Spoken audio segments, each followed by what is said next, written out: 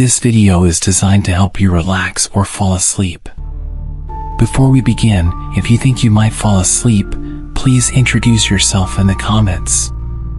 Please also like the video and subscribe if you haven't already.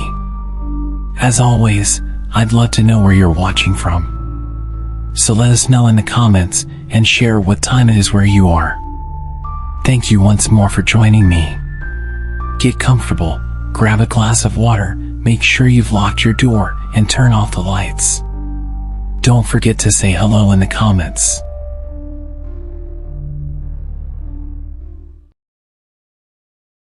It's time to close your eyes.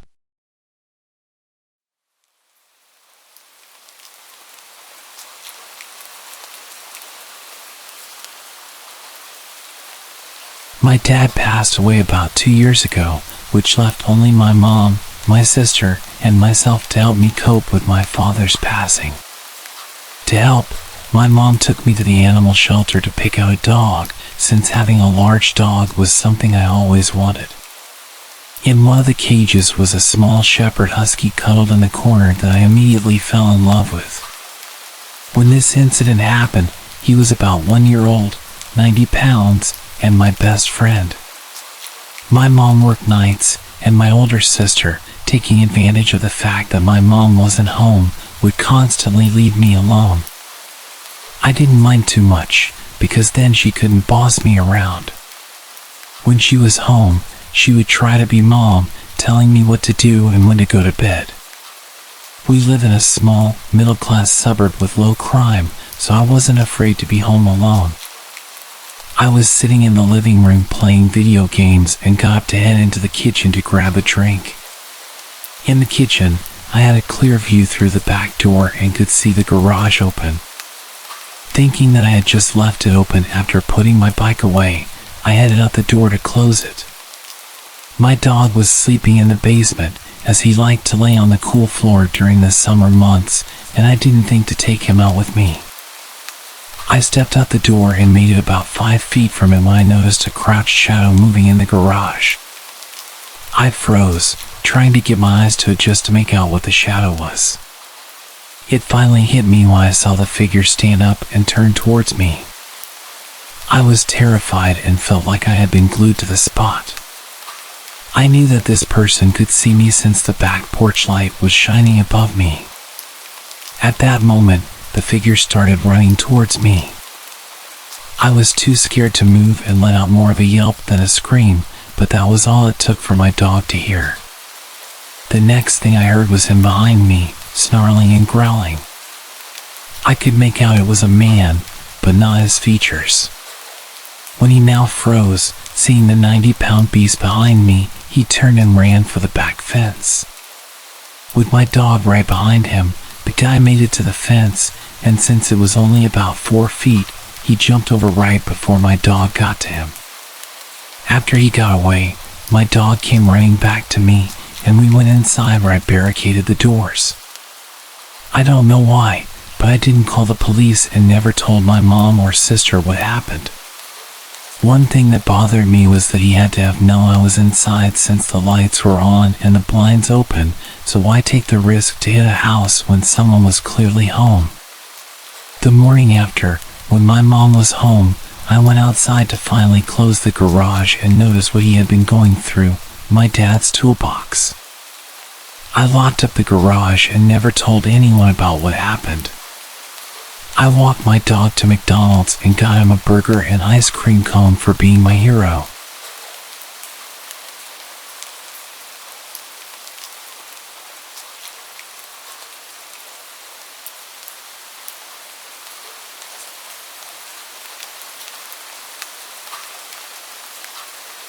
Most people don't even believe me when I tell them, but I have a job where I work from home. In my area, people mostly work with cars or in the medical industry. Thankfully, I was able to land a decent paying job that lets me work from my home office. It definitely comes with its struggles, but it is hands down the best job opportunity available to me right now. It isn't always perfect, it definitely comes with its pitfalls. Sometimes, You have to sit at your computer even when there isn't any work to be done. It's also very easy to get distracted. I think my biggest problem has to do with the house itself. It's kind of creepy. The house itself is an old Victorian, really old, we're talking mid-1800s. A family friend owned the house and sold it to me for a very fair price, basically gave it to me. I was super excited because it meant I got a nice big house to live in by myself, along with my girlfriend. I'm a natural loner and I don't really care for social interaction, so I had a nice big house all to myself and my girlfriend, and a job where I work from home with very minimal social interaction with other people. That was basically my ideal life, but the house's age meant that it was going to be scary at times. And I don't mean with ghosts or anything like that, but sometimes I hear the house settling or making noises that I can't explain. I've actually had quite a few instances where I'll be sitting down and doing some work, and then out of nowhere, I hear a noise that I just can't rationalize. I go exploring throughout the house only to find that nothing has changed. It's as ominous as it is frustrating. I did just about what anyone else in the world would do. I started to use background noise to drown out the disturbances. First, I tried those quiet instrumentals on YouTube, you know, the ones that last 5 hours and are supposed to put you at ease or something. It didn't really work for me because I couldn't get my computer to be loud enough to drown out all the noises. It was also not very good at keeping my attention. There was 1 week where my work was really slow, and there wasn't a whole lot to do. I still had to sit at my computer. There was an understanding that I was allowed to basically do anything I wanted as long as I was available to my coworkers if something came through that needed to be done. I didn't quite know what to do at this time and just started watching documentaries on YouTube. It was actually pretty fun. I learned a lot. So, that next week, when things started picking up again, I just instinctively turned on the documentary. I wouldn't be able to have all of my focus on it, but it was a lot better than having some ambient noise. It actually helped distract me from the sounds of the house. I guess I just didn't have enough mental focused energy to notice any of the other sounds going on around me, if that makes any sense. Well, it had been about 2 weeks of me watching documentaries while I worked. Everything seemed to be good, and so one Friday morning, I started work at 8 o'clock, and this must have been around 10 o'clock. I was sitting at my office chair, working while I listened to a documentary about certain conspiracy theories, when all of a sudden, I heard an abrupt banging noise coming from upstairs. Like I had said, I hadn't been distracted by any noises for a while by this point, so the fact that I noticed this noise meant that it was probably serious. My fight or flight kicked in. You might laugh at me, but when I work, I keep a knife next to me. I ran upstairs with the knife and looked around for any suspicious noises. The banging had stopped, and I didn't know where it had come from. I knew what section of the house I heard it from, but there didn't seem to be anything out of place. I stood there for a few moments, and then I heard it again. It happened right on the other side of my door. I immediately braced myself for there to be some kind of animal or something trying to get in. I didn't really know what to expect. I opened my door to see that the screen door had not been properly closed. My girlfriend didn't close it all the way when she left for work that morning, and it was also pretty windy that day, so it was just going back and forth, causing a banging noise when the wind got bad. This was kind of a breaking point for me. I didn't want to live my life in constant paranoia and fear of some kind of attacker coming into my home. We live in a safe area, there's never been a serious threat, and I have run around my house with a knife way too many times now. I honestly felt kind of stupid, so I made a decision. I was no longer going to assume that someone was breaking in if, and when, I heard a sound. I put the knife in my dresser in my bedroom and decided that I was going to just be into work while I was working, except for my documentary, of course. So there I was. The next week, it happened on Wednesday. I was sitting in my office. I was working, ignoring the noises, and listening to a documentary. I remembered the exact part of the documentary I was on when I heard it.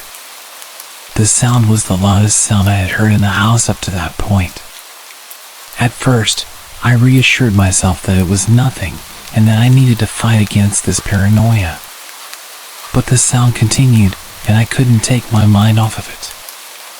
After about 5 minutes of listening to what sounded like rummaging and walking, I went upstairs to check. Bear in mind, I didn't have any weapon on me, and I was expecting some kind of reasonable explanation.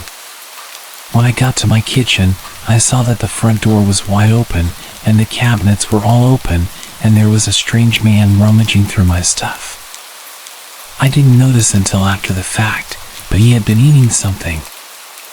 I remember screaming at him. I don't remember what I said, but it was something to the effect of, "What are you doing in my house?" Obviously. And then he just ran off. He didn't say a single word. He took a loaf of bread with him, but I don't think he took anything else other than what I had eaten before I came upstairs. I reasoned with myself that he must have been some sort of homeless man or something. I don't know who would steal a loaf of bread from a very ordinary-looking house. And this was the worst thing that could have happened. On some instinctual level, it had proved all of my worst fears right. There was some kind of danger in my house, and of course, it was the one time when I didn't have my knife on me.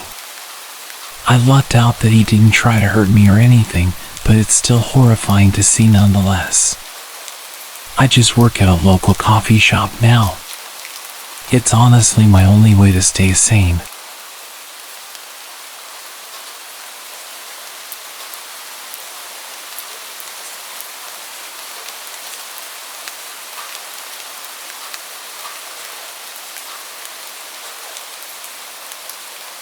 I was in my senior year of high school about 10 years ago. I grew up as sort of an outcast. I wasn't bullied, but I also didn't really have any friends. I didn't mind that solitary lifestyle. I went through school and then would come home to play video games. Losing myself in those digital worlds was my escape. My home life wasn't bad either. It was just my dad and me. I loved my dad, and he worked so much to provide for me.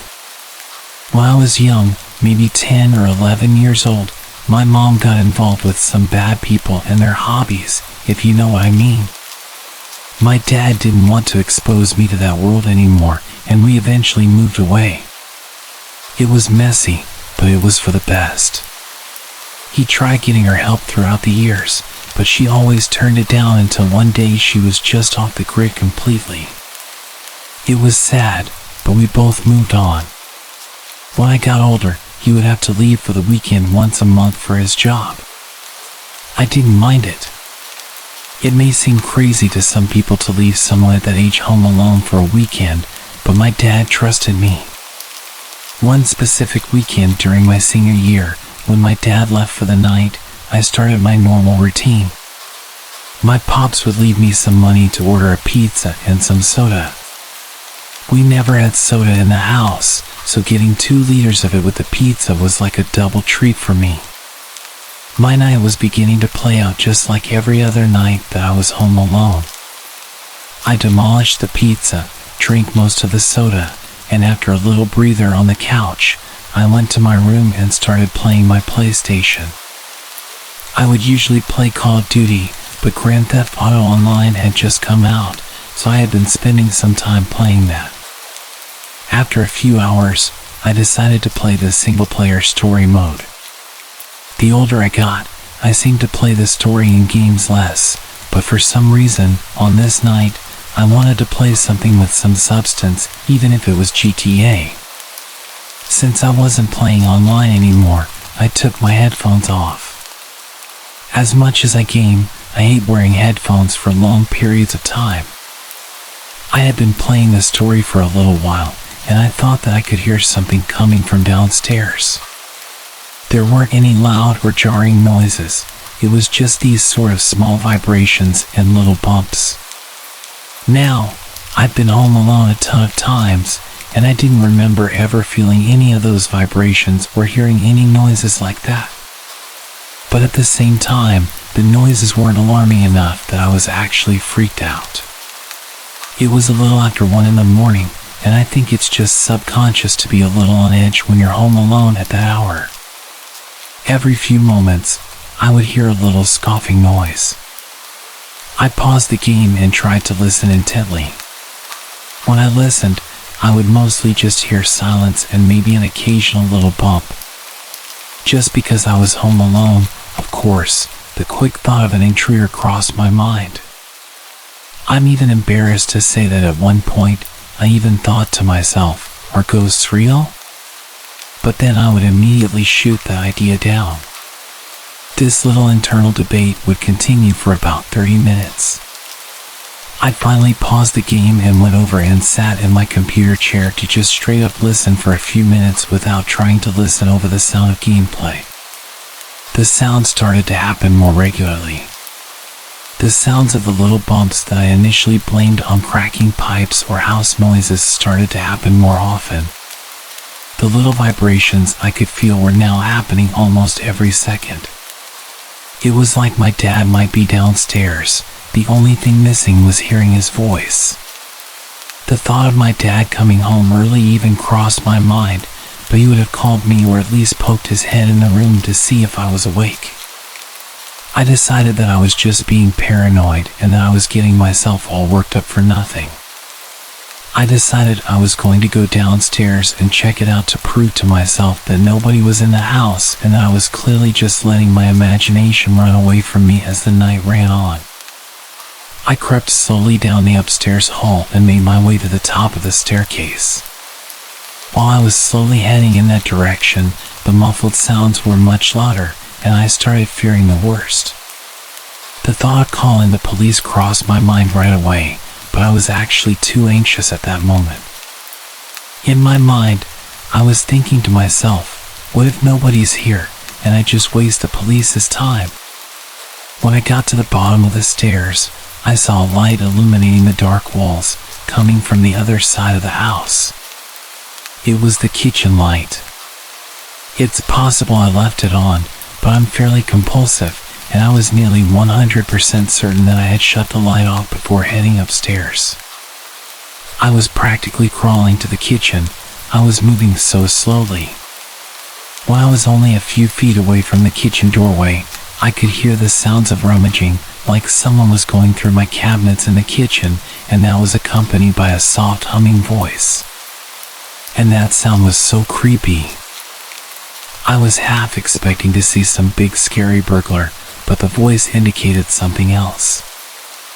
I peeked my head into the kitchen, and in the corner next to the sink was a very small woman. Her hair was wild, kind of flowing in every direction, and I had my phone in my hand, ready to call the police, but I think that situation just had me frozen in terror, but also incredible curiosity. Then I realized the melody the woman was singing. She was humming "I've Got No Strings to Hold Me Down" from the Disney Pinocchio movie, and I almost fainted right there because I knew who this person was. It was my mom. She would always sing that to me when I was very young, and it was one of the only memories of my mother that I actually had left. I couldn't move, and I must have been trembling because she had heard me turning around. A big smile lit up her face, and even though it was my mom, this was not the mother that I remembered. Her teeth looked rotten, and her eyes looked like they were sunken into her face, and a voice that should have been soothing but was somehow unnerving. She says, "There's my baby. What are you doing awake at this hour?" I didn't respond. I just stood there like some statue. She came over to me and put her dirty hand on my shoulder, saying, "What am I going to do with your father? He's always changing out cabinets around. I swear that man doesn't listen." And then she started to laugh. But it wasn't charming. It was like some disgusting cartoon character laughing, and she turned back around and started humming and going through the cabinets again. I broke out of my trance and went to my room and locked the door. I then called the police and my dad right away. My dad made sure that I was in the bedroom with the door locked. He didn't go into details, but he said that there was a chance my mother might be dangerous, and I needed to be safe just in case. The cop showed up, and I heard a minor altercation. I could hear my mom yelling at the police to get out of her house. The police knew the situation from myself and my dad, who called after me, and I heard a brief struggle and then silence for a few moments.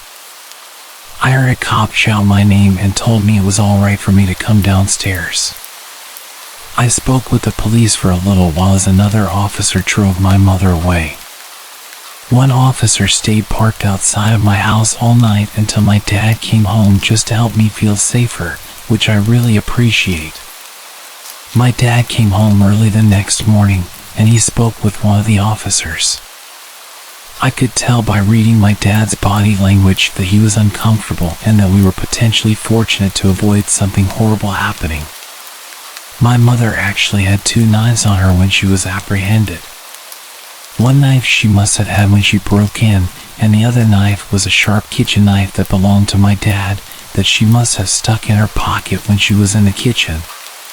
She never used them or even threatened to use them, but the fact that she had them was enough to freak me out. But maybe the most terrifying part of this horrible nightmare was that my mother had no idea where we lived. Well, she wasn't supposed to have any idea. When we moved away, we moved far away, and my dad never told my mom where we moved to protect me. She broke into the house by breaking one of the downstairs windows and crawling in. I didn't hear it at all, so it must have been when I had my headphones on or something. The thought of my mom just humming and walking around downstairs, potentially waiting for my dad while I was upstairs, still freaks me out to this day. It's been about 10 years now, and I've only seen my mother twice since that night. She had been in some type of institution for years. She has no memory of that night, but in all fairness, she doesn't have much memory of anything at all. It's sad. Every time I hear that stupid song from Pinocchio now, I sort of freeze up, and I just hope one day I can forget about the fear that I felt that night, and find a way to remember my mom in a positive light.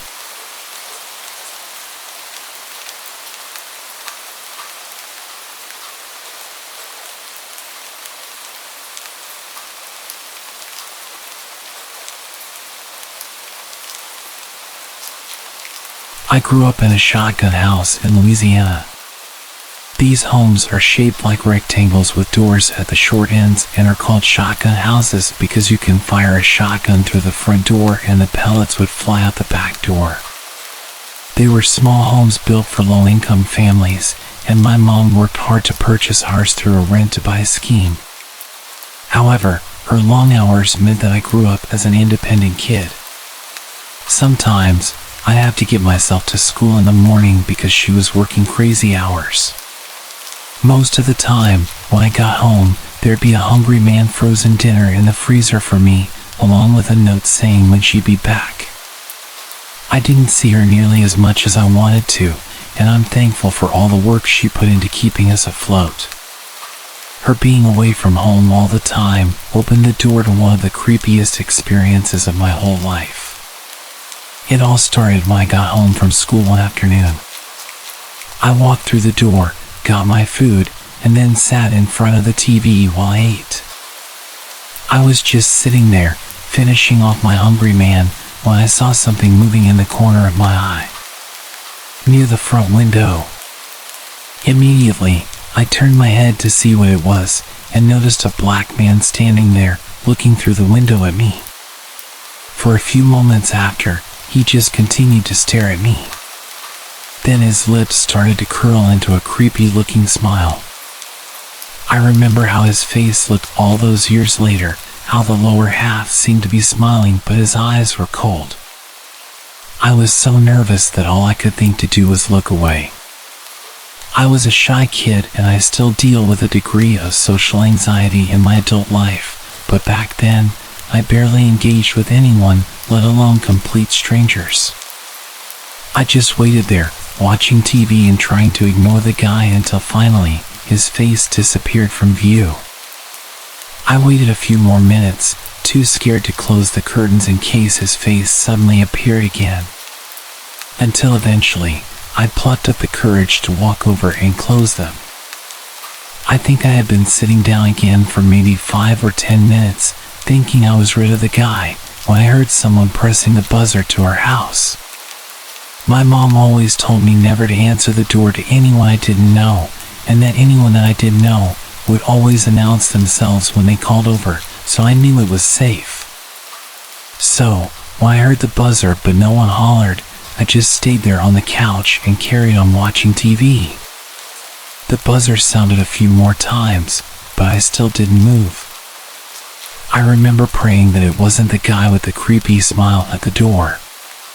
But when I heard the voice that called out to me, I just knew that it was him somehow.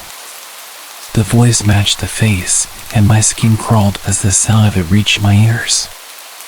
"Little girl, I know you're in there. I'm a friend of your mommy. Come and open the door because we need to have a little talk." I stayed still like a statue on that couch. I'd never seen that man before in my life, and to my knowledge, I knew most of my mom's friends, at least by their faces. I think if anyone else had said that, maybe even dropped my mom's name, I'd have opened the door to hear them out. But the guy's smile, the tone of his voice, even at such a young age, I knew that he didn't have good intentions. I was terrified, but I just kept quiet, didn't respond, and eventually, the buzzing stopped again. It took me a little while to settle down again, but when I did, I picked up my Hungry Man tray and walked into the kitchen to throw it in the trash. As I walked in, something once again moved in the corner of my eye, and this time, I just about jumped back and dropped my tray when I saw it. I ran over to the window and peered out into our small backyard. I didn't see anything, but that doesn't mean I didn't know something was there, and I strongly suspected it was the guy who had been trying to get me to open the door.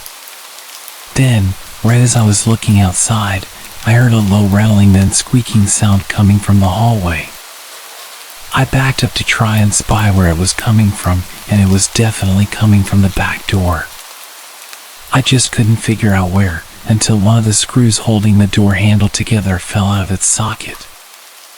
I noticed as it fell and hit the wooden paneling, and then I watched as one of the other tiny screws started to turn, unwinding from its socket, loosening with every turn. Someone was trying to break into our home, and it was only a matter of time before they were inside. I just ran for the front door, bursting out into the streets and rushing towards a neighbor's place, the same neighbor that Mom had always told me to contact in case of an emergency. I started hammering on their door, praying they were home, and the whole time I was looking over my shoulder, expecting the creepy smile guy to appear from behind her house. To this day, I can still remember the rush of absolute terror as he suddenly appeared at the sidewalkway.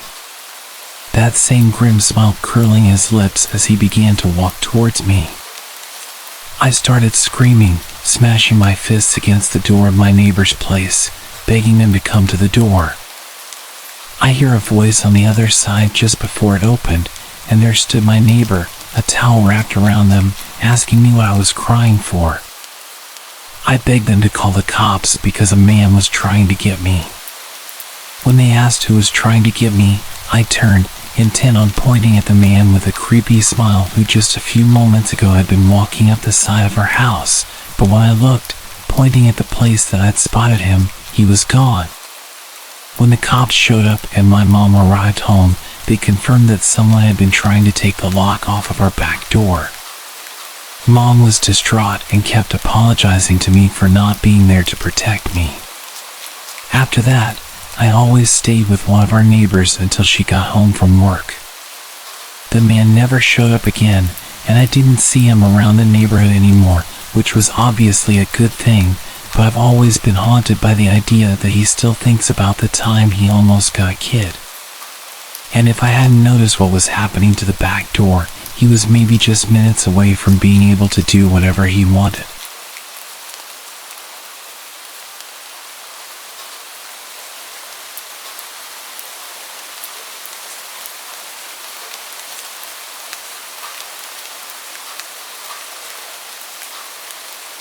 This happened earlier last year, and it still messes me up if I think about it too much. First, a bit of backstory to explain. I'm a delivery driver for Uber Eats, and I've been doing it as a side gig for the past year to earn some extra money. Also, I'm female. Anyway, yeah, Uber Eats, it's a super chill job, although the pay is definitely not ideal, especially at night. Normally, any pings I get after 10 p.m. are just shoddy fast food orders from customers where the chances of being tipped are even lower than usual.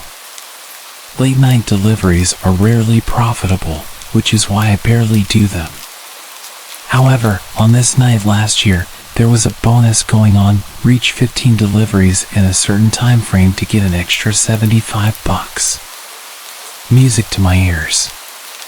When that's the case, late night delivery is great because there's no traffic and it doesn't matter where you're picking up from. Bring on the bonuses. The faster you can get them done, the faster you get to go home and knock out. I was on a roll and I finished my last McDonald's run at 2:30 in the morning, cashed my bonus, and called it a night. For context, this took place in downtown San Diego. Downtown San Diego has fun restaurants and clubs at the core, but as you branch out, it gets more sketchy. Once you get past 16th Street, it gets really sketchy, lots of homeless camps, the works. I actively try to avoid that area, but in order to get back home and on the freeway, I had to pass through that neighborhood. And one other piece of information. I drive a 2002 Chevy Ford Focus, and nothing's automatic. In order to roll the windows up or down, you have to reach over and crank the lever.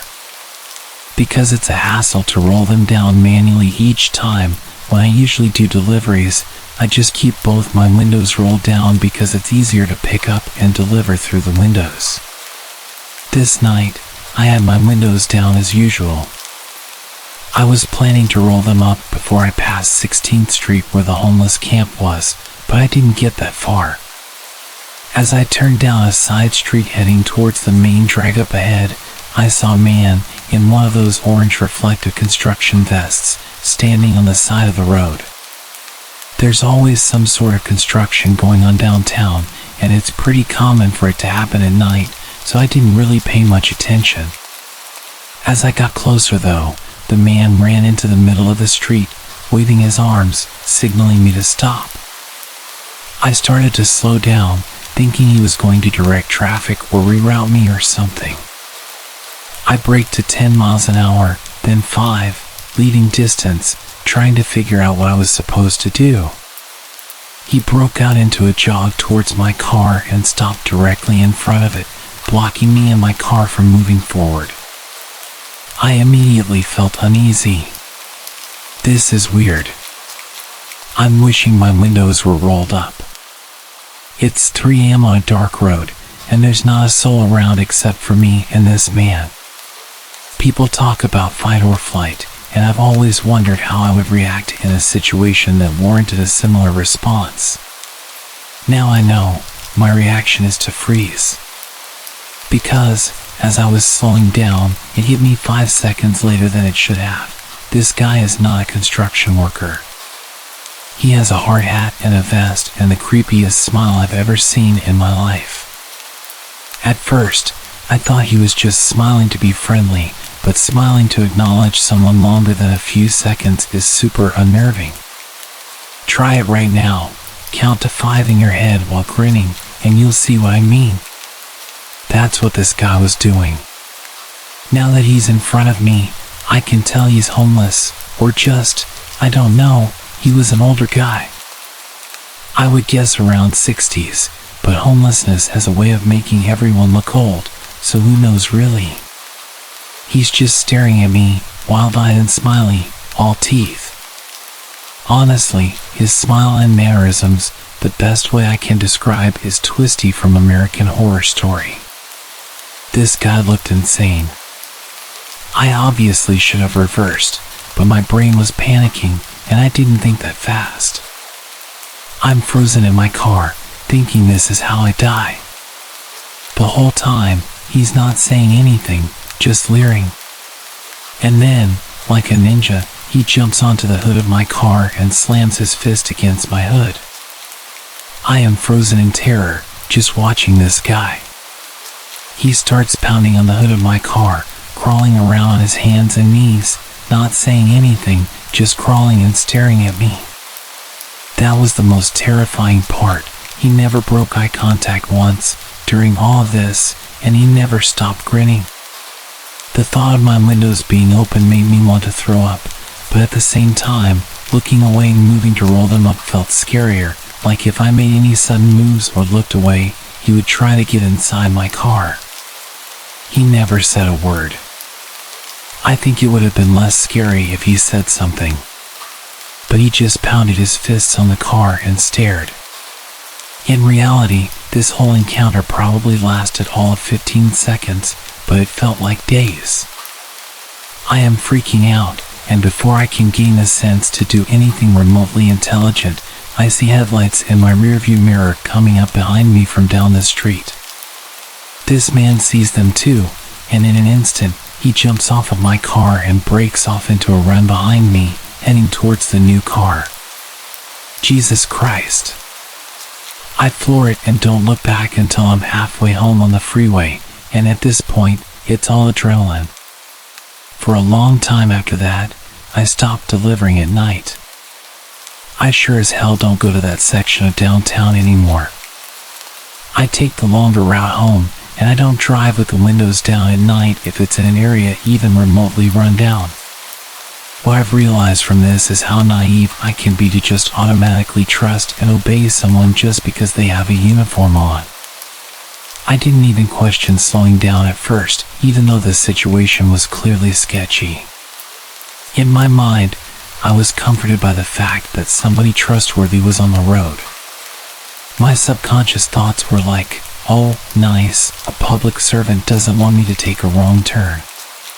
By the time I stopped, it would have been already too late if this guy wanted to attack me. I shudder thinking about it. I calm myself down eventually by reassuring myself that this man was probably using something, and he meant no harm, which, hopefully, that's the case. And for my own peace of mind, I'm going to believe that. But what got to me is the fact that this guy was dressed as a road worker on the road and deliberately behaving at first in a way that led me to believe that he was a real worker. Why else would that get up, and why are you trying to pull cars over? I don't know the answer, and I'm glad I didn't find out what it was that he wanted from me.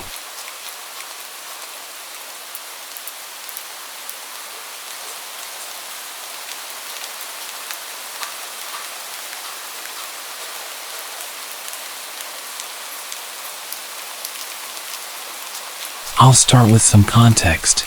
I live in Michigan. I won't specify which city, but it's incredibly safe. I mean, there's absolutely no crime besides domestic disputes and occasional stealing, pretty close to Mr. Rogers' neighborhood, I suppose. It's for this reason, I think, that my friend and I were targeted. Down the street from my house, there's a semi-large dog park. It's got a playground, some trails, and a big parking lot. During the day, it's used by plenty of people. It's an open area with housing all around it. All the streets next to it are filled with different associations, including mine that's barely a mile away. At night, the park is filled with a different crowd. Since it's safe and open, lots of people go there to have fun in their cars and not be disturbed, or they smoke. My friends and I stopped in for the latter. We parked our car in the middle of a row a few spaces away from other cars, rolled the windows down a bit, and started chatting and smoking, same thing we've done plenty of times. The parking lot is like a huge oval. Once you're in, you have to go all the way around to exit. My friend Morgan parked facing the entrance on the opposite side, with the divider in the center, in case we smelled bacon so we could leave if need be. You never know. But enough context, I digress. Morgan and I had been sitting around for about 10 minutes. A few cars passed through. Each time, we watched carefully, wanting to always be aware of who was around us, and probably a small bit of paranoia. We kept a close eye until we saw no threat. Eventually, a large, bright yellow truck pulled in. Now, when I say large, I mean you'd have to hoist yourself into this thing, and it was hard to miss. The windows were tinted, making it impossible to see into the cab. The driver pulled around the parking lot and went right for the exit. Not terribly slow, and not rushing out, as if he was just turning around. Morgan and I made a few snide comments about his choice in color and moved on. No big deal, right? We sat for another 15 minutes, had a deep and meaningful talk, smoked some more. The time was almost midnight. Obviously, it was time to go home. Morgan began to pull out of the park, looked both ways down the main street, and so did I. But something piqued my interest right away. The same yellow truck was driving by in the same direction we were headed. A little bit about me: I have severe anxiety, always have, and probably always will. So I'm usually nervous about usual things. I've had issues in the past that cause me to be extra paranoid. I'll get nervous if I see someone twice in the grocery store, so my reaction to the truck was typical. It being noticeable, I told myself I was being silly, getting anxiety just because I noticed it. It didn't mean danger. I didn't say anything, and we continued home. My neighborhood is set up kind of strangely. Let me explain so this makes a bit of sense. There's a long, winding road down the center. It's a straight shot to the very end of the houses. But off the side of the main road are small parts of houses. Mine is second to the last. Arriving at my house, we started our goodbyes when we were both stopped in the middle of our conversation. We sat silent as the same yellow truck drove past the exit of my circle into the last circle of the main road. Morgan said to me, "That's the same truck from before, right?" I responded, "Yeah, they drove by us leaving the park too." We watched the entrance. There's no other exit from there, one entrance, one exit. So in a moment, he was driving past again on the main road. I was freaking out. Why was this guy here? This truck's never been here. It's too obvious to miss. It couldn't possibly be a coincidence. I started begging Morgan to come inside, telling her to just wait a few more minutes, making sure he leaves and doesn't follow her home. She tried brushing me off, saying it was fine and there was no way he was following us home. As we argued in the car, the truck pulled into the first entrance of my circle. He automatically pulled into a spot and turned off the car. My anxiety was screaming to run. There's no way this person wasn't following us. Morgan screamed, "Screw this, get inside." We shot out of the car. I dug through my purse, fumbling to get my keys, begging any god or any demon that would listen to me to let my key work and get us inside. Now, I don't live alone. My younger sister lives with me, and my grandparents were visiting. They would be right inside. The only thing I could think about was the fact that my hard-ass West Virginia redneck grandfather was sitting downstairs with his rifle next to his chair, and he would know what to do. With Morgan right behind me, I flung the door open on the first twist of my key. Thank God. We ran in, slamming the door behind us, shaking violently. I scrambled down to where my grandfather was, screaming his name out of panic. He jumped up and started calming me and Morgan. After telling him what happened, we began to realize how stupid we must have sounded. He said we were probably paranoid from the smoking. We calmed down, and my grandfather said he would check it out. He just needed Morgan to move her car from the front door. We agreed to go out and park it together, buddy system for life. We tried to laugh everything off, saying how silly we must have sounded running through the door like that. All sense of comfort was lost as soon as Morgan walked down my front steps.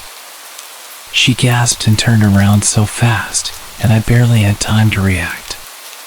She screamed, "He's right there." Apparently, when she looked around the corner, the truck was driving directly towards us, a few feet away. We clambered inside, and as I closed the door, I saw the truck peel off past my door. We ran back into the house and into the kitchen, which looks into the circle where my family was staring out the windows. They watched the truck pull around the main road, back to my house, over and over. It felt like being stalked in my own home. I felt like I was going to puke. I could barely keep from crying.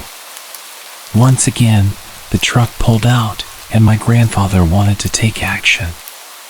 With gun in hand, he got ready to leave. He asked if I wanted to go along. I felt compelled to find out what this creep's problem was.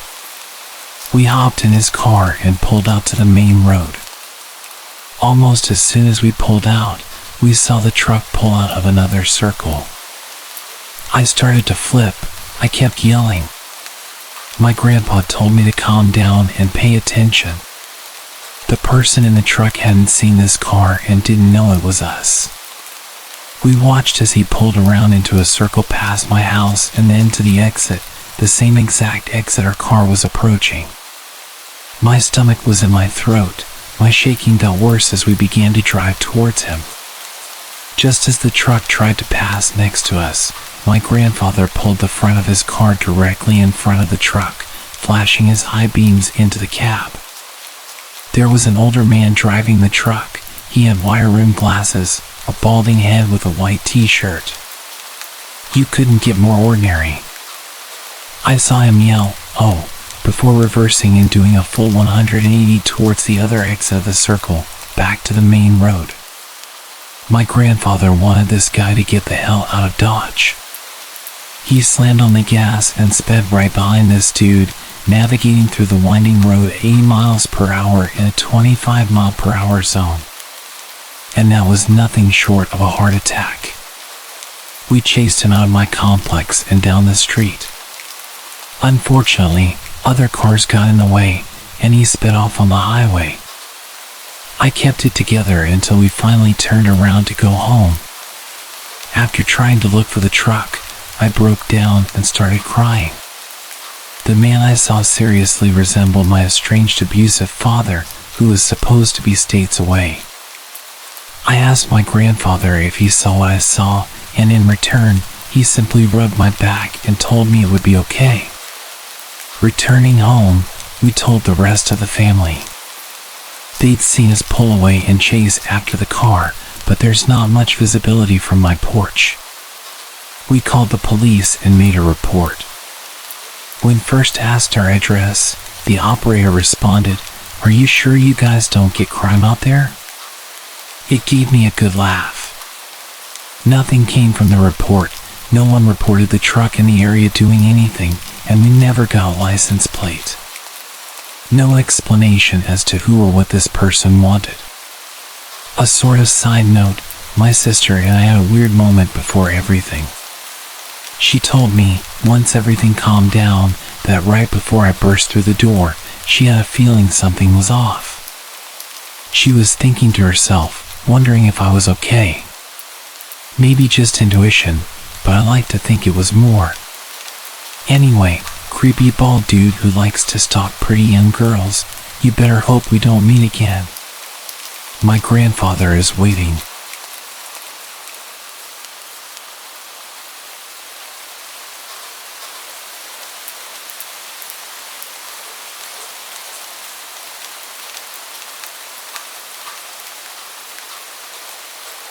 This unnerving event occurred in July of 1996. I had just finished my time of service in the Army and was stationed at Fort Hood, Texas. At midnight, I decided to outprocess and travel back to Wisconsin. All day, I was so anxious to leave that I had trouble sleeping. Finally, at 11:45 p.m., I got out of bed and went to sign out with the desk sergeant. Knowing that people wanted to sign out at midnight, he decided to do his rounds. You can't leave until you get your final sign-off from the sergeant and turn in your key. So I waited. Finally, at 2:45 a.m., he returned. I turned in my key, got the sign-off, and by 3:30 a.m., I was on my way. At first, I was so full of adrenaline that I felt I could drive for days. Unfortunately, that adrenaline didn't last long, and by the time I was getting through Dallas, I was nodding off. I decided, just past Denton, that I would pull over at the next stop and take a quick nap until the sun came up. Barely able to keep my eyes open, I pulled over as soon as I found a spot. I got out of my car to get some air, throw away some trash, and survey my surroundings. There were only about 3 other cars and 2 semi-trucks there. It was a picnic stop, not a rest stop, so there were no restrooms. I threw away my trash and glanced at a poster of a few missing persons, but I didn't pay much attention to it. I returned to my car, a basic Geo Metro with no radio, power windows, or power locks. I cracked the windows, turned on the boom box for some music, and lay down to sleep. I had been asleep for only 5 or 10 minutes when I felt my car shake slightly. Cracking wide open, I didn't see anything, so I dismissed it and tried to sleep again. Soon after, I heard what sounded like my door handle being pulled and scratching at the door keyhole. Sitting up quickly, I saw no one there. I checked all the windows but didn't see anyone, so I shrugged it off as fatigue, lay back down, and turned off the radio. Being a Texas night in July, it was hot, but I was so tired I just lay back down. A few minutes later, I heard the door handle again and the car shook more vigorously. This time, sitting up quickly, I saw a man standing at the passenger side, looking in. Despite the heat and humidity, he was wearing a red sweatshirt with the hood up, and I couldn't see his face. Young and fresh out of the military, I yelled at him, "What do you want?" He just stared at me. I got out of the car, and although I'm only 5'6" and was angry, he just walked off towards the picnic tables as if nothing had happened, while I continued yelling that I would take him out if he came back. Deciding it was best to leave, I got back into my car and continued my journey. However, only about 10 miles down the road, I was extremely tired again. Luckily, another 10 miles down I-35, there was another picnic stop. North Texas doesn't have many rest areas, but they do have these picnic spots. I pulled into the second picnic stop, backed into a spot just in case I needed to leave quickly, and, not sure why, noticed there was only one other car there and no semi-trucks. I again locked the doors, cracked the windows, and turned on my boombox. I fell asleep right away, but about 30 minutes later, I heard a loud thud on my driver's side window. Jumping up, I looked around, but no one was there. With my military mindset, I got out of the car, which was very stupid, but found no one around. I assumed it was my nerves from the previous stop. I got back into my car, locked the doors again, and closed my eyes. Still amped up, I lay there with my eyes closed, feeling like someone was watching me. Suddenly, I opened my eyes and saw the same guy, in the red sweatshirt with his hood up, smiling at me. I quickly tried to open the door to confront him, but the cheap locks on my Geo didn't give. He backed away, still staring, and by the time I got out, he was about 30 feet away. In the darkness, He appeared skinny but was around 6'2" or 3".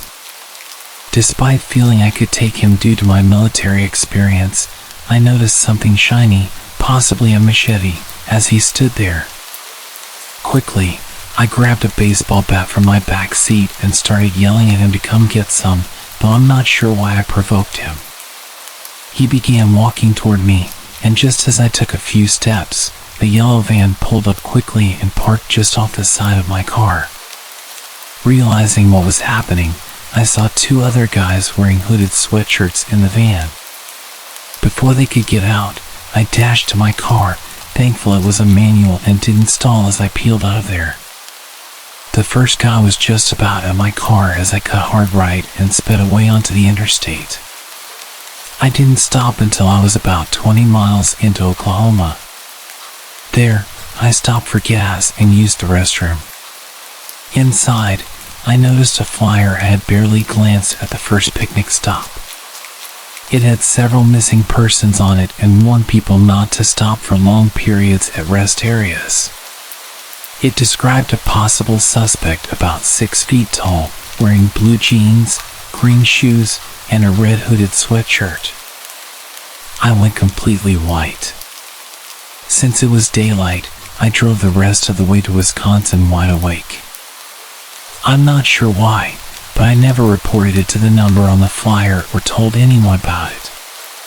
Now living in North Texas, I pass those 2 picnic stops every day on my way to work and often think about that night. I wonder if they got anyone else or if they were ever caught. I tried looking it up but found no stories about it on the internet.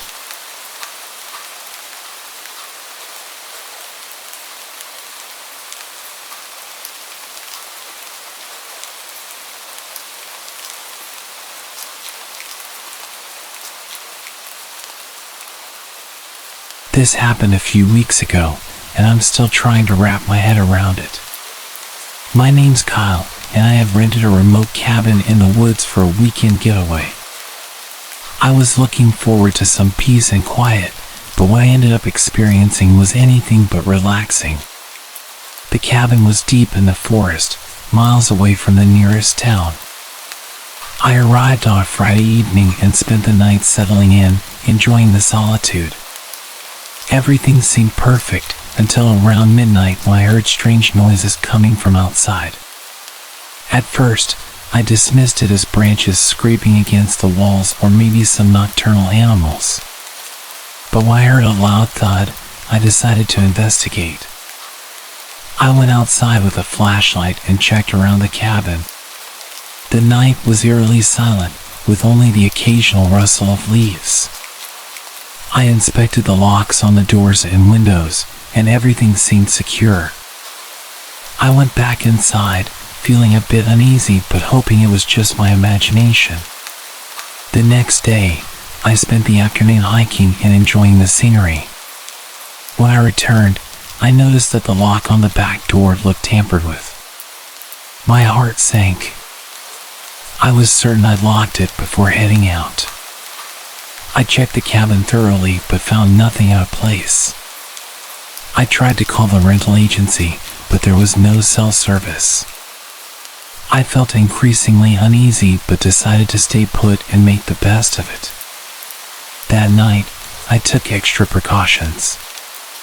I set up makeshift alarms with cans tied to strings around the cabin and checked the locks repeatedly.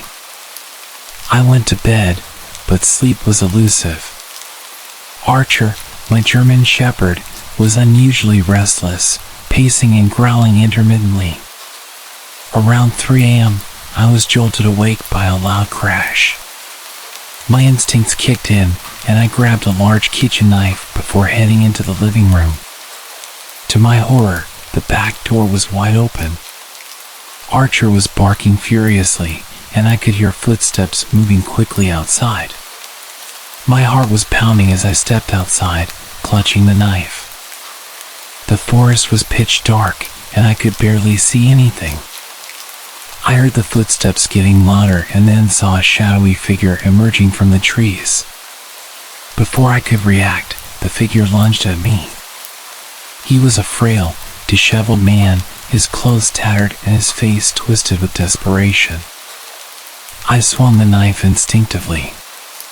The man, clearly weak and unsteady, staggered back. He tried to grab me, but I managed to push him away.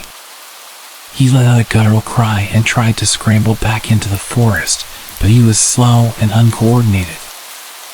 I could see the fear in his eyes as he fled deeper into the woods. Shaking and adrenaline-fueled, I quickly secured the door and windows once more. My first instinct was to leave immediately, but the thought of navigating the dark, unfamiliar forest alone was daunting. I realized I had to get out and find help. I grabbed a flashlight, a few essentials, and Archer, and headed for the trail I had hiked earlier. The forest was terrifying at night, with every shadow and sound making me jump. Archer was on high alert, and I kept a tight grip on the flashlight, using it to illuminate the path as best as I could. The darkness seemed to stretch on forever. The trail was overgrown, and I had to push through thick underbrush.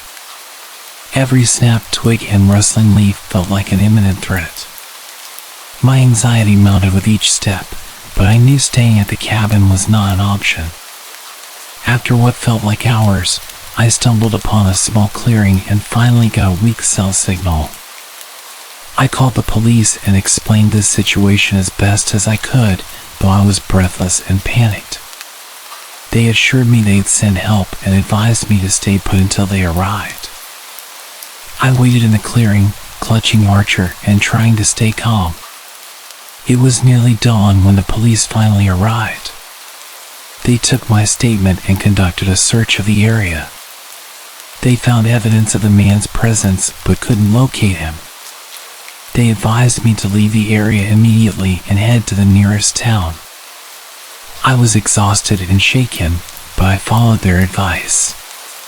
The drive out of the woods felt surreal, and I couldn't shake the feeling of being followed. When I finally reached the town and got to a safe place, I was relieved but still rattled by the night's events. I've since been in contact with the police, who are still investigating. The whole experience has left me on edge, and I'm wary of venturing into the woods alone. The sense of vulnerability and fear has stayed with me, and I'm trying to move past it.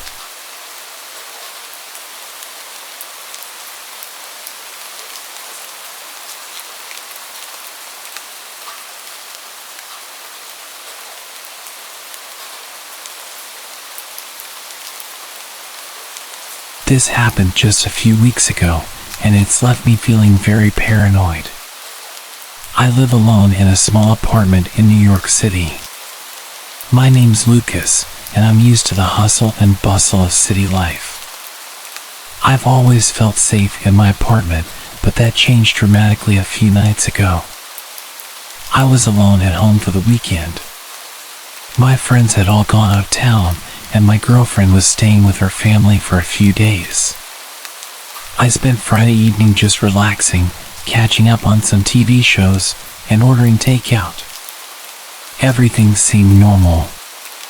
By 11 p.m., I was ready for bed, so I locked the front door and double-checked the windows. I live on the 10th floor of a high-rise, and my apartment has a decent view of the city. The streets below are usually bustling, but at night, it's quieter. I turned off the lights and was in bed by midnight. I had just started drifting off when I heard a faint scratching noise. It was coming from the living room. At first, I thought it might be the sound of something from the building settling or maybe a stray cat on the windowsill. I decided to ignore it and tried to go back to sleep. But the scratching sound continued, and then I heard what sounded like a muffled thud. Now fully awake, I got up and grabbed a flashlight from the kitchen drawer. I tiptoed out of the bedroom and into the living room, scanning the room with the flashlight.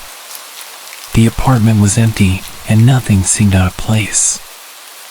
I checked the front door, which was still locked, and the windows, which were securely shut. I tried to convince myself that it was probably just the building's old pipes or some other city noise. Just as I was about to head back to bed, I heard the scratching noise again, this time coming from the kitchen. My heart started racing as I slowly approached the kitchen door. I took a deep breath, turned the handle, and flicked on the light. Nothing seemed out of place in the kitchen either. I decided to check the small utility closet where I kept some cleaning supplies. As I opened the door, the scratching sound grew louder. The closet was empty except for a few mops and cleaning products. I turned around, feeling increasingly anxious, and noticed the back window was slightly ajar. I was certain I had closed it before bed.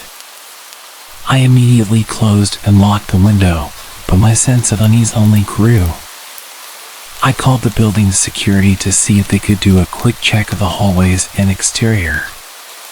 They assured me they'd send someone up right away. While waiting for security, I decided to take a quick look around the apartment once more. That's when I noticed something chilling. The window to the fire escape was open. I was sure it had been closed earlier, but now it was wide open. My stomach dropped as I realized that someone could have easily climbed up from the fire escape and entered my apartment.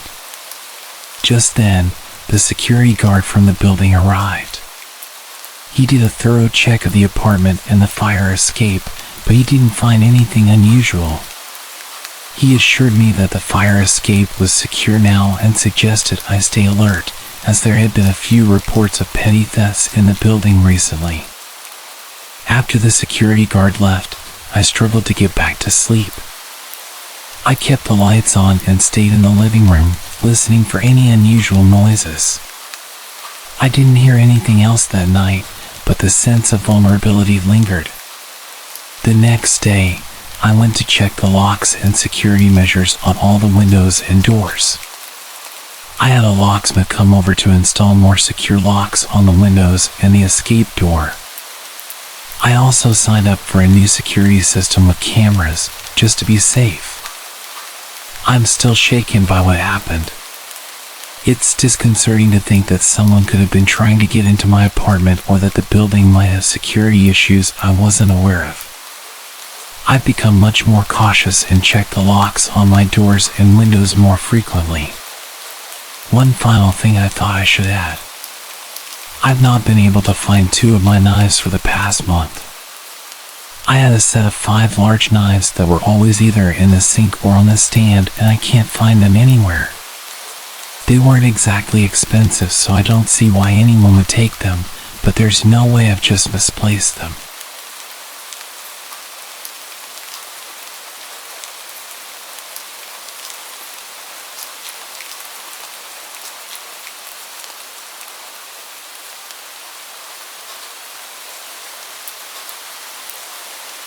This is a follow-up to the story that I sent to Mr. Chilling last week about the unsettling night I had while home alone with my dog, Charlie. I wish I could say it was just a figment of my imagination, but it turns out there was something far more sinister going on. I'm sharing this because I need to make sense of it all and warn others. After that night, I was still on edge, and I'd been extra vigilant about locking doors and windows. I decided to have a security system installed just to be safe. The following Monday, a technician came over to set it up. While he was installing the cameras and sensors, I mentioned the strange noises and Charlie's odd behavior. He listened carefully and assured me that having a security system was a good move. A few days later, I received a notification on my phone from the security system app. It was a motion alert from a camera in the hallway. I was at work, so I opened the app to see the live feed. I nearly dropped my phone when I saw what was on the screen. A person, dressed in dark clothing, moving around my living room. They were clearly trying to be stealthy, but the camera captured their every move. I immediately called the police and told them what was going on. I was frantic, trying to get them to understand the urgency of the situation. They told me they'd send someone over right away and instructed me to stay put and not return home until they gave the all clear. It felt like hours before the police arrived at my house, though it was only about 20 minutes. They checked the footage and then went inside to investigate. I was waiting outside, pacing nervously and trying to keep my mind occupied. When the officers came back out, they had some troubling news. The intruder had indeed been inside. They had accessed several rooms, including the kitchen and the living room, where they had moved a few things around. They didn't seem to have taken anything significant, which was puzzling.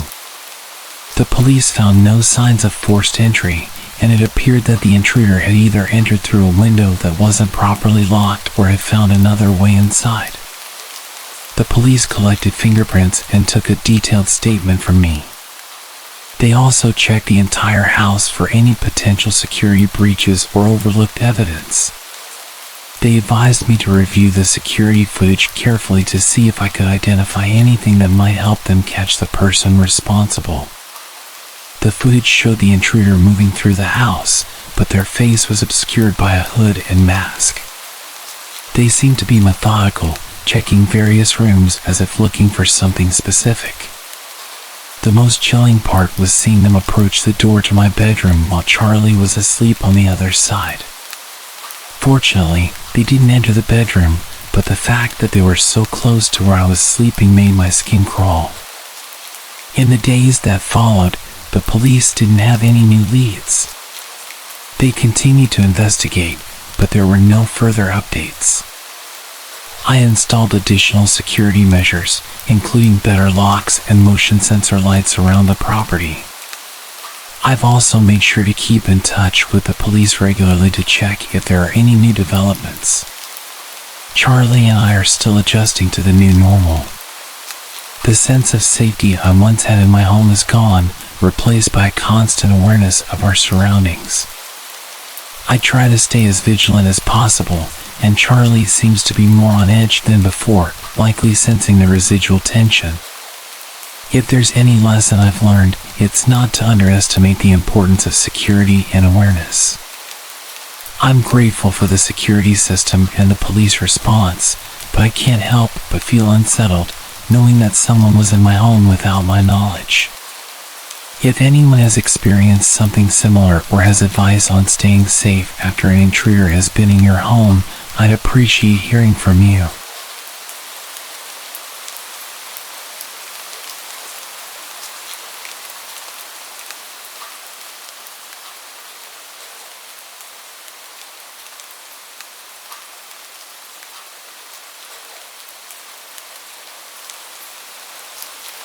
This happened just last week, and I've been uneasy ever since. I'm sharing this here because I can't shake the feeling of dread that night left me with. My name is Sarah, and I live alone with my dog, Charlie. He's a large, friendly Labrador who's usually my constant companion. Last Friday night, I was home alone and winding down after a long day. I'd spent the evening watching TV and reading a book, and around 9 p.m., I decided to get an early night. Charlie and I headed to bed, and he curled up beside me as usual. Everything seemed normal until around 11 p.m. when Charlie suddenly started growling. It was a low, angry growl, and it got louder and more intense. I tried to calm him down, but he wouldn't stop. He was staring intently at the door to the hallway. I got up and went to check, but everything seemed quiet.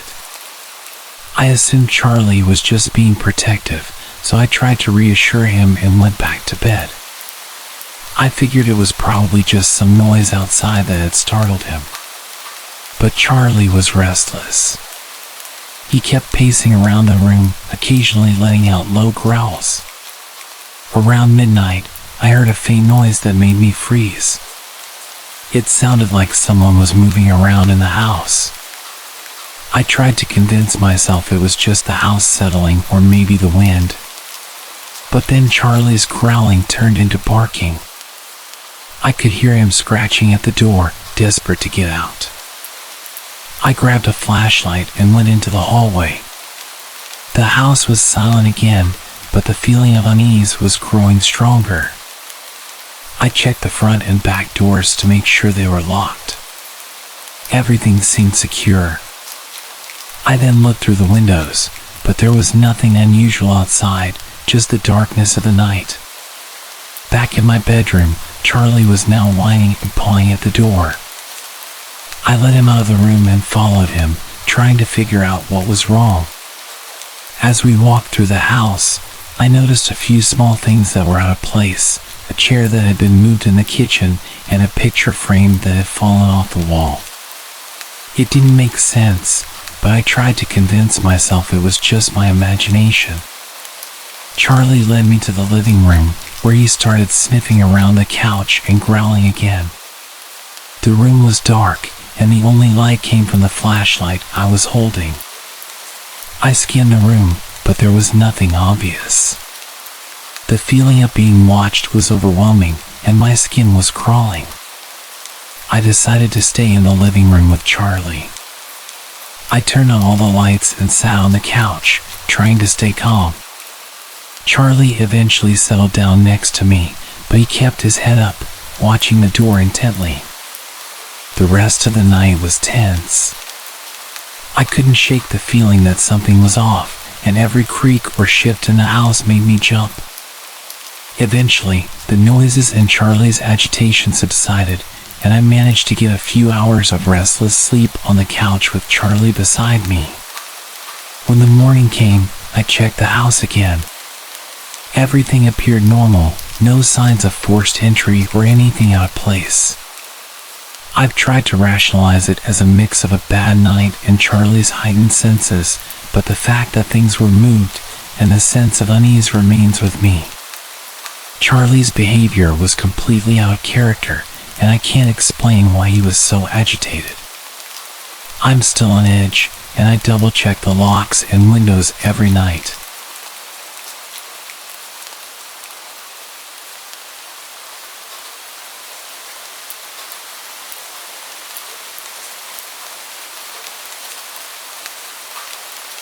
This happened just a few days ago, and I can't stop thinking about it. I'm sharing this because I need to get it out there. My name's Emily, and my older brother, Matt, and I were home alone last Friday night. My parents had gone out for dinner and a movie, and since Matt was in town for a few days, we decided to take advantage of the quiet house. It was around 7 p.m. when they left, and we were both excited to have some time to ourselves. We decided to order pizza and watch movies, something we hadn't done in a while.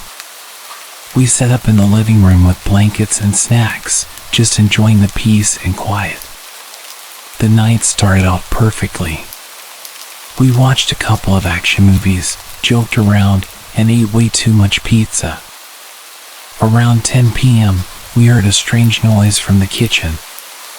It sounded like something metallic had fallen. We both looked at each other, confused, and Matt went to check it out. He came back a minute later, saying he found nothing and that it was probably just a pan falling from the hook or something. We laughed it off and continued our movie marathon, but the noise from earlier kept nagging at me. The feeling of being watched crept in, but I told myself I was just being paranoid. As the night went on, the atmosphere in the house started to feel different, almost oppressive. The air seemed heavier, and the usual creaks of the old house seemed louder. By 11 p.m., Matt was getting tired and decided to head to bed. I stayed up to finish the movie. It was around midnight when the TV suddenly went black. I thought it was a power outage at first, but then I noticed that all the lights in the house flickered and went out. I grabbed my phone to use the flashlight and went to check the fuse box. It was odd because the fuse box was fine. There was no sign of any problem. As I walked back to the living room, I heard the front door creak open. I froze. Our front door is always locked, and my parents had told me repeatedly to make sure it stayed locked when they weren't home. I felt my heart pound in my chest as I crept toward the door. When I reached it, I saw it was slightly ajar, but no one was outside. I pulled the door shut, locked it, and checked the back door just to be sure. Everything seemed okay. I went back to the living room and tried to call Matt to see if he was awake, but he didn't answer. I figured he was asleep and just ignored my calls. I decided to call my parents, but my phone suddenly died. It was odd because it had been fully charged earlier. With no way to contact anyone, I decided to wait in the living room. I tried to stay calm, but every little sound made me jump. The silence was unnerving. I sat there for what felt like hours until I heard footsteps coming from upstairs. My heart raced again. I knew Matt was in bed, but these footsteps sounded heavier, like they were coming from someone else.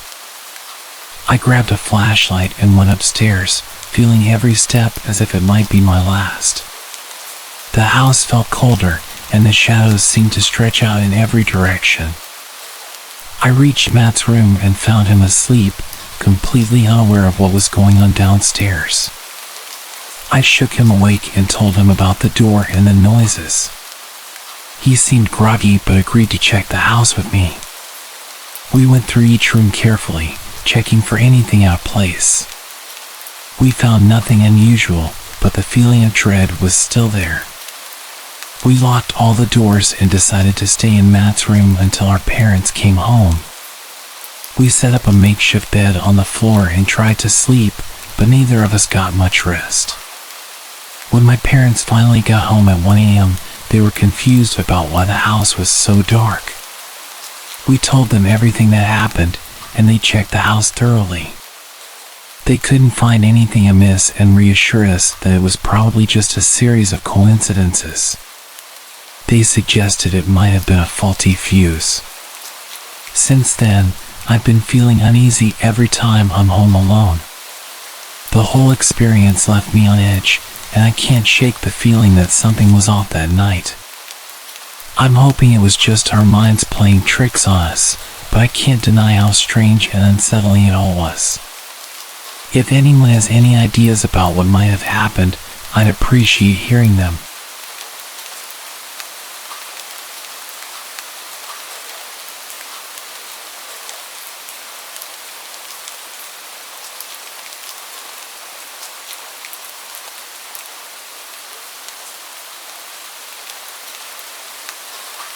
This happened a few hours ago, and I'm still on edge.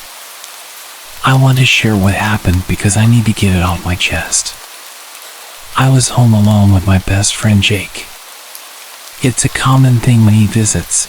We end up spending time together while my parents are out. We usually head to the woods behind my house for some lighthearted fun, but tonight, things went sideways. It was around 4:30 p.m. when we decided to head out. The sun was still up, but the clouds were thick, and the air had a chill to it. We walked down the familiar path from my house to the woods. The leaves rustled under our feet, and the smell of pine filled the air. As we made our way, we joked around and talked about school. The path was usually easy to navigate, but today it felt different, like the woods were somehow denser, as if they were closing in around us. We reached the edge of the forest and pushed through the underbrush. We had this routine: we'd find some rocks, throw them into the creek, and break some sticks for fun. Everything seemed normal until we started walking deeper into the woods. The sky was getting darker, faster than usual, and the trees seemed taller and thicker, blocking out more light. About 15 minutes into our walk, we heard something odd. It was a strange scratching noise coming from behind us. We stopped and looked around, but there was nothing there. We shrugged it off as an animal and continued. But the feeling of unease started to sink in. As we went further in, the usual sounds of birds and critters seemed to vanish. It was oddly silent, and the only noise was the crunch of leaves under our feet. Jake and I both noticed it, but neither of us said anything. We just kept walking, trying to shake off the discomfort. Eventually, we stumbled upon something strange. A tattered old Barbie doll lying face down in the dirt. Its clothes were faded and torn, and it had an arm missing. It looked like it had been there for years. We exchanged uneasy glances and moved on, trying to laugh it off. Our plan was to go further in than we ever had before. We figured we'd explore a bit more and then head back. As we ventured deeper, we came across the remains of what looked like a makeshift campsite. There were some burnt out logs and a few pieces of broken furniture scattered around. It felt weird and a little unsettling, but we decided to press on. After walking for a while, we reached a spot I recognized, a bridge made from a fallen log that spanned a narrow river. It was the farthest I'd ever been in the woods. I'd seen it before, but tonight it looked different. There was something small and white on top of the bridge. As we approached, we saw it was a deer skull, perfectly clean and eerily out of place. We both felt a shiver. The skull was positioned in the middle of the bridge, as if it was placed there deliberately. Jake suggested we turn back, but I wanted to keep going. I figured we were almost done with our adventure. On the other side of the river, there was a big hill with a small house on top. It looked abandoned, with broken windows and a roof full of holes. While we were looking at the house, we heard a loud creak coming from that direction. It sounded like it came from inside the house or somewhere nearby. The noise was sharp and unsettling. We both froze, and then Jake whispered that he thought he saw a shadow move inside the house. That's when we both decided it was time to leave. We ran as fast as we could, back toward the edge of the woods.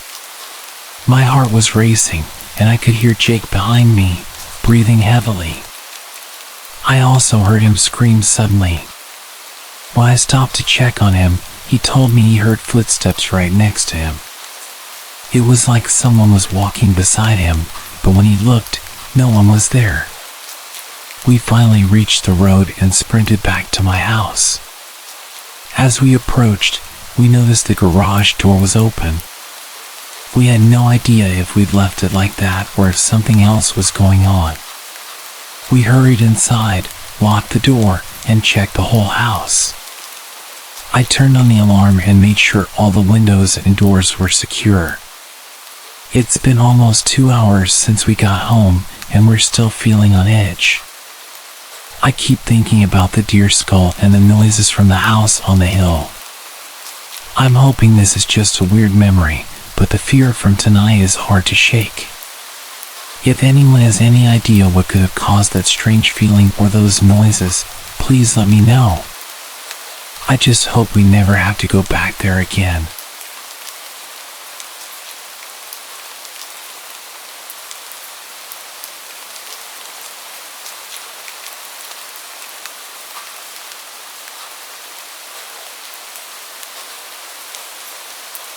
A little while ago, when the sun was just setting, I decided to go for a drive with my friend Rose, up to the mountains.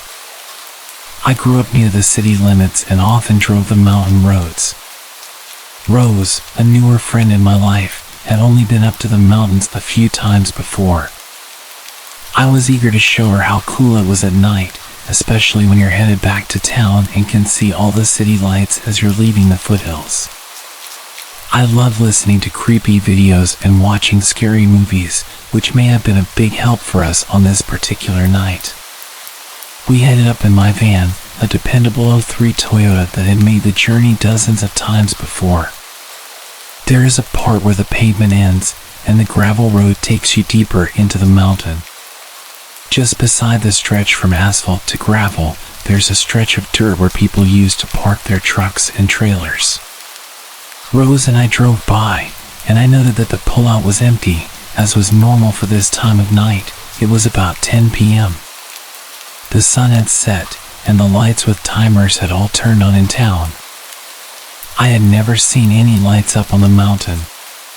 Almost every farming field on the mountain is fenced off with a locked gate that will say private property, normally with bullet holes in the metal to show that the owners are armed and generally pissed off at idiots who try to break into their fields. Every field in the mountains is watered with a central pivot irrigation system. Those are the long, repeated arch systems with metal frames and wheels that are commonly seen all over the United States as agricultural districts. I'd seen a few irrigation systems in town that have lights with timers on them, so at first, I wasn't too surprised when I saw one light in a field. We'd only got a quarter mile by now, but then I remembered that not only had the light not been there before, it was in the wrong place. "Oh no," I said, which was probably not what Rose wanted to hear in the middle of her first nighttime mountain excursion. "What's up?" Rose asked me. "Well, I know farmers are harvesting now, so I guess a light in the field makes sense, but at the same time, I have never seen that one before." I gestured off to a right where there was a very random amber light at the edge of the field. It was dark enough that I couldn't see any fences or any of the boulders around it, but I was familiar enough with the mountains to know that it was the edge of a property. I started to tap on the wheel anxiously as I was filled with mixed emotions. I was eager to keep going because the mountains were going to be beautiful in the half moon, and Rose had never seen them at night before. At the same time, my brain told me that if I'm going to listen to a few dozen hours of horror stories per month, I'd at least better get some meaning out of them. "I'm sorry, Rose. I'd keep going if those were tractor headlights, but I've never just seen one light right there, especially in that field. I've never even seen it farmed, so it wouldn't make any sense to waste energy or money lighting it." Rose is amazing and didn't mind that we were turning around only a quarter mile in. We turned around and headed back towards the asphalt. I had no idea why, but I felt like there was a clock that had suddenly started ticking. "Hey, Rose, could you please hold the handle? I'm going to go fast enough that you might want to hold onto something." "I promise we're safe," I said. Rose silently clutched the O handle above the passenger side of the car, and I went faster. I felt the sense that it was time to hurry up, so I did. I zoomed back towards the asphalt as fast as I dared, my sense of trepidation only intensifying when we reached the truck parking zone. There was a white truck and a flatbed trailer that had not been there less than 10 minutes before. About 6 guys were around the truck that had its headlights on. One guy was in a UTV, backing off a flatbed trailer so fast that I thought he was going to crash into one of his friends. I raced by, and someone ran behind the car. I turned onto a road that would lead me to a main road. "Rose," I asked while accelerating up to 70 miles per hour, "were those people there when we drove by earlier?" I just wanted to make sure I wasn't crazy. "No," Rose said. I sighed, copying her tone even as I jumped up to 75 and glanced in my rearview mirror. As far as I could tell, they weren't following us, but we had 8 miles of straight, flat roads with no cover before we actually managed to reach civilization. "Did they seem like they were in a hurry to you?" There was no other traffic, so we didn't have to slow down for anyone, which helped us both remain as calm as possible. "Just a bit," she laughed nervously, looking over her shoulder to check for any cars as well. Thankfully, nobody came. We drove to a crowded restaurant and sat in the car while we calmed down. We tried to think of a reason why this guy had shown up so abruptly in the middle of the night. Rose suggested that maybe their friends were camping and in trouble. All the land in the mountains is private property, so nobody can camp out there. I'm glad Rose and I left so we didn't have to find out why 6 guys decided they needed to rush up the mountain in the middle of the night.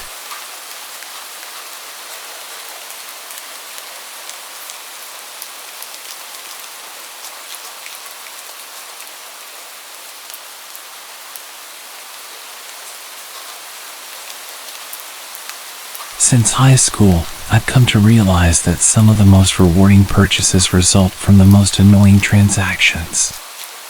When I was about 17, I decided to get my driver's license because I was tired of spending so much time at home with my parents.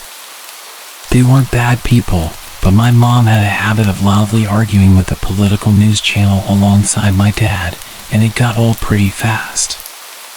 After getting my license, I initially used a texting service called QWERTY, but it went out of business, leaving me without a phone. Since having a cell phone was deemed necessary by my parents, it fell to me to go purchase my own. They agreed to pay for it, and I would work around the house to pay them back. I had to handle all the legwork of getting it. I didn't live in a bad area, but the Radio Shack, where I needed to go, was in a sketchier part of town, known for its escorts and dealers. While I never heard of anyone getting hurt there, the vibe was definitely off, and one particular apartment building on the way to Radio Shack was notoriously dangerous, a hotspot for addicts. At Radio Shack, the purchase process was unnecessarily complicated. The girl who first assisted me not only activated the wrong phone, but also broke it. It was a long ordeal, but finally, we got everything set up, and they instructed me to set up security on my new phone and add a backup passcode.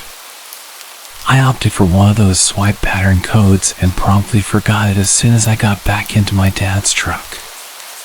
It was around 8 p.m., and I had to stop at the intersection near the notorious apartments, heading west. The road was nearly empty, except for 2 other vehicles also driving west.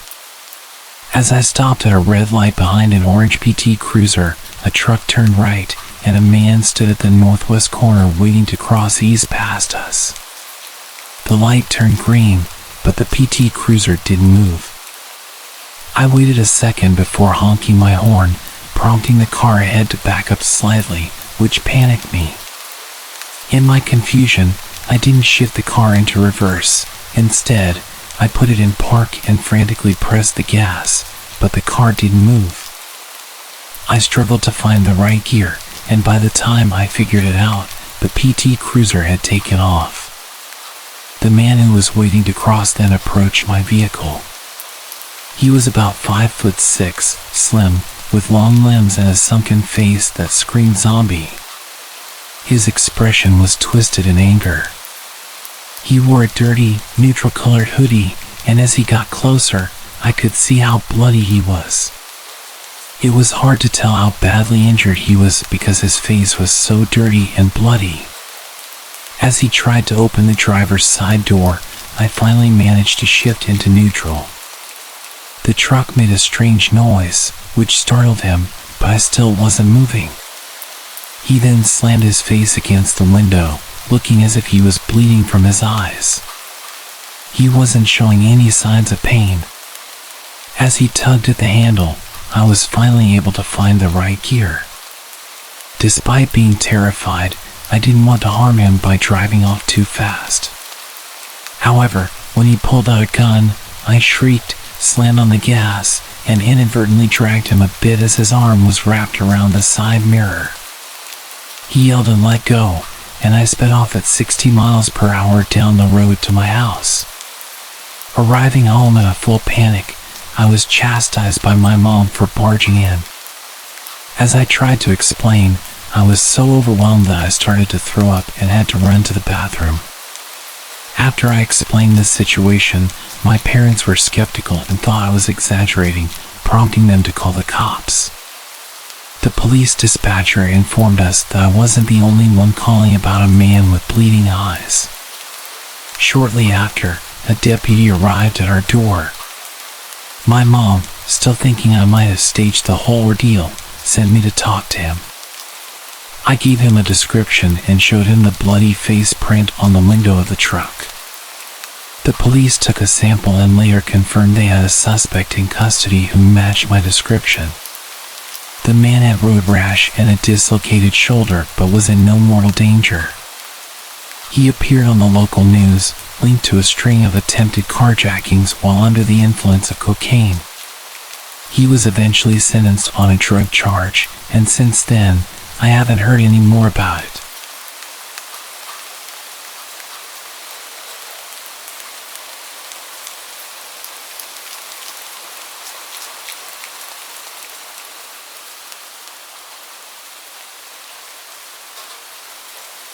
About 29 years ago, after graduating from high school, I moved to Saitama, a prefecture in Japan that neighbors Tokyo. I bought a second-hand car a few months after moving there, which was almost a necessity for getting around.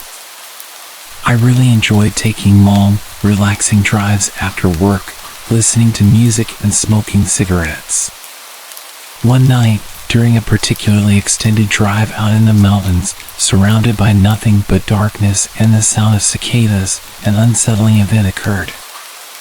I drove with the windows down, usually just the driver's side since I was smoking. As I navigated along this dark, secluded road, I heard a scream. It wasn't just any scream, it sounded like a child's, blood-curdling and chilling.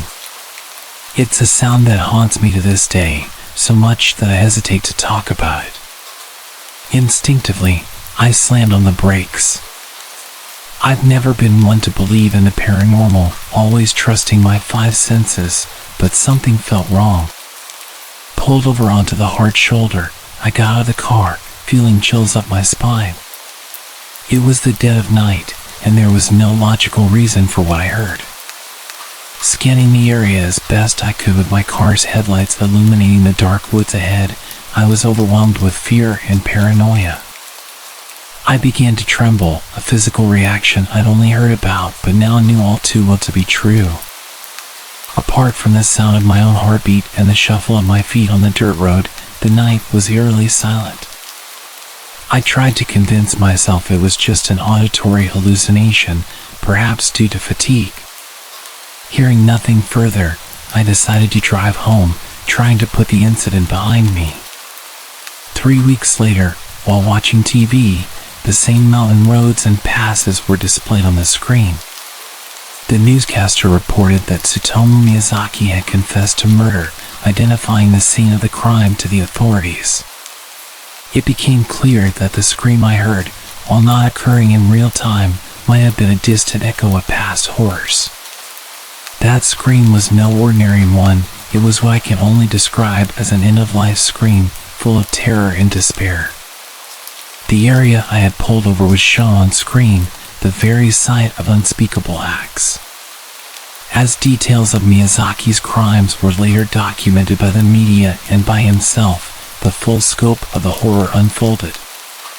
If you look up Tsutomu Miyazaki, you'll find chilling details, but I refuse to give his actions any more recognition here. That experience profoundly changed me. I never went for night drives in the woods again. The echo of that scream and the grim reality of what occurred in those mountains has stayed with me ever since.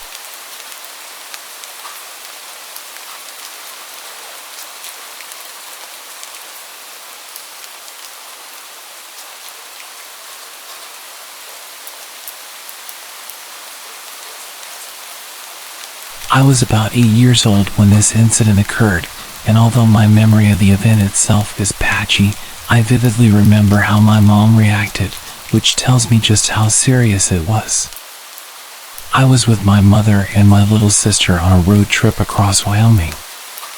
This was a common activity for us since we had family spread across the state, and my mom loved taking long drives. Anyone familiar with Wyoming knows that the roads there can be mostly deserted. On this particular day, we had been following an older green and white truck for several hours. As we approached a gas station, my little sister got excited about picking up one of those wax juice bottles she loves so much. The green and white truck pulled into the gas station just ahead of us. We stopped too, used the restroom, grabbed some snacks. My mom filled up the car with gas, and soon we were back on the road. Not long after, my mom asked from the driver's seat, "Is that truck behind us the same one that we followed into the gas station?" I turned around, confirmed that it was indeed the same truck, and then settled back into my seat, continuing to indulge in snacks. However, I could sense my mom's growing unease. She kept glancing in the rearview mirror at the truck. For the next stretch of road, the truck would speed up, getting dangerously close to us, then slow down again, maintaining this pattern for several miles. As we neared another gas stop, my mom spoke with a seriousness that immediately alarmed me. "I'm going to pull in and open up my door like I'm getting out. I don't want you to open your doors. Don't get out, just sit tight and hang on," she instructed. My sister and I exchanged puzzled looks, sensing the tension but not fully understanding the gravity of the situation. We pulled into the station and up to a pump. My mom fine-tuned the rearview mirror to keep an eye on the truck as it pulled in and parked to the side of the entrance. The driver, a large man, popped his hood, got out, and started fiddling under it with his back to us. My mom seized the moment. She slammed her door shut and sped out. I twisted in my seat to see the man turn around abruptly, startled by the screech of her tires. He quickly closed his hood and stared as we drove off. My mom drove faster than I had ever seen her drive before. The road ahead bent sharply, and just before the bend, she slammed on the brakes, yanked the steering wheel to the right, and expertly maneuvered the car around the corner into a small parking lot behind a building. We were hidden from the road but could still see the green and white truck speed past the bend. Terrified, we sat in silence until my mom broke it to check if we needed to use the restroom. I said yes, but she decided it was safer to wait and drive to the next station. Then she said something that has stuck with me ever since, completely out of character for her. "I'd rather piss my pants in this car than be murdered on the side of this road." We eventually continued our trip and never saw the green and white truck again. This chilling experience, driven by my mother's quick thinking and fierce protective instincts, remains vivid in my memory. A stark reminder of the dangers that can lurk on desolate roads.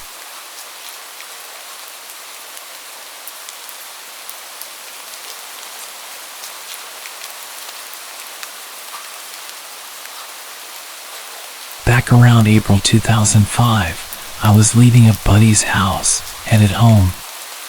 He lived on Lake Ariel in Wayne County, Pennsylvania. I was a good 15 miles away, so I decided to take the back roads to save time and avoid the cops. As I crossed the mountain road, I saw a van off to the side, doors open and lights on. It was well after midnight, and there was no one on the road.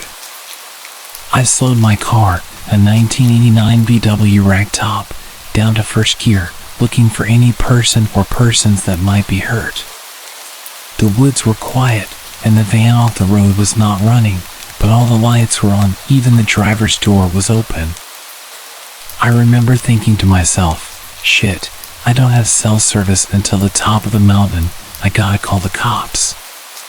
So, I proceeded to go towards where I knew I had cell service, maybe going 30 miles per hour tops. I knew this situation was funky, but then it got worse. No more than 3 or so miles away, as the brush thinned on the roadside where you had a better view of the woods, I saw movement. I let off the gas, thinking I didn't want to hit a deer. As I let off, this man, soaked in fresh blood, came from the tree line and into the road. He was so covered in gore I couldn't tell it was a man at first. He stumbled out in front of the car and waved me down. I was in my ragtop, top down, of course. He was yelling and grabbing at my door.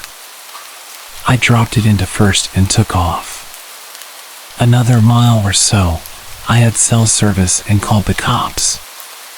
The guy was obviously hurt. His grab for my door scared me. There was a wide space on the mountain where I agreed to wait for the cops.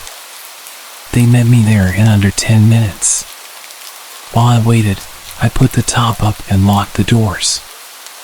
An officer took my statement and he looked over my car with a torch. The guy from the woods left a bloody smear down my door. Another officer found the van, but they couldn't locate the guy who came out of the woods. The cops let me go home and said they'd call if they needed anything further. Within a few days, I did get a call. They said the van was stolen, and they asked if I could describe the man. They never found him that night, and as far as I know, they never did. Apparently, the van was stolen, and the cops surmised this guy banged himself up and took off in a panic. As far as I know, they never did track him down.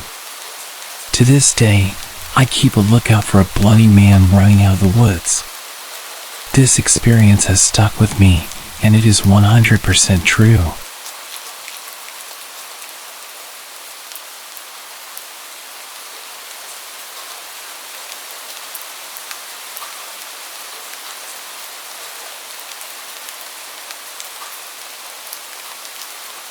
I've been dating my girlfriend for a few years. She's petite, blonde, and always has a positive attitude about everything. We both attend different colleges, hers in New Hampshire and mine in Massachusetts. Since she doesn't have a car, I drive up to see her in my old little red car that I got from my grandmother. I'm not a huge fan of the car, but since I got it for free, I can't complain. I've never had an issue with the hour-and-a-half drive, but a few weeks ago, I got more than I bargained for. I was visiting my girlfriend, and the day was already turning rough. We wanted the dorm room to ourselves, but her roommate wouldn't leave, so we hung out in the common room.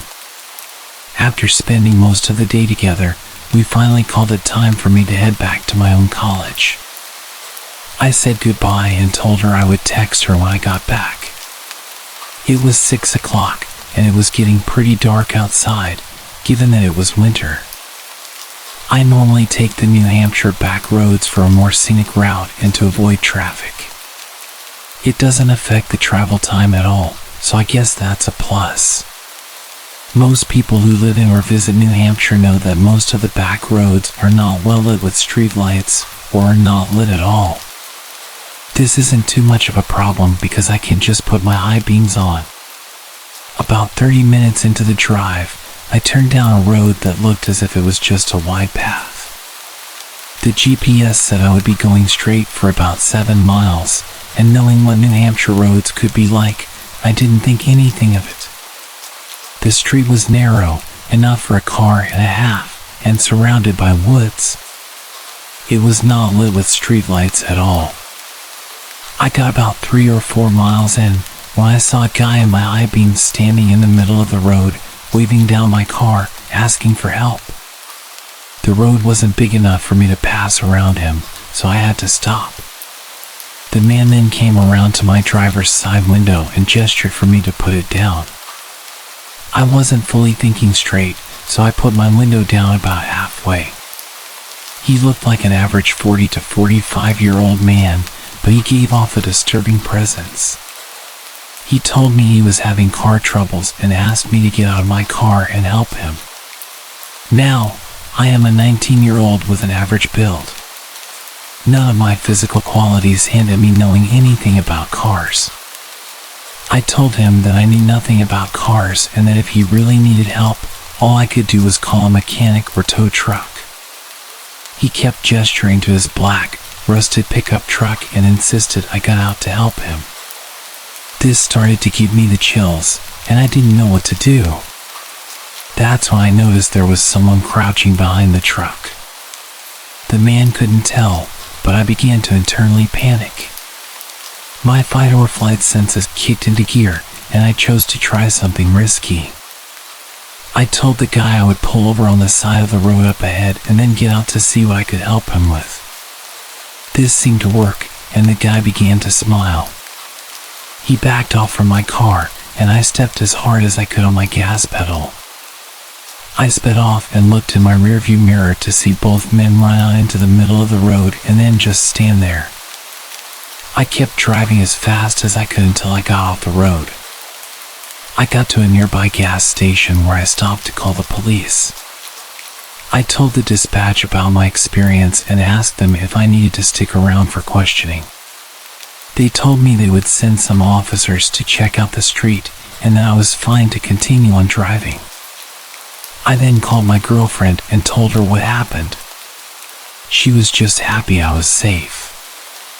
I have no idea what the intentions of those men were.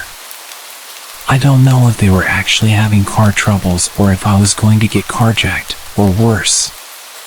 Needless to say, after that night, I will not be driving the back roads alone at night anymore.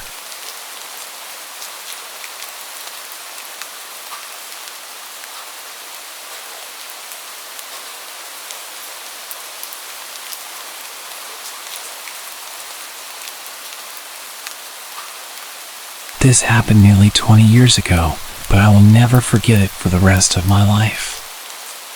I went to college in a very small town in northwestern Maryland. Our school was nestled in the foothills of the Kidnapping Mountains. My friends and I would drive around the mountains. We became very comfortable on those roads and knew them well. However, this story takes place before we knew the roads, when we had just started school. One night, several of my girlfriends and I went out for a ride. The roads are winding and narrow, with some parts dropping right off the side of the mountain. Since it was nighttime, we were taking our time. We rarely saw many cars when we drove around, which was perfect. That night, however, as we pulled down to the parking lot, another car did as well. We didn't think much about it, assuming it was another person looking for some solidarity. We entered the back roads, and initially, the car was no longer behind us. But as we went deeper into the mountains, the car came up behind us. It was getting very close to us, and we were getting freaked out. Mind you, we didn't know the roads very well yet, and they were backward roads, unpaved, with nowhere to turn around. I tried to drive as quickly as I could to get away from the car. All of us were freaking out, convinced this person was out to kill us. Finally, we saw a chapel with a parking lot. We pulled in, turned back to the road, and watched as a red-haired man drove past us, slowly staring at us. We booked it down the mountain, parked the car, and called public safety to tell them what had happened. A day later, we received an email from campus security telling us to look out for a man with red hair, glasses, and a beard. He had been trying to get into the campus doors and was following women around campus. I know it sounds a little bit uneventful, considering we got away from him so easily. But I'm fully convinced that if he caught us when we were parked up, we wouldn't have been seen again.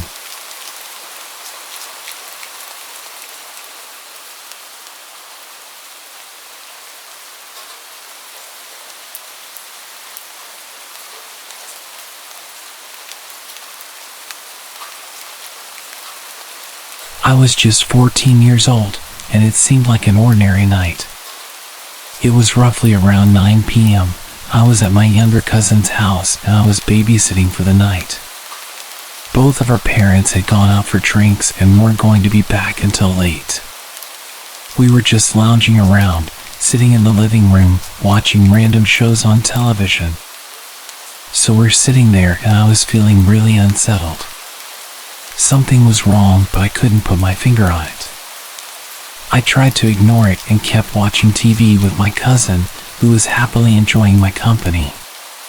The feeling wasn't going away. So I got up and walked to the back door to lock it. When I came back through the kitchen, I realized what was causing my weird feeling. In the window, there was a very decrepit and homeless-looking man, just staring into the window, looking at my young cousin. Protective mode turned on. I pretended like I didn't see the guy, and I told my little cousin that we needed to go upstairs because our parents would be home soon and they wouldn't want him to be staying up late. I went upstairs and put him to bed, knowing damn well that there was a man outside that wanted to get in. At the time, I was about 125 pounds and 5'8", and I played football for my school. If I remember correctly, I went downstairs and straight into the kitchen and grabbed one of those meat tenderizing hammers. I turned back to the window where I saw him before. He wasn't there.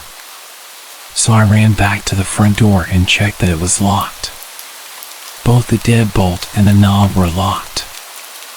I ran back upstairs with my meat tenderizer and went into my cousin's room and sat down in front of the door. He asked me what I was doing, and I said that he didn't need to worry about it and that he should keep his head low. I called the cops and then my dad and uncle.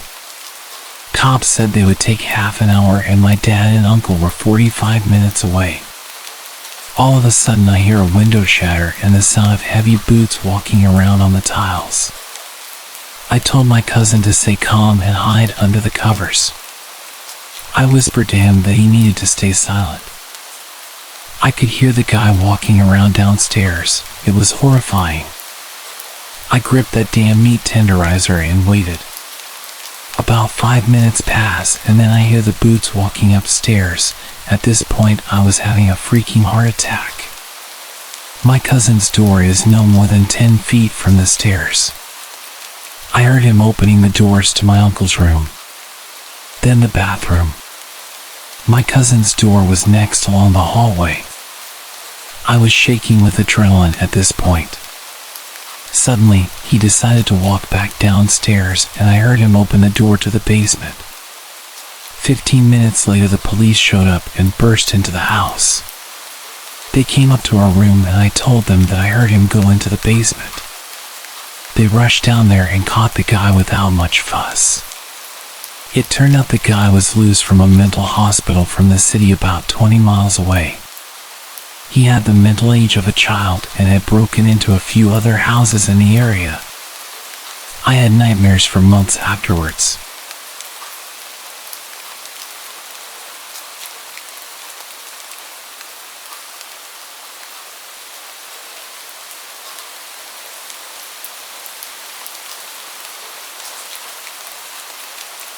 About 10 years ago, I lived on my own and didn't have much company. I was quite depressed at the time after losing my girlfriend to a drunk driver. I was enjoying a beer and watching the sunset on the back porch when I saw a large, scruffy man emerging from the tree line. My heart skipped a beat as he stumbled towards my house in a menacing way. Living alone, I often used my backyard for target practice. And at that moment, I was immensely grateful for it. Instinctively, I rushed to bolt all the doors while frantically dialing the police. What I didn't know was that this intruder had broken in the day before through a basement window and had spent the night squatting there. He had left the basement door unlocked, and at this point, he'd made his way inside the house and was making his way up the stairs towards me. I gripped my rifle, aiming at the approaching man as he descended the hallway.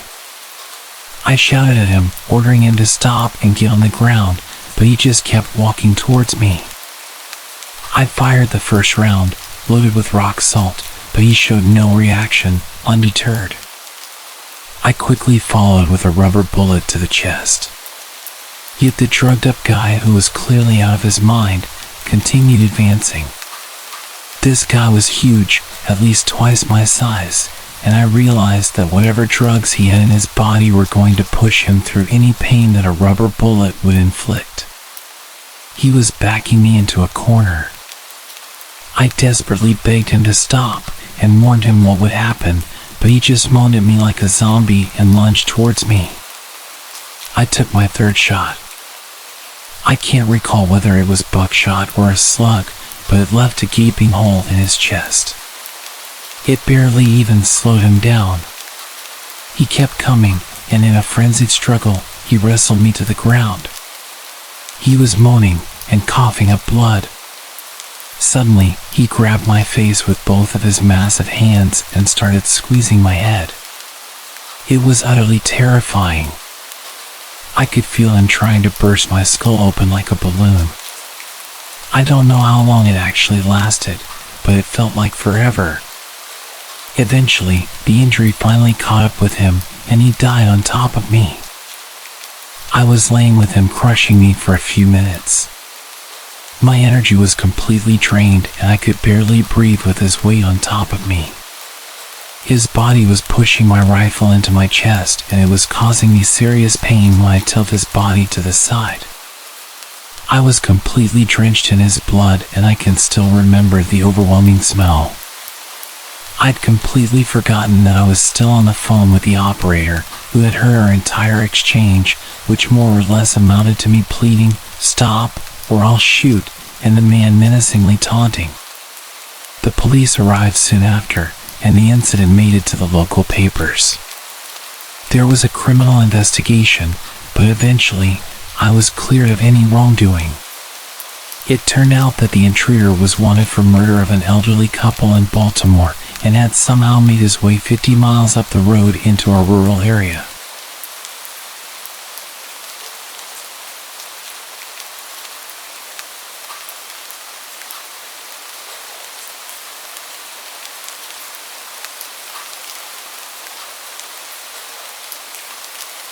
I was 18 and chilling in my friend's apartment alone.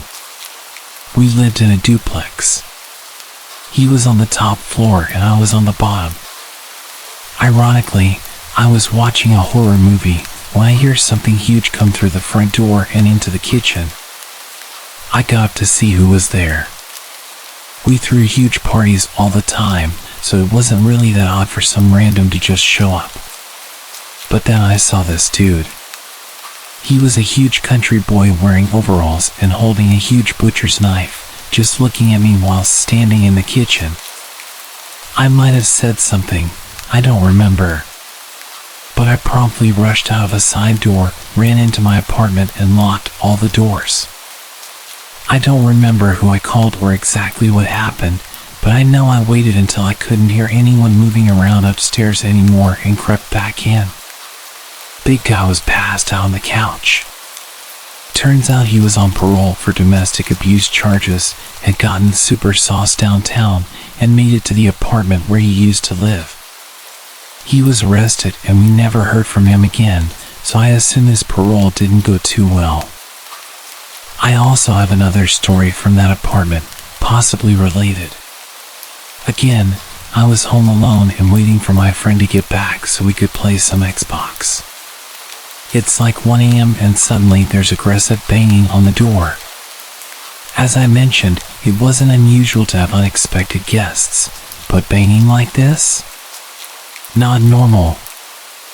I get closer to the door and this guy is screaming about money, and he kept referring to someone called Big Man. Open the door, Big Man. Big Man apparently owed him $10,000 and he was here to collect. He had something metal. I assumed it was a gun or a metal baseball bat. I could hear the clang noise when he'd smack the door. I was pretty high at the time and didn't know what to do, so I just stood on the other side of the door for about 20 minutes whilst he shouted abuse and tried to kick the door down. Pretty dumb, but I was young and stupid. He did eventually leave and I don't know if he came back one night during a party or what, but I never heard about him again. One final thing that happened in that apartment. It was the day after a party. My flatmate was once again out and it was just me at home. There was a knock at the door and I looked through and could see a delivery guy. I opened the door and he says he's got a delivery for me, already paid for. He's just carrying a delivery bag that seems suspiciously light. He asks where's Jason and I ask who that is.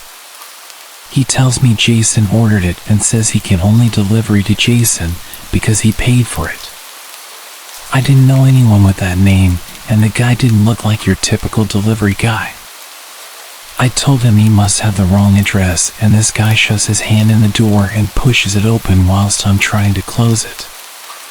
We have this intense standoff where I'm trying to tell him that Jason doesn't live here and he insists that I let him in to check. He gives me this serious stare and tells me it's just Jason he needs to see. He decided to drop the delivery man act and it was clear that he and Jason had business.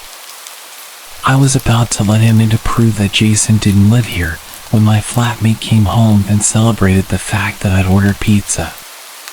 The guy dropped his bag and left. It took me a while to put all of the strange encounters together. The guy on parole who'd broken in originally was probably the guy that owed people money and had people showing up to get him to pay. We both moved out a few weeks later. That place was too much trouble.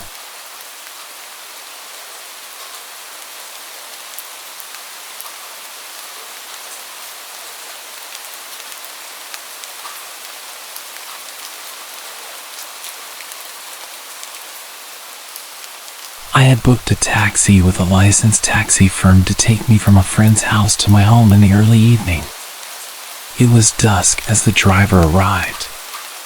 As I left the house to get into the car, he was coming to the house to get me, and for some reason, as he turned to walk back to his car with me, he briefly touched my shoulder with his hand. It wasn't lingering, but it was deliberate. My immediate thought was, why is this guy touching my shoulder? My intuition said it wasn't right, but I was in my 20s, and this guy must have been in his 50s. I convinced myself that it was just something people from that generation did. He was an older Muslim man with a strong Middle Eastern accent. I sat in the back. The journey should have been around 20 minutes from North to South London. In the first 5 minutes of the journey, there was some initial chat where he told me I was his last job for the day, and he had no plans afterward. When he told me that, I felt a pang of fear, but I thought, this guy's from a licensed firm, he's been identity checked and approved to do the job. His ID card with his name, photo, and registration number was clearly displayed on the dash. He was from a firm my friend used regularly and had an account with, although she had not met this particular driver. My logical brain told me that he's clearly traceable to me if he decided to do anything, so he just wouldn't take that risk. Plus, it was early evening in a very busy area, and that made me feel safe. And by this time, we were already on the road. I spent the next 15 minutes or so of the journey looking at my phone. I really don't know why. Maybe I was deliberately trying to distract myself because I was nervous. But I felt my nerves were unreasonable. This was the early 2000s, so the phone would have been basic compared to today's standards. But there must have been a game or something on it that distracted me, because I did not look out the window for some time. Until I noticed it was mostly dark. And when I did look out, I expected to be very close to my home. To my horror, I saw we were in some very deserted part of town that I'd never seen. This area was most certainly not on the way from my friend's house to my home. It should have been a straightforward drive through central London, and this was a very remote area with what looked like an abandoned housing estate and abandoned cars. I looked to the driver to ask where we were, but before I had the chance to say anything, I noticed he was repeatedly looking left and right, down dark alleys that we were going past. I noticed we were slowing down. He was also breathing very weird. It was very audible. And that's when this overwhelming sense of danger hit me. He was looking for a deserted place to stop. At that point, a very clear voice in my mind told me that he was going to do something to me and then kill me. I had to think fast. I blurted out, "I don't know where we are." He didn't say anything. I then said the words to the effect of, "My friend asked me to call her when I was home safe, and I should be home by now, so I need to call her and tell her I'm not home safe, or she will call your firm and call the police because she's really over the top like that." That must have jolted him into thinking about the consequences of whatever he was planning to do. These were the very early days of mobile phones, and not everyone had them, especially the older generation. Perhaps it was a lifeline he hadn't considered I might try to use. With that, he turned around out of this abandoned area. Then we came to a main road. After a while, I saw places I recognized, and we headed towards my home. He said, "I'm sorry if I made you worried." But there was something weird about the way he said it. And that wasn't the end of it. When we got close to my home, I decided I did not want him dropping me off outside my door. I lived with my sister, but she was staying at her boyfriend's house that night, and we lived in a communal block. I was concerned he might try to come in the main front door and try to get access to my flat. So I said, "Could you drop me off at the store on the next street?" He had to agree to this, obviously. I entered the store and hung around in there for a bit. I remember being completely broke in those days. My friend paid for the ride by her account. After a few minutes, I left the store and walked the 3 to 4 minutes back to my flat. As I approached the flat, I saw a car parked facing the main door and thought to myself, "Oh my God, it's him." And I knew he would clearly be able to see I bought nothing from the shop, as I didn't even have a bag on me. So he would know I was lying. As I passed the car, I couldn't bring myself to turn around and look at her, so I got my keys out, quickened my pace, and entered quickly. Once in my flat, I plucked up the courage to look out my window, and sure enough, it was that guy. He had driven from where he dropped me off to my flat, and he was sat in his car staring at my flat. Just then, my friend called, and I told her I'd only just got home. She couldn't believe how long it had taken. I explained the whole thing to her. As I was on the phone to her, I looked out the window again, and he had finally gone. I didn't report any of this at the time, and from my safe vantage point of 20 years down the line, I do regret it, but at the same time, I still doubted my good instinct, even though I had this strong sense of knowing in the core after the event. I convinced myself it was fleeting hysteria, and my logical brain returned. My logical brain also told me that if I did report him, nothing would be done because he hadn't actually done anything wrong. I couldn't prove anything, and even if he did admit the detour, he could say he took a wrong turn, and he would just deny having returned to my flat. But reporting him might have caused trouble for him, and he knew where I lived. That scared me more. I was always cautious around my flat after that, and thankfully, I never saw him again. Looking back now, and knowing about the grooming gangs, I should have reported it. I know nothing would have been done, because practically every level of government covered up the assaults for years, and I would have probably created a bigger risk to my safety in doing so. But I should have reported it for other people's sake. I regret not doing it.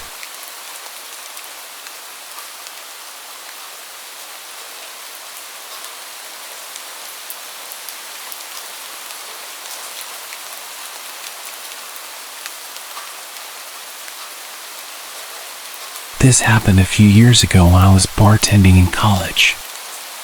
I was coming home down a stretch of divided highway at around 3 a.m. when I noticed a car heading towards me in the wrong lane. At first, I doubted myself and thought the car was on the other side of the highway. However, a white Ford sedan passed me at a really high speed. It's worth noting that I also drive a white Ford sedan. I was accustomed to encountering drunk and reckless drivers in the middle of the night, so I pulled to the side of the road and let him pass. I then had a moment of clarity and decided to call the police, thinking this person could hurt themselves or somebody else. After I provided the dispatcher with the road and mile marker details, they said they would send a car. The state police station was only a few exits away, so I figured they would send somebody quickly, and I resumed my drive home. As I headed back onto the highway, I noticed some lights a few miles behind me. Living in a rural part of southeastern Pennsylvania, I knew traffic at 3 a.m. tends to be mostly truckers and police. The car gained on me as I was getting up to speed, so I stayed in the right lane and waited to be passed. Instead, They flipped on their high beams, making it uncomfortable to drive, and rode my tailgate. At this point, I thought I was going to be pulled over by the police since I had called about a different white Ford sedan. I grabbed my registration from my glove box. Suddenly, the car behind me audibly slammed on the brakes and stopped in the middle of the highway. They must have shut off their car because the lights went out, and I saw what looked like the same Ford sedan from earlier. Still, I thought this might have been a police car, and I guess they could have thought I was reaching for a gun in the glove box. Panicked, I called 911 for the second time and asked the dispatcher if they had sent a cruiser to investigate. The dispatcher was a bit curt with me, but assured me they had sent someone out. I explained that someone was following me and acting weird. It could be a cop, and I thought I might have freaked them out by getting my registration. The dispatcher tried to reach the trooper they had sent out as the car sped towards me and stopped inches from my bumper again. Their high beams were on, and they slammed their brakes. I told the dispatcher I was pretty sure this was not the police behind me. The car sped to my bumper again and turned on their high beams, this time laying on the horn. The dispatcher asked what was going on. I explained that the honking was from the car behind me and that I did not think it was a cop. I decided I didn't care if I got pulled over. I started to speed. If they did put their lights on, then I would pull over. I tried to signal for an exit, then bail out on it, but they followed. At the next exit, I took the off-ramp and continued onto the on-ramp, and the car behind me followed the whole time. I thought about trying to go to a Wawa as it would be the only populated gas station in southern Pennsylvania at that hour. However, the dispatcher and I thought that would be unsafe. She was calm and spoke to another person, trying to send police to my location. The other person, presumably a supervisor, asked if I could drive to the state police station. Realizing I was one exit away, I told her I was heading there, and she said she would have some troopers meet me outside. As I pulled off to the exit, the car followed me. I blew a few red lights trying to get to the police station, and the car tried to pull into the other lane to pass me or pull up alongside me. Once the police station was in view, I put on my turn signal, and the car slammed on its brakes again, turned off their lights, and then turned into a parking lot.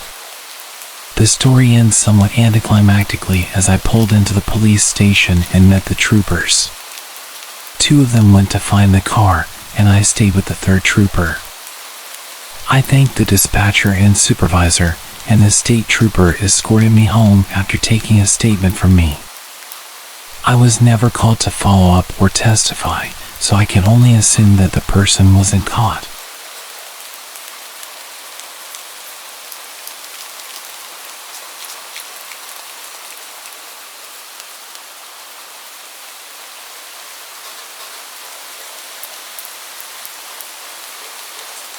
I am an old man now, but this incident occurred when I was younger.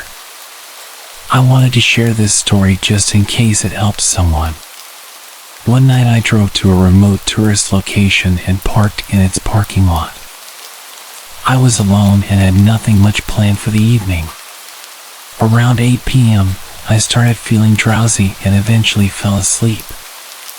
I don't know how long I was asleep, but I woke up to the sound of tapping at my window. As I woke up with a stiff neck, I turned my head in the direction of the tapping. There was a woman standing by my driver's side door, tapping frantically at the window. She looked young and was alone. Confused and still groggy, I heard her speaking. I cracked the window open slightly, and she pleaded frantically for help, asking me to open the door. She claimed she had been chased by a man. I was convinced it was real, even though I had just woken up. For a brief moment, I thought I might be seeing a ghost, but that thought quickly vanished. This was real, and it was happening. I hurried to unlock and open the door to help her, but then I hesitated. Something felt off. Her hair, makeup, and clothes were in perfect order. There wasn't a hair out of place, none of her makeup had smeared, and she didn't seem to be sweating as one might expect after being chased. She looked frantic and frightened, but it seemed somewhat forced. It was as if she knew exactly what to say before she arrived, as if it were an act. Looking around from inside the car, I saw no one else in the vicinity and no other cars in the parking lot. I was scared. Part of me really wanted to help, thinking about if I were in her shoes or if she were one of my family members. However, I just wasn't buying her story. I decided to start my engine, thinking I might use my headlights to check her claims. I didn't see anything in front of my car, but when I adjusted my rearview mirror, something caught my eye. I saw several figures, male by their appearance, crouched behind my car like runners at a starting block. Once the woman realized I had seen them, she glanced back at them quickly. I stepped on the gas and sped away from the park. It was difficult to drive initially because I had adjusted my seat to sleep earlier. While I was far enough from the car park, I checked the time and found it was just after 2 a.m. I realized those men were probably trying to hide in my blind spot, knowing exactly what they were doing. If I had unlocked the door, I might have been robbed, or something worse could have happened. That night taught me to park in well-lit areas, close to surveillance cameras. Nowadays, I tend to park in the center of parking lots. From that day forth, I haven't slept in my car in sketchy areas like that parking lot. If I sleep in my car, I make sure it is somewhere with plenty of lights, restrooms, vending machines, and cameras. The one positive takeaway from that night is that the woman didn't actually need my help, as she wasn't abducted or chased. I resent her deceptiveness, but I am relieved she wasn't in danger.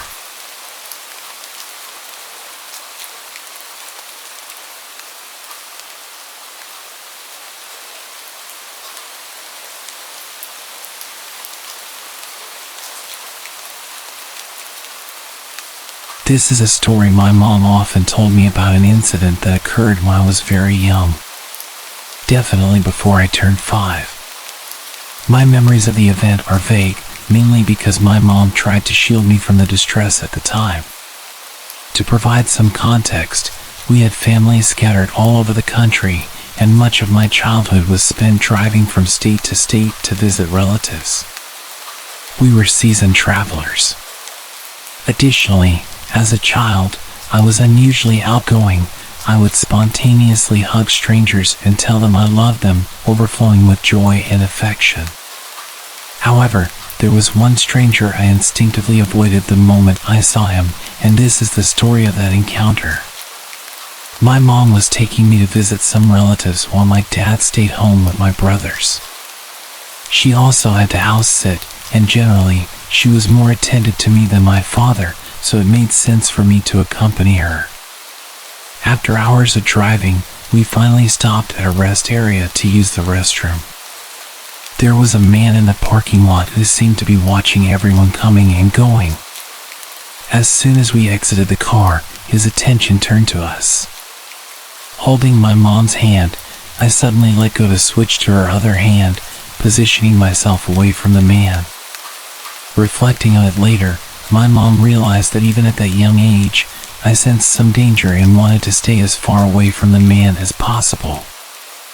I quickened my pace both to the restroom and back to the car, behavior that was completely uncharacteristic of me with strangers. When we returned to the car, the man had retreated to his own vehicle but started following us as soon as we drove off. My mom quickly realized we were being followed and attempted to lose him on the highway. Despite her efforts, he persisted and kept trying to close the distance between our cars. During this tense moment, a semi-truck driver noticed how erratically my mom was driving and the desperation evident even from his position behind us. Understanding the gravity of the situation, he pulled up alongside us, and he and my mom exchanged a look that communicated their mutual understanding. The truck driver then contacted other drivers via his radio, explaining our situation. Several truckers from nearby routes converged on our highway and began to strategically block the man's car, effectively isolating him from us. My mom seized this opportunity to exit the highway, heading to another rest stop, with the original truck driver following close behind. Once safe, the truck driver approached us to confirm that we were okay and even accompanied us to a Burger King for a meal. We chatted for a while, and he stayed with us on the road until it was safe for us to part ways. I am eternally grateful to that truck driver and the others who came to our aid, likely saving our lives. Thank you.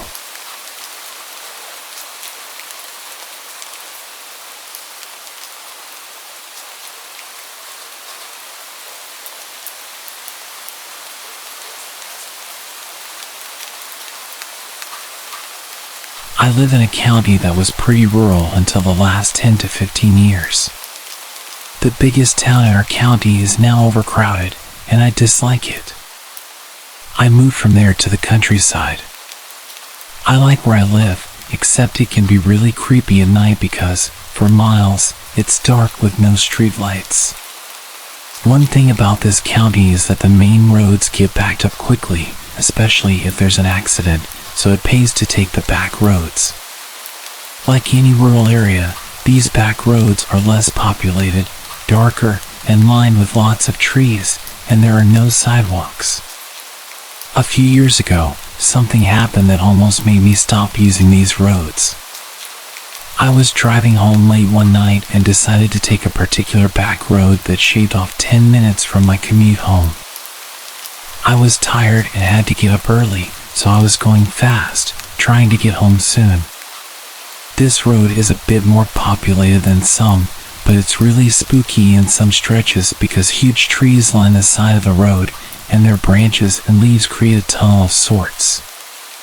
As I was zipping through and rounding a curve up ahead, I saw what I thought was a giant garden flag, the kind that people put up in spring in their yards. It seemed like a weird flag because it was fairly tall and large and was in the middle of the road. As I got closer, my headlights revealed it wasn't a flag, it was a person, a lady wearing a red fez. Living in rural Maryland, you just don't see a fez every day. She had on a long, flowy white dress and an orange reflective sash across her chest, which was strange because she was in the middle of the street. As I drove past her, it got weirder. Despite the darkness, I could see she was about 60, had glasses, and bright blue eyes. She looked into my passenger window and started doing this weird bounce thing. I thought she was going to try and get into my car. Mind you, I was going pretty fast. I don't know what it was about her, but she freaked me out. I didn't think she would rob me. I really thought she was a soul snatcher or a skinwalker. I honestly didn't think she was human. I can't adequately describe how creepy she was. I sped past her as fast as I could, continually glancing in my back seat to make sure she hadn't materialized in my car. I prayed, recited scripture, and kept watch in my rearview mirror. It was spring, so it should have been a bit warmer, but I felt bone-chillingly cold. I finally made it home and ran to tell my mom the story. As I got in, my brother was already telling my mom about this weird lady he saw while he was driving. It was the same lady, but he saw her at the intersection from the highway to the back road, whereas I saw her further down the road. We both had the same reaction.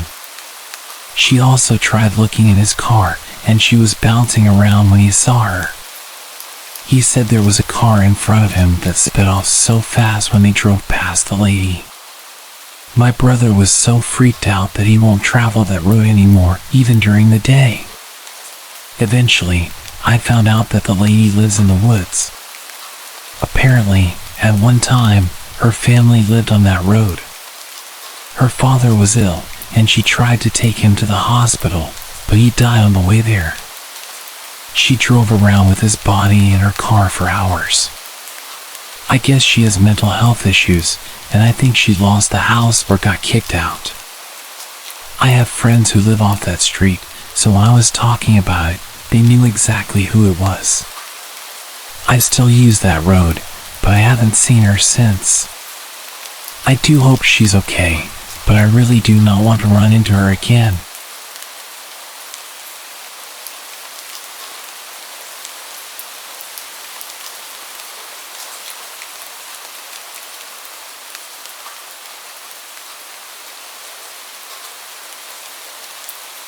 Years ago, during a Memorial Day weekend, I experienced a harrowing drive from Las Vegas to LA with 2 friends. After a long weekend of partying in Vegas, we faced the typically 5-hour drive through the desert, which can extend up to 7 to 9 hours on busy weekends. Hungover from a 3-day binge, the journey was always going to be challenging. Our friends, who were flying out, convinced us to stay longer to avoid traffic.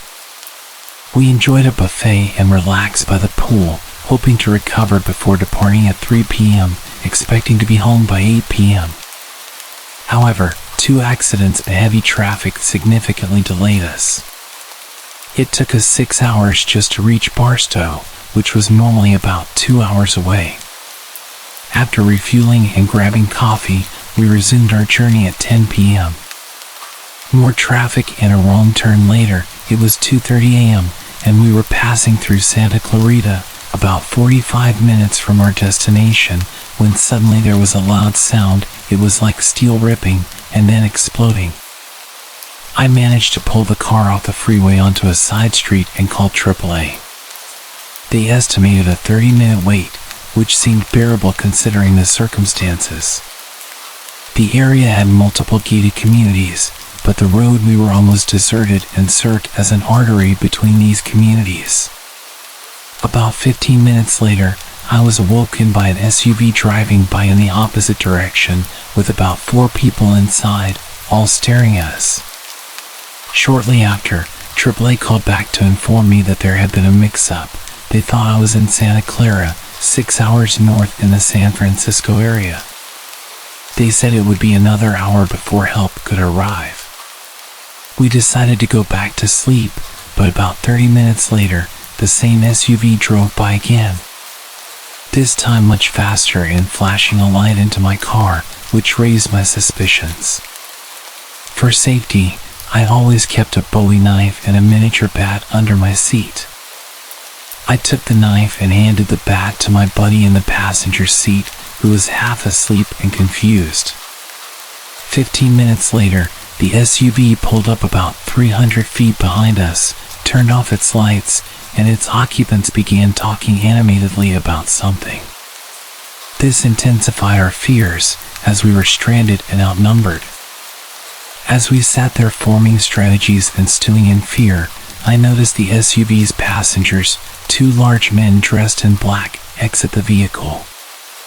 One leaned against the grill, smoking a cigarette while staring at us, and the other urinated on the sidewalk. It felt like a mind game.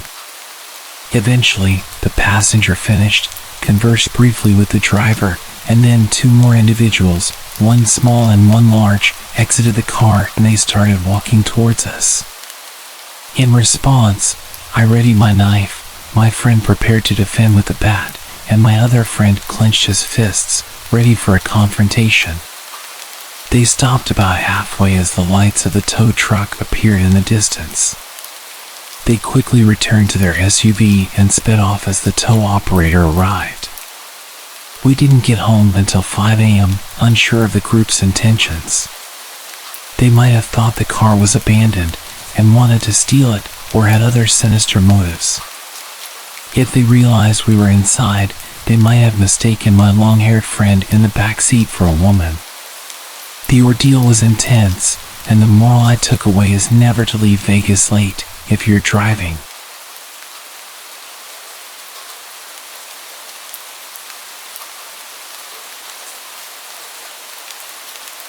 I had blocked this story from my memory until my girlfriend reminded me of it a couple days ago. I started dating my girlfriend at the end of my senior year, and I used multiple dating apps before we started dating. I had my Snapchat listed in many of my dating app profiles. This is important. Nothing led to anything with the apps. I talked to people for a bit and eventually the conversation would die out. When I began dating my girlfriend, I had deleted the apps but never deleted my account, meaning people could still see my profile and my Snapchat account.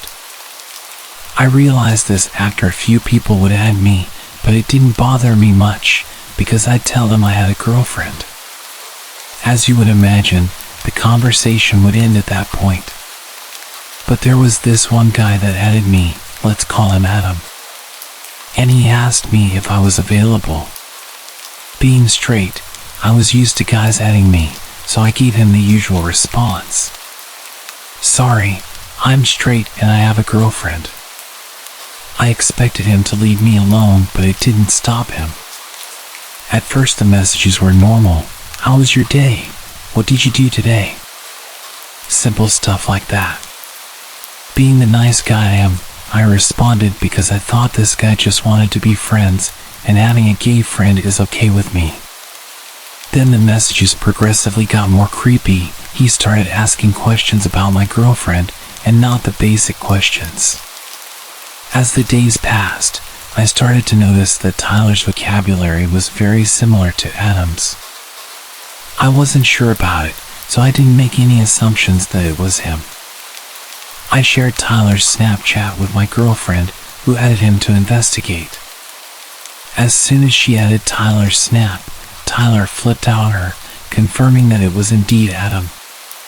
Realizing this, I blocked him again. After that, everything went quiet from Adam for about a month. I live in the suburbs of Chicago, and both my girlfriend and I live down the street from each other. We often see each other, and our families are good friends. Anyway, a month went by until I received a letter with no address or name on it, just my name on the front. I opened it, and to my shock and horror, it was basically a love letter from Adam. The letter expressed his love for me and his desire for me to run off with him. The letter took a very sexual turn halfway through, with explicit descriptions of what he wanted to do to me. At that moment, I had two horrifying realizations. One was that he knew my address, and two, he had dropped off the letter himself, meaning he was in my town. I immediately called my girlfriend, who was equally shocked. After consulting with my parents, we called the cops. Unfortunately, since I had blocked and removed Adam's social media information and the letter had no return address, there was nothing we could do about it. Day after day, letters kept appearing in my mailbox until they also started showing up at my girlfriend's place. Her letters were far worse than mine.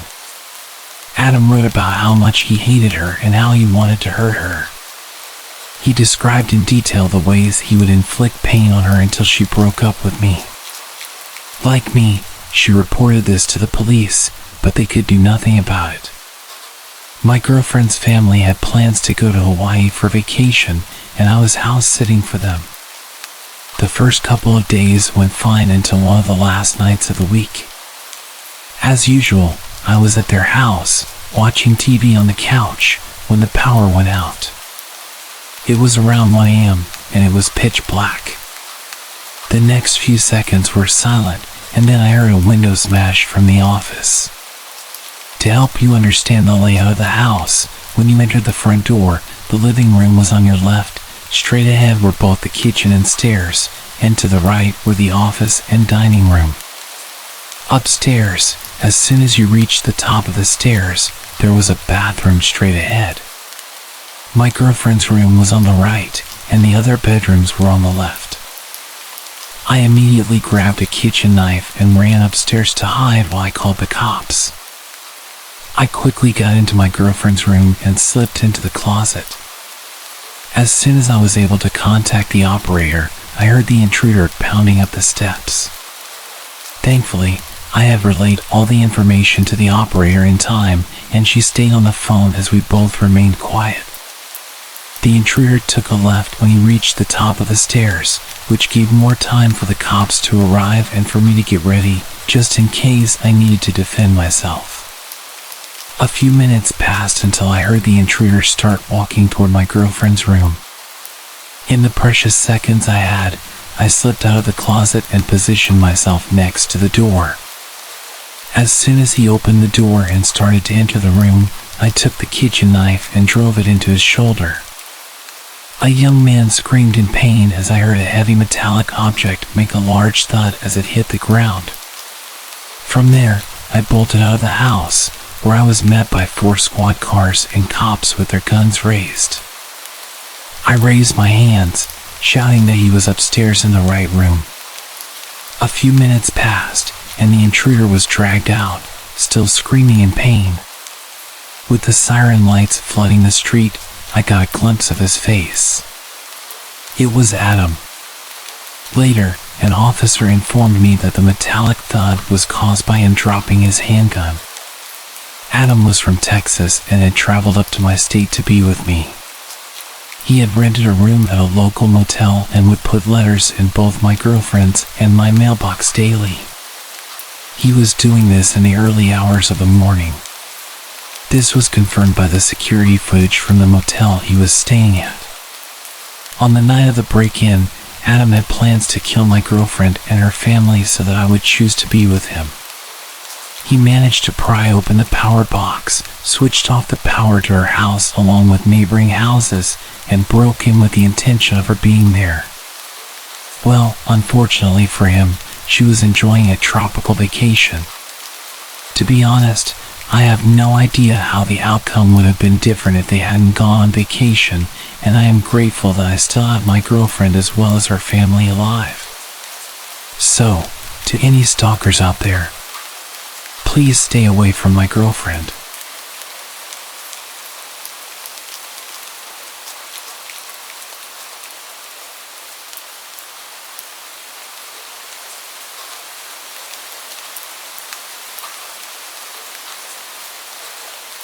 This happened to me over a decade ago, but I will never forget the feeling deep in my chest.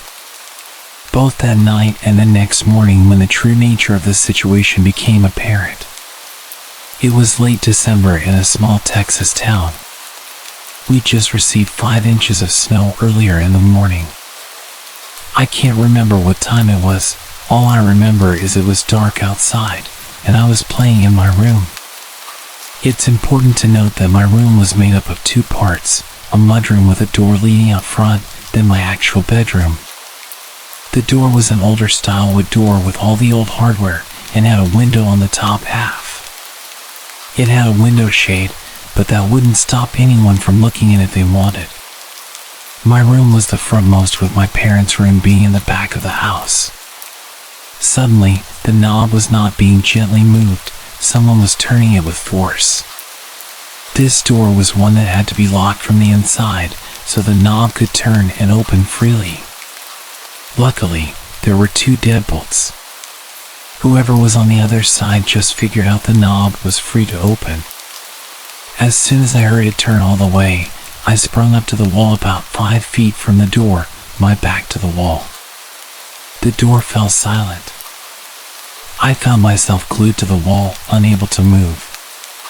Then, the knob turned slowly. I remember watching, waiting for it to turn all the way. When it did, whoever was on the other side started trying to budge the door and pry. At first, it was easy going, but then they started pounding into the door with their foot. They got only 2 kicks in when I unfroze and screamed for my life. I sprinted to the back of the house to get my parents. They asked what was wrong, and I said someone tried to break in. They ran over and checked, not bothering to look outside, which I pleaded them to. They just said my imagination was running wild and it was an animal or the old age of the house. They took one final look in my mudroom, not bothering to investigate any further. I was told to go to bed. It took me hours. I don't even remember falling asleep. All I remember is staring at the door from my bed, never taking my eyes off the doorknob. Suddenly, I was woken up by my parents, who were obviously distressed and seemed to be scared. My mom grabbed me by both shoulders and got right in front of me. She asked very sternly why I thought someone tried to break in. When I told them this time, they seemed to listen. I was worried how serious they were as they asked me about everything. When I was done, they said they had to show me something. They took me to the front door and out to the front yard, pointing to my door near the driveway. You could clearly see the boot prints in the snow, walking along the street through our yard and straight to my window, then my mudroom door, where I had been playing the night before. The police showed up and took a report, but nothing ever came of it. I was never able to sleep well in that house. I can never forget what it felt like as a child to go through this and not have my parents believe me. I'm just glad I was not home alone and very thankful for that strong door.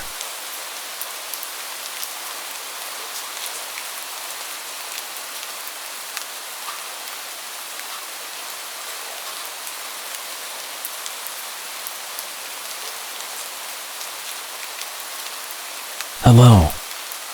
I'm a 20-year-old French girl.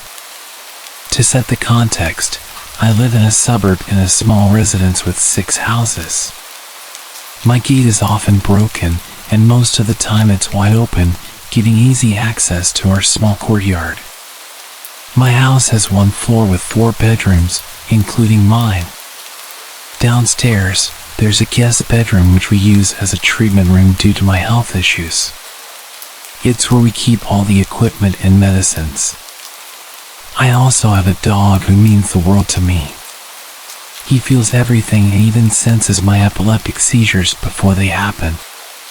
He can even tell when the nurses are arriving by the sound of their tires in our yard. He never barks unless there's a problem. A nurse visits me 4 to 5 times a day for treatments, including infusions. This is an important part of my story. One morning, as usual, my nurse, Sandra, arrived at 8 a.m. She administered my treatment, and we chatted like we always did. After about 40 minutes, she left, saying she might be a little late next time, but I shouldn't be worried.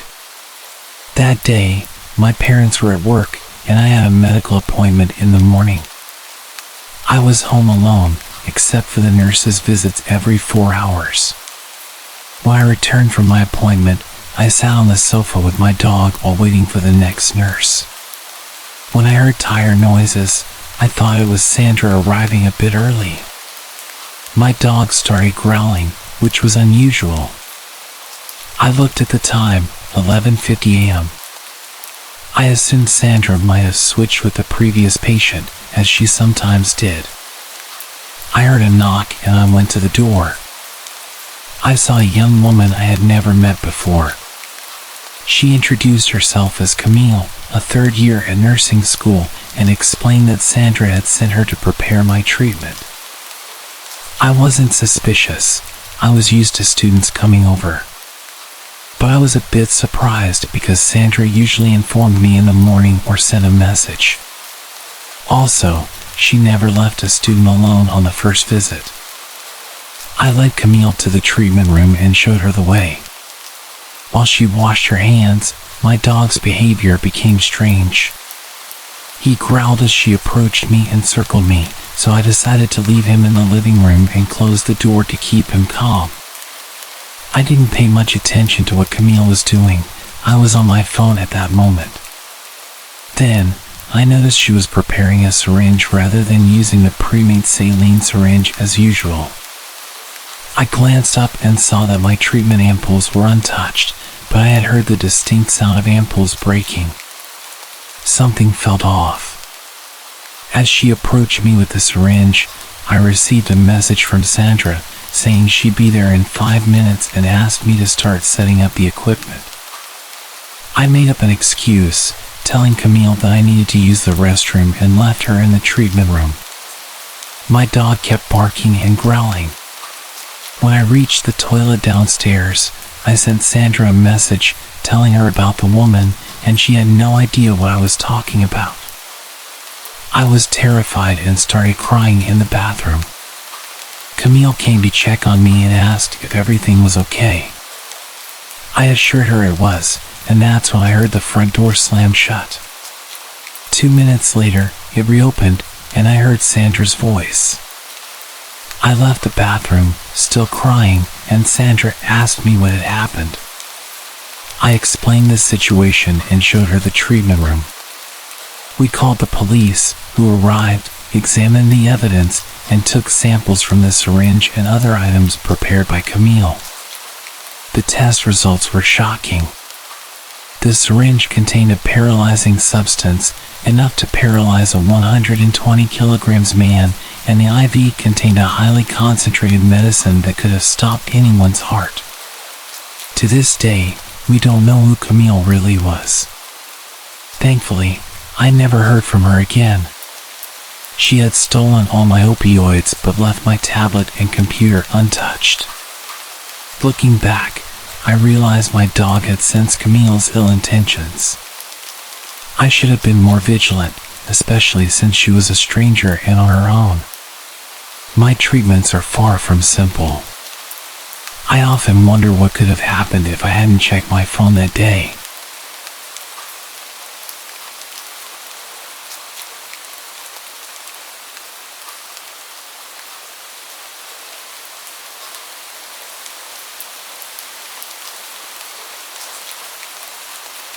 Okay, before I get into the story, there's a few things I need to explain about my country, South Africa, for you to fully understand the story. In South Africa, it's normal to have high brick walls with electric gates, electric fences, and alarms. The crime here is hectic. It's also pretty normal to have big gardens. My family and I are big animal lovers, so at the time we had 6 dogs. 2 Shar-Peis, 2 German short-haired pointers, and 2 dachshunds. With that being said, our dogs roam freely around the garden as it's obviously enclosed. We usually leave the veranda door open during the day for them to do their thing. Another thing about South Africa, it's normal to have a live-in maid and a gardener. Like, the average family usually employs them, it's not only for wealthy people, which seems to be a thing in other countries. For the story, our maid is Ellie and our gardener is Vince. So this happened in 2007 when I was 9 years old. My older brother was 10 and we had just gotten our first cell phones that day. My dad surprised us after work. You may think we were quite young to have phones, but it was used for emergencies or to communicate with our parents. Anyways, it's an important piece of info for the story. We don't usually leave our veranda door open at night due to security reasons, but I remember it being a hot summer night that night. So of course, this night of all nights, the veranda door was wide open and the dogs were doing their thing in the garden. My brother and I were in my parents' room setting up our new cell phones, all excited. Ellie's daughter, who was 18, was like an older sister to us, and she was helping my brother and I. My dad was somewhere in the house and my mom was in the bath. I specifically remember the maid's daughter making a comment about how the dogs would not shut up and how annoying it was. That's when I noticed it as well. Sure, they bark, but it was usually the dachshunds that yapped when the bigger dogs just chilled. Plus, it would only happen for a few minutes, then they'd get over it. Something was different that night, as even the bigger dogs were barking non-stop. My dad appeared in our room and mentioned to us that he'd also noticed the dog's incessant barking, and he was going to check if everything was okay. No alarm bells went off in my head, and I don't believe my dad thought anything was amiss either, because my brother asked to investigate with him, and my dad agreed. I was obviously too engrossed in my new Sony Ericsson. My dad said he had a terrible feeling because of this, and because of how out of character the dogs were acting. He called after them. They usually come running, but tonight they all seemed to just look at him. They then turned back around and continued going crazy at this dark corner down the steps. My dad told my brother to go back inside the house and get a torch, sort of using it as an excuse for my brother not to come with him because of this off feeling. When my brother went back inside, my dad slowly approached the steps. He noticed how the dogs seemed to be snapping at whatever it was, hiding just out of view in the darkness. As he got to the steps, he noticed the lamp was smashed. Confused, he inched to the steps, and just as he realized what was happening, it was too late. My dad, being an ex-vet and avid hunter, felt something cold against his temple and immediately knew it was a gun. 4 men in balaclavas stepped out of the darkness, all armed. Shocked, he stood frozen on the steps. The man holding the gun to his head was instantly aggressive and asked him where my brother was. He said that he saw my dad come out with my brother, but my brother went back into the house. My dad said something came over him, and before he knew what he was saying, he responded by saying he's gone inside to press the panic button. As he said it, he saw how all of these guys started to panic. They started speaking in an African language called Zulu, assuming my dad couldn't understand because it's not common for white people to speak it. But my dad had actually grown up on a farm where he learned it fluently because of the farm workers. The aggressive guy holding the gun said, in Zulu, "Shit. The cops will be here any minute. Let's just kill this guy, grab what we can, and leave." The others seemed apprehensive, and a smaller guy seemed really on edge and continued to say how he can't go back to jail again. And they need to get out of there before the cops show, which would be any minute. He was panicking. My dad then took advantage of this guy's fear. My dad interrupted them, speaking English, pretending to not understand what they're saying, and said that we usually have armed response vehicles that drove in our area, and since my brother pushed the panic button so long ago, they'll probably be here any second. And that did the trick. My dad watched as their plan unraveled before them. The smaller, scared guys started freaking out all of the other guys, saying that they need to leave ASAP, or else they'd be caught. He seemed to make the others more nervous and lose confidence until they started full-on bickering amongst themselves. Their plan was slowly turning to shit, as a third guy had put it.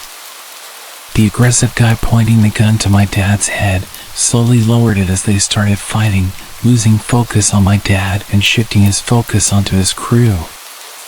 My dad then used this as an opportunity to slowly back up the steps and turn to dart towards the house. As luck would have it, as my dad ran into the veranda door, my oblivious brother was heading out with a torch. My dad scooped him up under his arm and sprinted into the house, not even closing the door behind him. Silly, but I think he just wanted to get my brother inside as quick as possible without even thinking. The maid's daughter and I were obviously also oblivious to everything when my dad rushed through the bedroom door, slammed it shut, and told us to go upstairs into the attic. There's 5 guys outside with guns. They're here to hurt us. Get upstairs now. My heart sank. I remember my body automatically responding and me sprinting to the stairs. My mom ran out of the bathroom in a towel, not too far behind. We sat there in the darkness and silence. I swear you could hear a pin drop. I think we were all just waiting to hear something below us in the rooms. My mom cursed, saying she didn't have a phone, and neither did my dad. But as luck would have it, in my hand was my brand new Sony Ericsson. No better emergency to use it than now, right?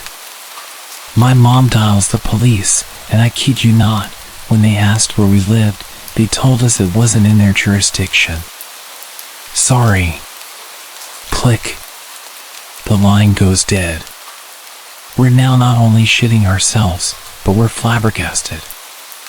My mom starts cursing like a sailor again, and that's when my dad realizes, damn, He didn't close the veranda door, and what about Ellie and Vince, who are in their rooms, blissfully unaware of the danger they're in? He gets his firearm in the safe in the attic and tells us that whatever we hear, to not come downstairs. To stay hidden no matter what.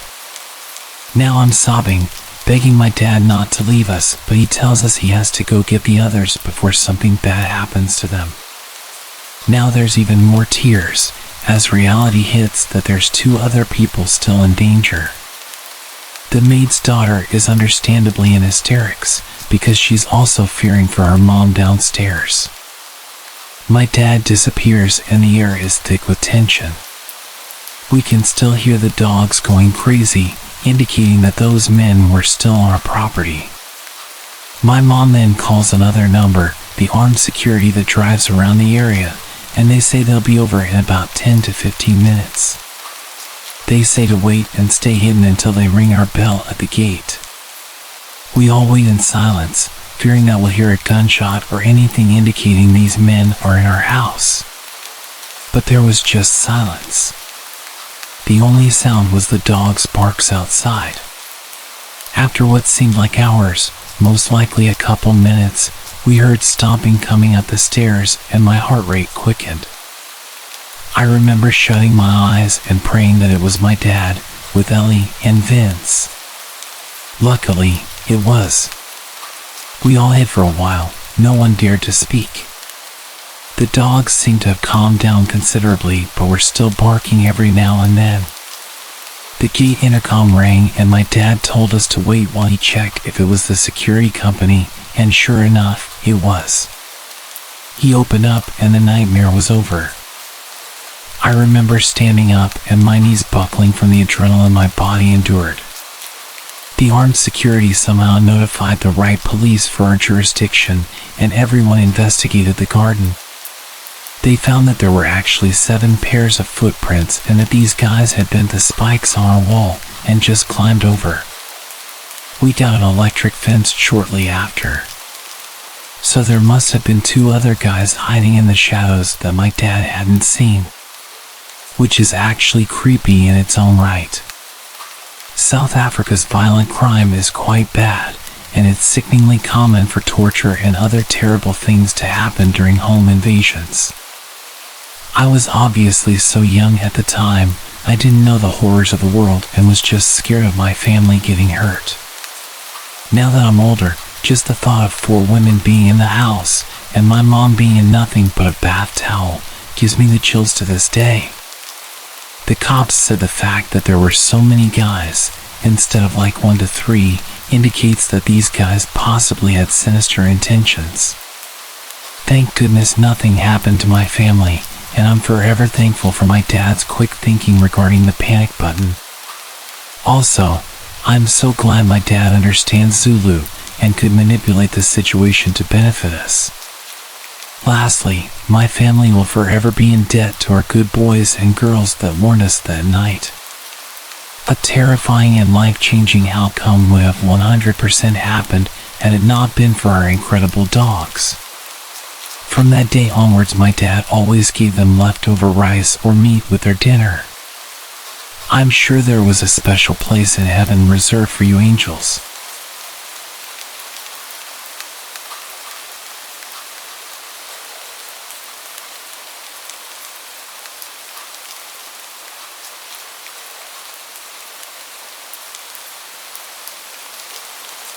I took in a hitchhiker who turned out to be legitimately crazy.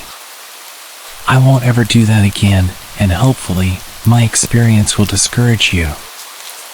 I live in a foreign country, and I don't know about your country's sanitary measures against the epidemic, but at the time, we were no longer confined.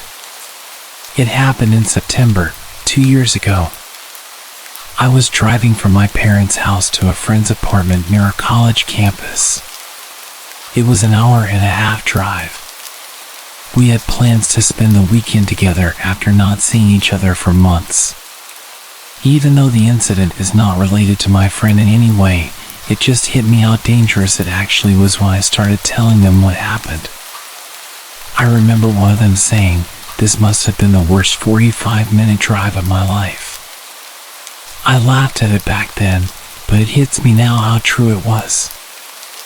I left quite late that day, around 9 p.m. I remember the sun had already set, and I was going to arrive late, which I didn't like, but I was used to the road as I'd often taken it.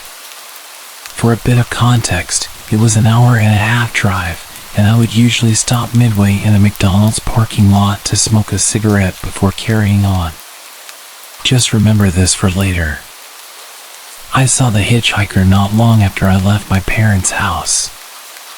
I had driven for about 10 to 15 minutes or so when I saw him at the exit of a roundabout.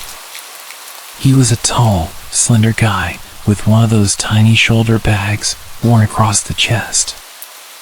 I thought he was a guy in his 20s who had just been dropped off by his friends on his way back from a party or something. Which was stupid because it was still too early for a party to end. But that's not the first thought I had.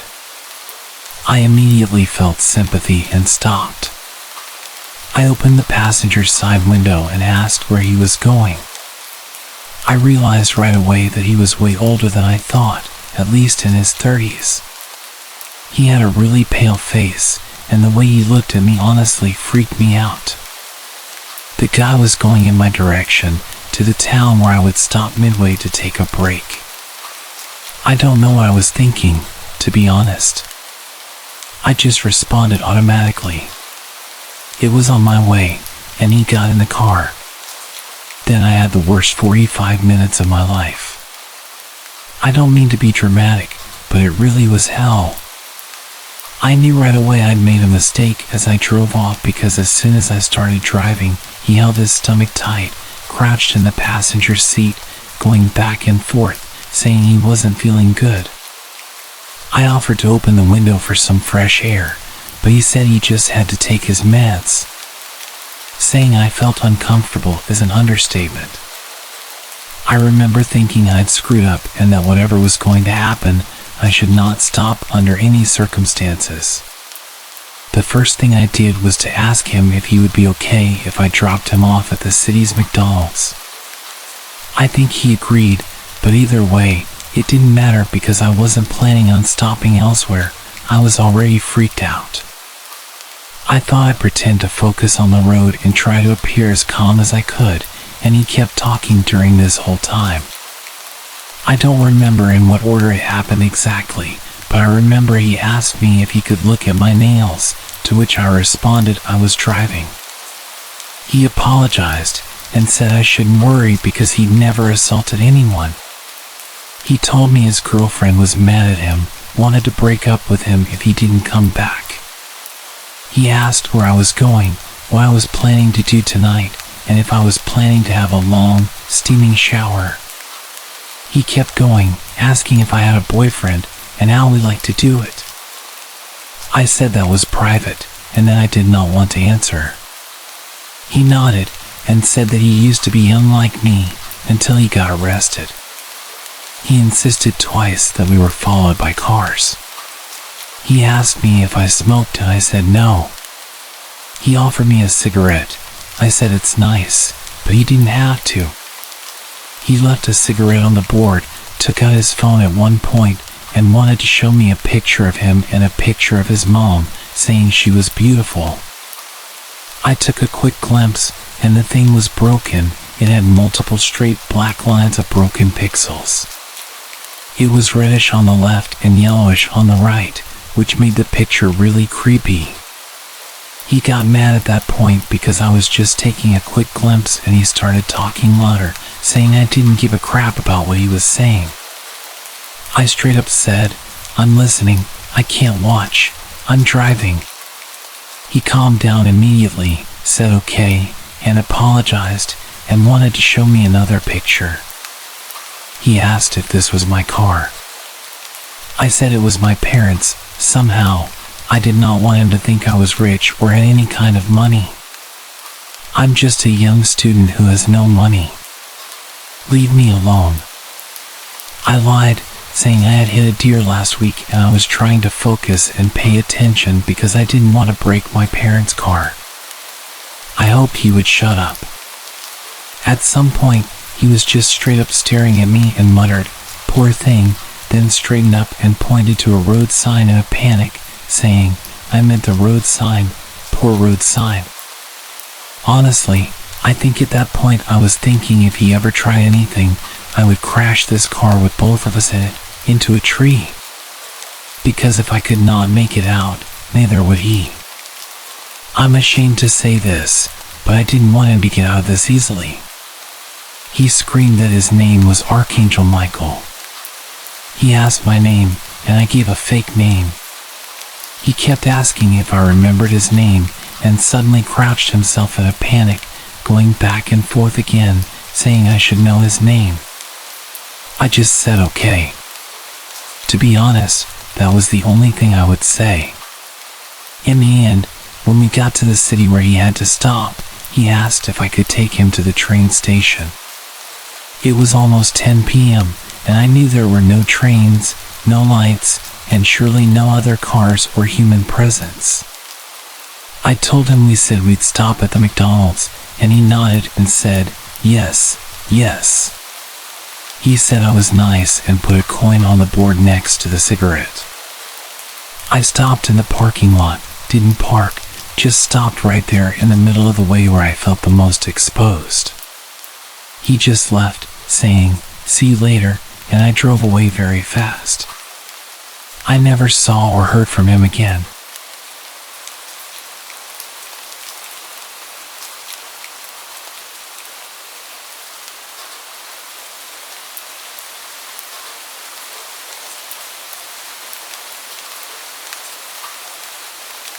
This happened back in my university days when I was on the way back from a trip with my friend. I guess I must have misread the map, or we took some kind of shortcut because we got lost somewhere on the mountain roads. My friend was driving, and I was supposed to be the navigator. It was the one job I had. It was around 8 p.m., but it was already really dark since we were in the shadow of the mountains. I noticed a white truck up ahead and said to my friend, if we follow the truck, we would probably get back to a main road in no time. I thought it was a pretty solid plan, considering I had no clue where we were, let alone what mountain we were on. We tailed the truck for a while, then realized we were going further and further from the main road and deeper into the desolate mountain roads. As the roads turned to dirt and became one-lane paths, the truck, better suited to these roads, sped up, and we lost sight of it. It was weird and kind of unlikely for the truck to disappear all of a sudden.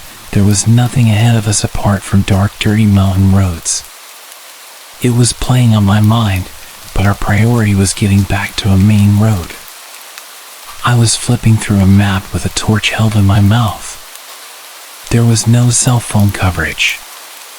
We were going further down the road when I noticed some lights behind our car. I looked in the wing mirror and noticed a white truck behind us. It was the same truck we had been tailing. I told my pal what I'd just seen, and we both watched the truck in the mirrors. We began to get a little creeped out by this. The truck then turned its lights off. Is it even possible to navigate these winding mountain roads with the lights off? It was getting really freaky now. I was nervous, and I could tell that my friend was even more nervous than me. I stated the obvious at this point. I think that truck from before is behind us. He's following us. As soon as I said that, I began to swear. My friend shifted nervously in his seat. He sped up to test my theory, and the truck behind sped up to catch us, still with its lights out. We didn't know what to do. We began to argue about it. It was incredibly tense. Then, suddenly, the truck behind us seemed to disappear. It felt totally hopeless. Whoever was in the truck clearly knew the roads. I really wish we hadn't decided to follow that guy. We kept going forward on the one-lane road, keeping an eye out for a chance to turn back, sending snappy, bitey remarks to each other about how we could get out of this mess. Then, seemingly out of nowhere, the truck swerved into our lane again and slammed on its brakes. My friend reacted in time, and once again, we were behind the white truck. He said, if we don't do something, it's gonna end bad. This was the worst. I've never felt so stressed out. A moment or two later, we reached a point where the road got wider, and my friend took his chance. We spun into a U-turn. There wasn't too much space to turn, so my friend's car kissed the guardrail on our escape. We noticed points in the road where the truck could have disappeared and appeared in front of us that answered the question of how it was possible, but we still had the unanswered question of why. Why was this guy doing this to us? We knew that we were on our way back to civilization, so my friend floored it while I kept nervously glancing over my shoulder to see if the truck was following us. I kept asking him to speed up, but I knew that he couldn't, and that truck could pop out of nowhere again at any moment. So, we kept heading down those dirt roads until eventually they became concrete again. I saw the lights of people's homes. And before long, we came across a non-franchised gas station. My friend immediately pulled in, and we skidded to a halt. My friend ran in and grabbed the clerk by his arm and frantically explained the situation. He asked the guy to call the cops and for directions to get off these mountain roads. The clerk didn't seem that interested in our plea for help, so we got him to go outside. My friend then said, "Believe us, there's someone chasing us." Okay then, if a white truck with all its lights off turns up at any second, then will you believe us? And just as he finished saying that, the truck arrived with its lights still off. It screeched to a stop a few meters away from the gas station, then it slowly turned around and headed back into the darkness. We weren't able to get a look at the driver, but we noticed something. There was some sort of logo and some text on the side of the truck. The clerk at the gas station said, "Oh, now I understand you. The guy's from the church." Maybe cult's a better word. I pressed him for more information, and it turns out that apparently the entire mountain is their territory. They own a village, and the leaders and the followers all live there together. I understand that there are cults, but I didn't understand why that truck was following us.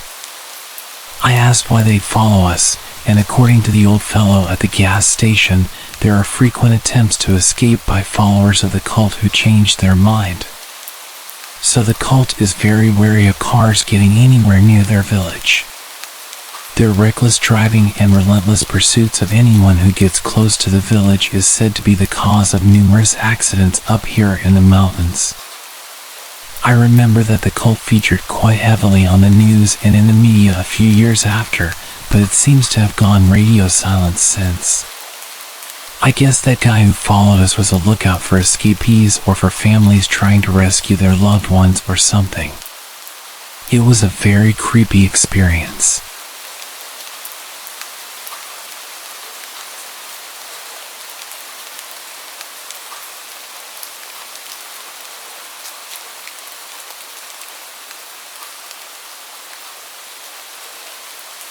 I'm Alex, a 28-year-old graphic designer living in Denver.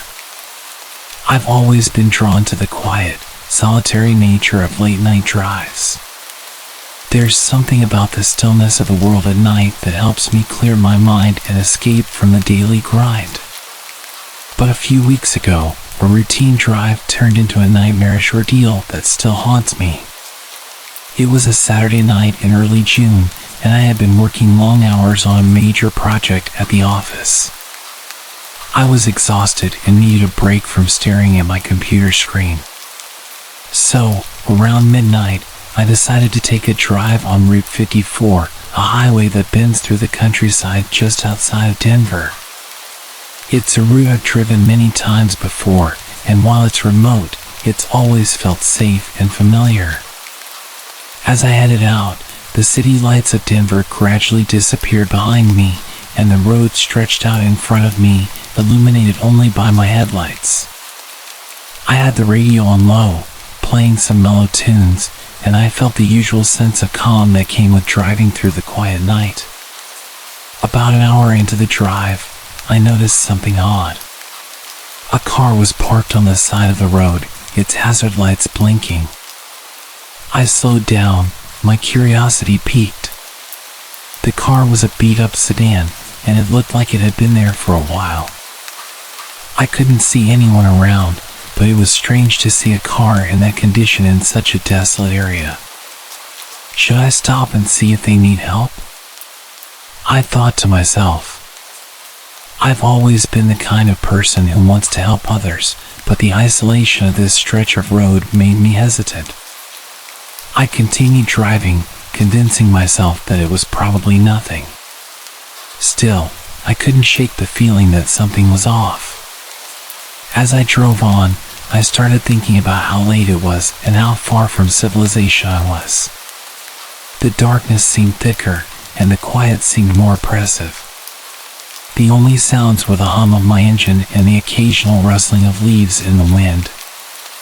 I kept glancing in my rearview mirror, half expecting to see the sedan following me, but it was just empty road behind me.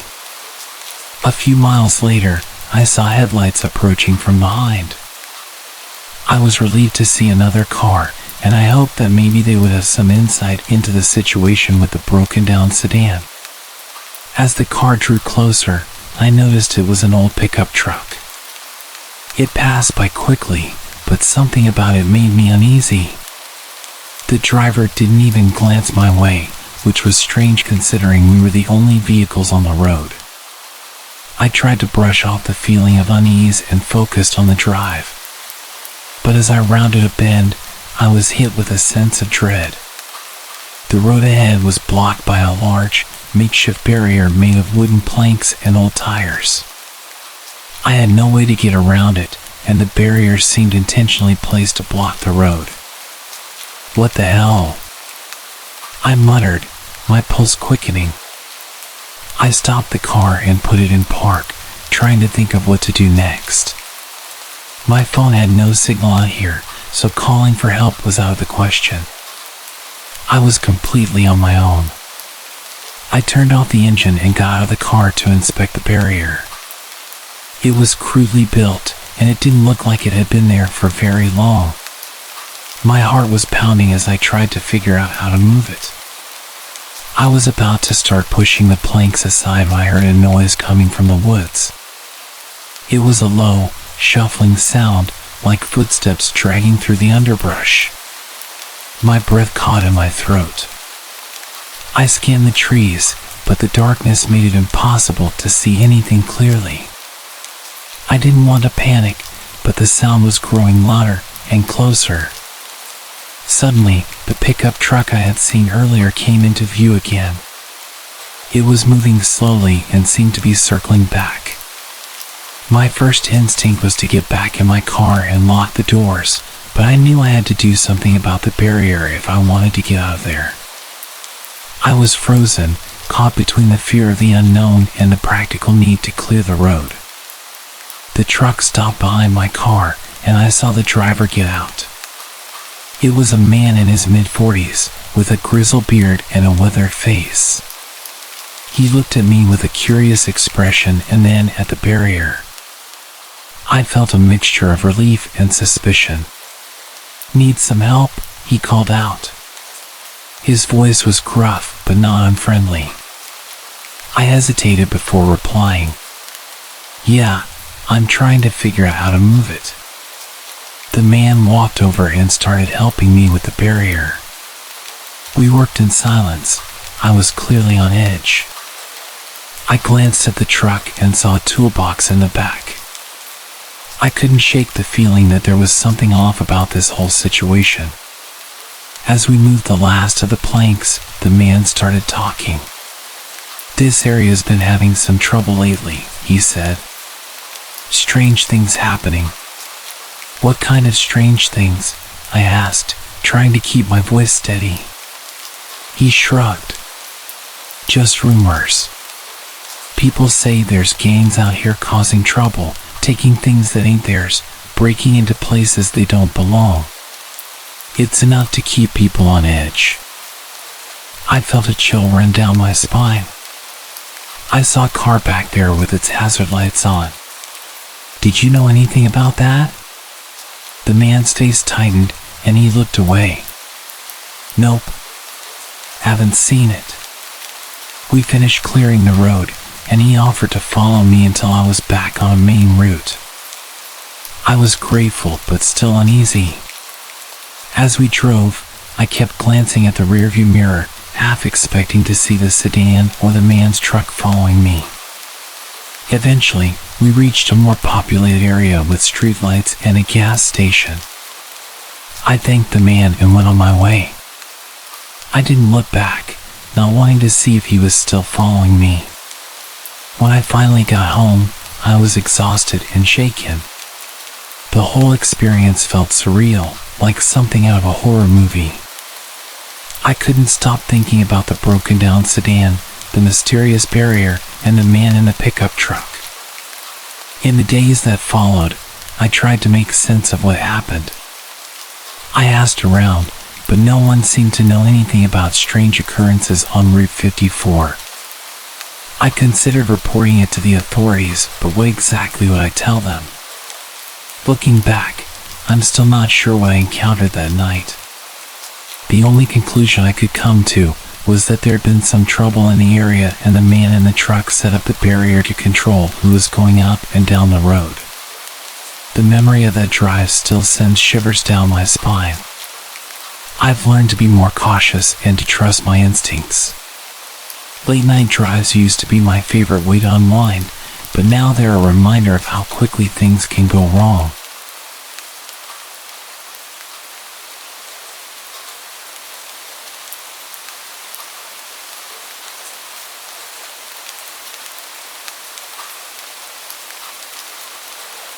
I'm Jamie, a 32-year-old freelance photographer from Portland.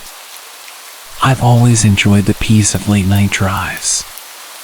There's something calming about being alone on the road, the city lights fading behind you, and the open space ahead. But a few nights ago, a drive I thought would be relaxing turned into a nightmare I can't shake off. It was a Friday night. Around midnight, I decided to take a drive out of town, using a rural stretch I frequently use to unwind. The road is known for its solitude and natural beauty, and I thought it would be a good way to decompress. The drive started smoothly. The city lights disappeared, and all I could see was my headlights cutting through the darkness. The road is narrow and winding, flanked by dense trees. The isolation has always felt peaceful to me, but tonight something felt different. I couldn't put my finger on it, but the night seemed heavier. About halfway through, my car began to sputter. I initially thought it was a minor issue, but soon the engine lost power completely, and the car coasted to a stop. I tried restarting it, but nothing worked. My phone had no signal, so calling for roadside assistance was out of the question. The situation was starting to feel dire. I took a deep breath, grabbed my flashlight, and locked the car before starting to walk. My goal was to find the nearest town, which I knew was several miles away. The woods on either side of the road felt like they were closing in on me. With only my flashlight for company, I trudged on, trying to ignore the sense of isolation that grew with every step. After a couple of hours, I saw a distant light. It was faint but visible, and it gave me hope. I quickened my pace, my exhaustion temporarily forgotten. As I approached, I realized the light was coming from an old farmhouse. I was relieved but apprehensive. The place looked abandoned and decrepit, but I had no other options. I knocked on the door, my heart racing. After a few moments, the door creaked open, and a man in his 60s, with a grizzled beard and a wary expression, peered out. His eyes were sharp and seemed to study me carefully. "Can I help you?" he asked, his voice gravelly. I explained that my car had broken down and that I'd walked for hours to get help. The man introduced himself as Earl and seemed to take pity on me. He agreed to help and said he'd drive me back to my car with his tow truck. As we drove back to where my car was parked, I tried to make small talk to ease the tension. Earl was polite but distant, and his eyes kept darting to the road behind us. I started to feel uneasy. Why was he so jumpy? When we arrived at my car, he got to work hooking it up to the tow truck. I watched, my exhaustion making me feel vulnerable. Earl worked quickly, but his movements seemed a little too practiced, almost mechanical. My sense of unease grew stronger. As he was finishing up, he suddenly stopped and turned to me. "You know," he said, "it's not safe out here at night. Lots of folks have had problems. You're lucky I came by." I forced a nervous laugh. "I appreciate it. I'm just glad I found you." Earl's eyes narrowed. "You're very lucky. There are things out here you don't want to encounter." I was about to ask him what he meant when I heard an engine growling in the distance. Earl's demeanor shifted. He seemed suddenly alert, almost anxious. "We need to get out of here," he said sharply. "Now." Before I could react, Earl shoved me towards the tow truck and jumped into the driver's seat. I barely had time to process what was happening before the truck lurched forward, dragging my car behind it. "What's going on?" I asked, my voice trembling. He didn't answer immediately. Instead, he kept his eyes on the road and his grip on the steering wheel. "We've got to get to town. There's no time for explanations." The drive was tense and silent.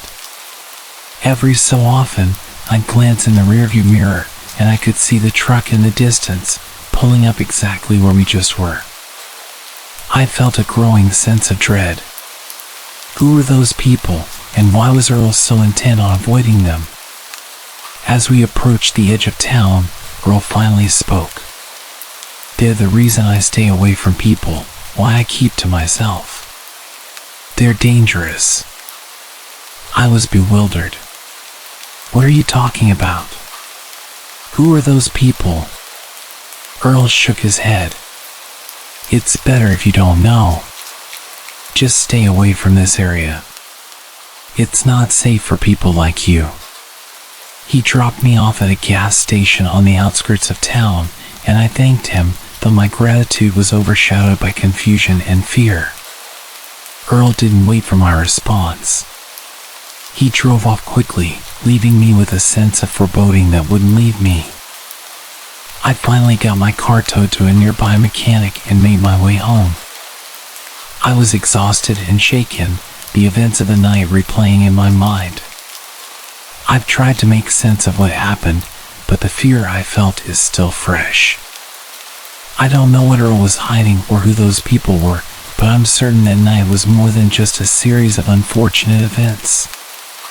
I've learned to be more cautious on my night drives and avoid that place altogether. That stretch of road is no longer my peaceful place. So, thanks for the help that night, but I wish you had been more forthcoming. And to anyone driving out there, be careful. Some things are better left unexplored, and some roads should be avoided, especially when the darkness hides more than you can imagine.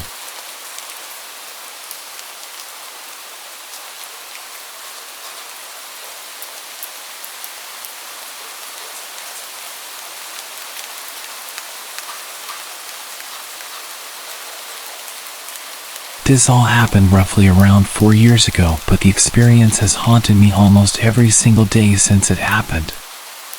I'll start off by saying that at the time I was pretty young. I was single and very keen to have my first experience with someone. I spent a while looking through dating apps, talking to a few people, until I finally came across a guy who seemed interesting. We had a lot of things in common, so I thought it would be a good idea to meet up with him, since we had been talking for almost a month. Now, even though I was only young, I wasn't naive or stupid. I was, and still am, a very cautious and paranoid person. But for some reason, I made what possibly could have been one of the worst decisions of my life. I invited him to come spend the night at my place. My parents were away for the weekend and I had the place to myself, so it seemed like the perfect opportunity for him to come over. He lived around 3 hours away from my place, yet he was eager and almost desperate to visit. So he set off as soon as he finished work, which was around 11 a.m. The whole time he was driving to my place, I had the sickening sense of impending doom. Almost as if something was going to go very, very wrong. I almost texted him multiple times to tell him that I wasn't interested anymore, but I hesitated as he was only 10 minutes away by this point. I jumped up as I heard his car pull up, and I expected to be greeted by a smile once I opened the door. But he pushed his way through, and continued to stare at me blankly, all whilst my 2 French bulldogs snarled and growled at him, which they never do to anyone. Things instantly seemed extremely odd. He followed me quickly to my bedroom and didn't waste any time in aggressively undressing me. I hesitantly went along with it, as this was my first experience with someone. He was almost 6 years older than me, so I was pretty tense. Fast forward to a couple of hours later, he suddenly asked me if he could sleep in my room, which confused me as it was only 5 p.m. But I told him it was fine, and I would continue to watch movies by myself downstairs. After about an hour, I heard what sounded like furniture being moved around, and the sound of him talking. So I made my way upstairs and opened my door, only to find him crouching in the middle of my room and breathing extremely heavily. When I asked if he was okay, he motioned for me to get on the bed. He sat me on his lap and proceeded to place a blindfold over my eyes, putting his hands around my neck lightly. I was already feeling extremely uncomfortable, and it worsened as he tightened his grip around my throat. He asked, "Does anyone know I'm here? Do your friends know who I am and what I look like?" I instantly answered, saying that my sister and friends knew he was here. This was a complete lie because I don't have a sister, and my friends were unaware, but something inside of me forced me to say it. After minutes of awkward silence, he stood up to gather his things. I noticed that in his backpack, he had tape, rope, and handcuffs. At first, it didn't concern me as I knew he was into that stuff, but looking back, I think it was intended for something much worse. All of a sudden he said, "I think I'm going to head home. I have a long drive, and I'm rather tired." I didn't hesitate to let him out of my door because I was already extremely uncomfortable. As he left, he failed to even look at me or say goodbye. He raced off down the street as soon as he got into his car. I ran back to my room to see if he had left anything, because he'd left in a hurry. I found a note on my desk with the words, "Being nice is what saved you." At the time, I had no idea what the note meant. Now that I think about it, I seriously think that he had very ill intentions toward me. I'm still angry at myself for letting a stranger into my home, which was obviously a big mistake. I immediately blocked him on all of my social media. I am just so lucky that I made it out alive. All I know is that he is now somewhere back in America. I don't really know why he was living in the UK at the time that I met him, but all I can say now is that I am glad that he is many miles away from me.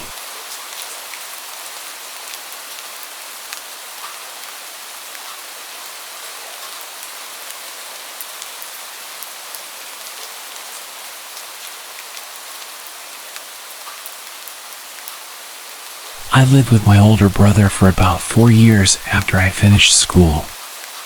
We shared rent on an apartment together since neither of us could afford anything on our own. But during the 4th year, my brother started making better money, and he planned to move out once the lease came to an end. I wasn't making a lot, so I knew I couldn't afford to pay for the apartment alone. I looked around online for a roommate for a few months but decided to move out as well and find a cheaper place. I searched until the last month of our lease at the apartment. My brother had basically moved everything out already, and there was a lot of pressure on me to find somewhere quick. But with my extremely low budget, it was hard. Eventually, I stumbled across a listing posted by a homeowner renting out a room in their house. The man's name was Evan. I sent him a text to let him know I was interested, then kept searching. He responded within a few minutes. We scheduled a time to call later in the day, and when we did, he explained all the details. He said he lived alone in the house and was renting out his spare bedroom, but I'd be able to use all the other rooms in the house. It sounded great to me, so I agreed to it. A couple of weeks later, I packed everything in a U-Haul and drove down to the house. Between this time, we'd been texting and calling, and he sent me a bunch of pictures, but I hadn't had the chance to view it in person yet. I got there around noon, parking in the driveway. The house was definitely small, but it looked nice from the outside. Evan was standing in the garage, waving me over. He gave me a quick tour, then helped me unload all of my stuff into my room. Evan seemed like a regular man in his mid-30s, which was almost 10 years older than myself, but I didn't really mind. He didn't hold conversations very well, and was somewhat shy. Anyway, we finished moving everything inside, and I dropped the U-Haul off. I Ubered back to the house, and by then, it was almost 8 p.m., and I was really tired. Evan was on the couch, watching TV, so I told him I was going to bed early, and I went to my room. All in all, it seemed like a decent place, and I was happy with it. I unpacked some more, then set up my bed, and by 9 o'clock, I was finally ready to sleep. I walked over to my door to lock it and turn off the lights. But as I reached my hand out, I saw the knob on the door was empty. As in, there was no lock on it. Confused, I opened the door. The lock was on the outside of the door. I stepped into the living room and asked Evan why the bedroom door locked from the outside. He looked confused and said he never noticed that, but he would switch it around tomorrow. I shrugged and said okay, then went back to my room. I was tired and not too worried about it, but it was definitely an odd find. I got in bed and fell asleep. In the middle of the night, I woke up. I heard someone moving around in the kitchen, which I assumed was just Evan getting water or something. I closed my eyes again. A minute later, I heard him walking back down the hallway, but as he was passing my room, he stopped. I opened my eyes and looked at the door. He was standing out there quietly for maybe 15 seconds before I heard a click. He locked my door. My stomach dropped, and I felt my face go cold as Evan walked down to his room. As soon as I heard his bedroom door shut, I got up quietly and went over to the door. I tried the handle, and it wouldn't budge. I stood in shock for a few seconds, coming to the reality that this man I just met has now locked me in a room. My fear started to turn into anger, and I called out for Evan, telling him to open the door. It only took a second before I heard Evan run out of his room and over to my door. I heard him place his hand on the door, but he paused for a few seconds before he unlocked it. I swung the door open right away. What the hell was that? I confronted him. Evan was stumbling over his words, saying he just wanted to make sure he was safe because he didn't know me well enough. I understood that concern, but locking someone in a room was not a smart way to go about it. I told him that I was going to pack up and leave in the morning. I stayed up all night on the couch in the living room, waiting for the U-Haul store to open at 9 o'clock. I looked into the hallway, seeing Evan's bedroom door was still closed, hopefully meaning he was still asleep. Then I drove straight there and drove the U-Haul back to the house. When I went inside, Evan's bedroom door was open. "Evan?" I called out. I walked over to his room and peeked my head inside. His room was empty. I moved my eyes around the room in disbelief, seeing as things were only getting weirder. I backed out and got straight to moving my stuff. I powered through 2 hours of moving boxes and taking apart my bed. I only had 2 boxes left, and I ran inside and picked up another, then rushed to the front door until Evan appeared in the doorway. "Move," I said. He stared at me emotionless. After a few seconds, he stepped aside. I hurried past him and shoved the box in the U-Haul. The last box was half full of random food I kept from my old pantry at the apartment. I decided to just leave it. Evan was freaking me out, and I wanted to get away from him as soon as possible. I started closing the back of the U-Haul before Evan interrupted. "You forgot this." He held out the last box. "Oh yeah, thanks." I grabbed it from him and climbed back into the truck. I felt him watching me as I stacked the box, and when I turned, he had his hand on the door. He started pulling it down, trying to close me in. I was able to stop him before the door was even halfway down. I shoved him to the ground, but he got up and ran. Not into the house, but off into the trees, away from the property. I didn't know what to think, but I didn't care. I quickly shut the back door and drove away. My brother was nice enough to let me stay with him until I found a new place.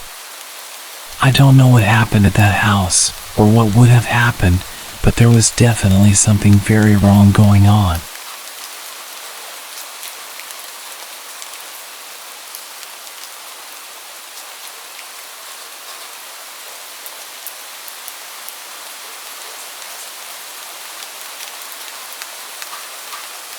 My roommate was out of the house for the week, so I had the place to myself. It was spring break, so my college classes were out. I had no plans and really nothing I needed to do. On Monday, I was basically trapped inside due to a huge storm blowing through our city. This was common around this time of year, but it still always seemed worse every time. The trees always looked like they were gonna blow away, and the house would shake and creak non-stop. Knowing I wouldn't be able to sleep, I decided to just stay up. I turned on the Xbox and started up one of my video games and played for well over an hour, probably until 11 o'clock when the doorbell rang. I paused the game and got up, but then I remembered the whole storm situation. Who would be outside right now? I went over to the front door and looked through the peephole, but nothing. I opened the door. The wind and water hit me right away, but when I looked around, I didn't see anyone. I closed the door and thought maybe the wind had somehow rung the doorbell. I don't know, it sounds dumb now, but what was I supposed to think? I went back to my game, but only a couple minutes later, I heard a huge crash in the backyard, stuff tumbling over and breaking. I immediately knew it was our patio furniture and ran over to the back door. Everything was scattered around the yard, blowing around in the wind. I quickly put on my shoes and went outside, pushing each piece of furniture up against the back of the house. The wind was so heavy it would even hurt sometimes when the water would hit my face. I was rushing, going as fast as I could until I saw someone. They were standing at the edge of the backyard, watching me. I looked back at them for a moment, but then grabbed the last piece of furniture and ran inside to escape the rain. I looked at the back door as I dried off, but the person was gone. Between that and the doorbell ringing, I was a little bit nervous. I sat in the living room this time, just scrolling on my phone because I was tired of being interrupted. After a while, I struggled to keep my eyes open. I got a blanket and laid down on the couch. I didn't feel like going upstairs, and the storm was much louder up there. It took a while, but eventually, I drifted off and fell asleep. A few hours later, still well into the night, I woke up from a sudden burst of heavy wind outside, shaking the house. I pulled the blanket to the side and sat up, moving my feet to the floor as I prepared to go check if the furniture outside was still there. But just when my feet touched the floor, they were soaked. It woke me up immediately. I looked down and saw a puddle on the ground right next to the couch. Then I saw another, leading in a line across the floor. Inside the puddles were faint muddy shoe prints. I stood up and ran to the corner of the room, heart beating rapidly in my chest. After a minute of hearing nothing but the wind outside, I slowly followed the shoe prints. They led all throughout the house, upstairs and down, but I could clearly tell that they entered through the back door, which I had stupidly forgotten to lock in the rush of getting out of the rain. I locked it and pulled my phone out to call 911, but then the thought crept into my mind, what if they're still inside? I stayed quiet and moved into the corner of the house where I felt the most hidden. I waited in silence for them to arrive. When they did, they took a look around, seeing everything I saw, but nothing more. They told me it seems like a personal attack because nothing was missing, and they were clearly focused on my house in particular. However, they walked right up to me while I was sleeping and seemingly did nothing but watch me, which is super creepy but doesn't make much sense. If they wanted to do something to me, they would have done it at that moment. After some thought, this had led me to believe that whoever it was had actually come from my roommates. They saw me, then looked around the whole house, and then left, doing absolutely nothing. So if this was a personal attack and my roommate was there, I think things may have gone a lot worse than they had.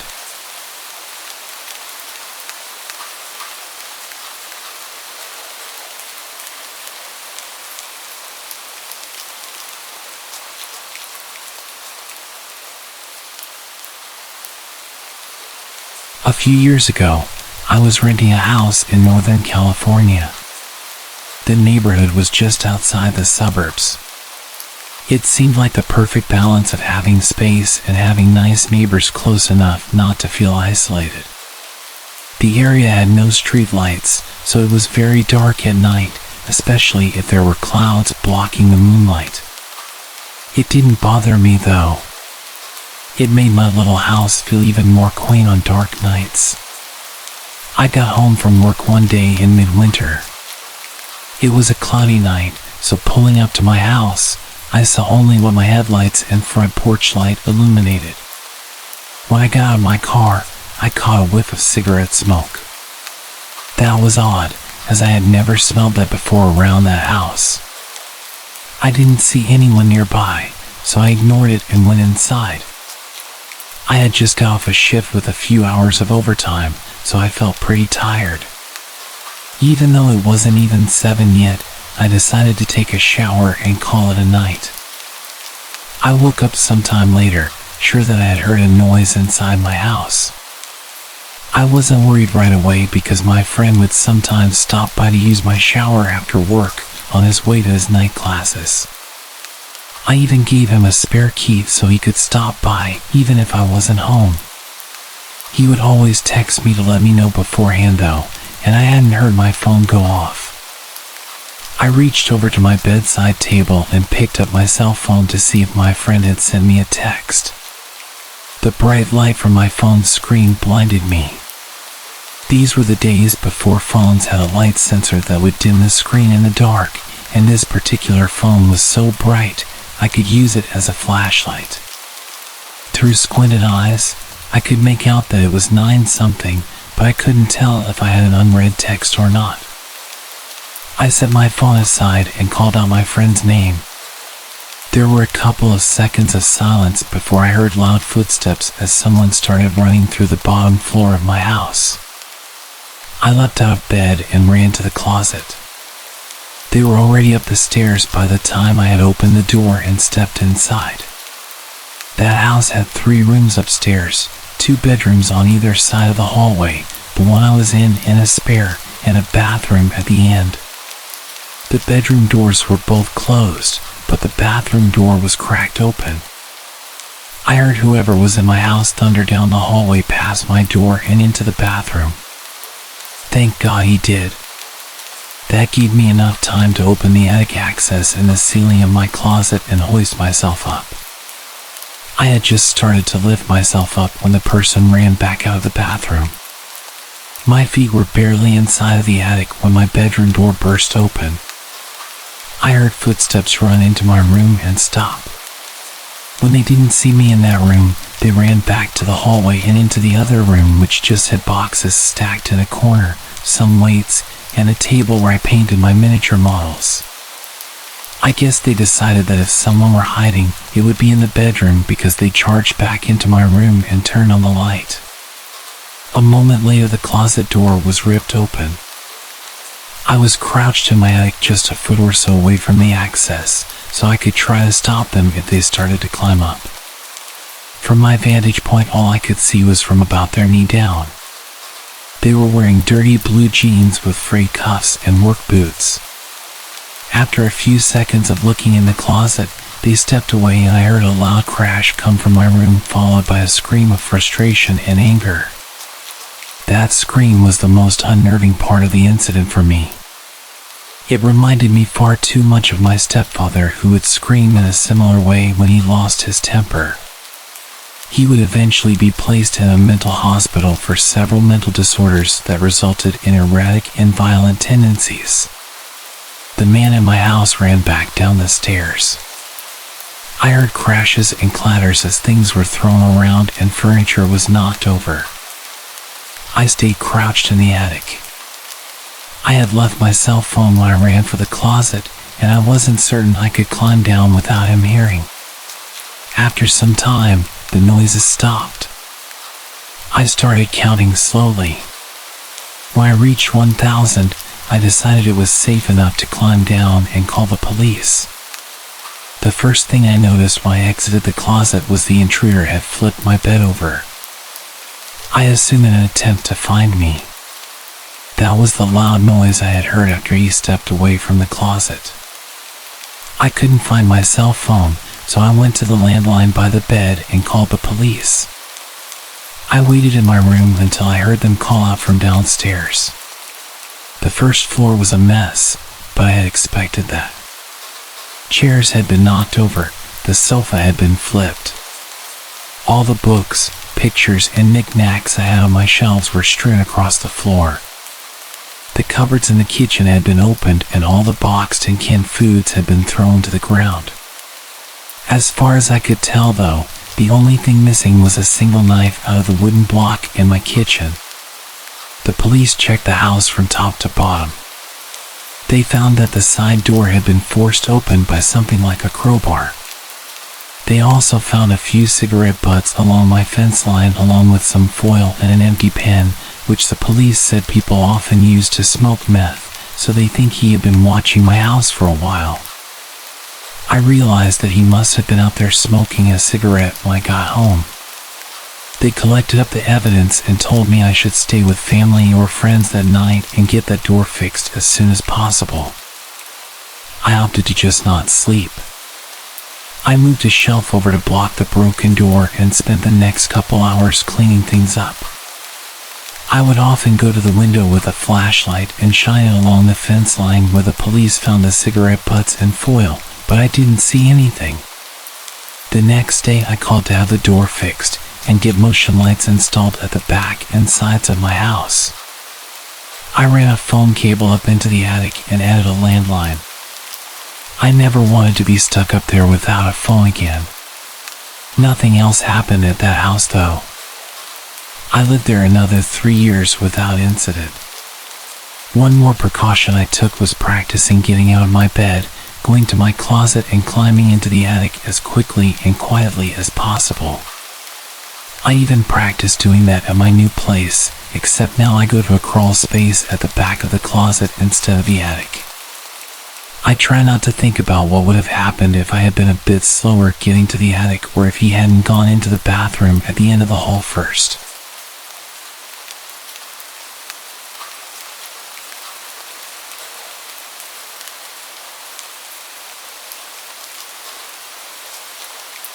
To preface this, I love to drive.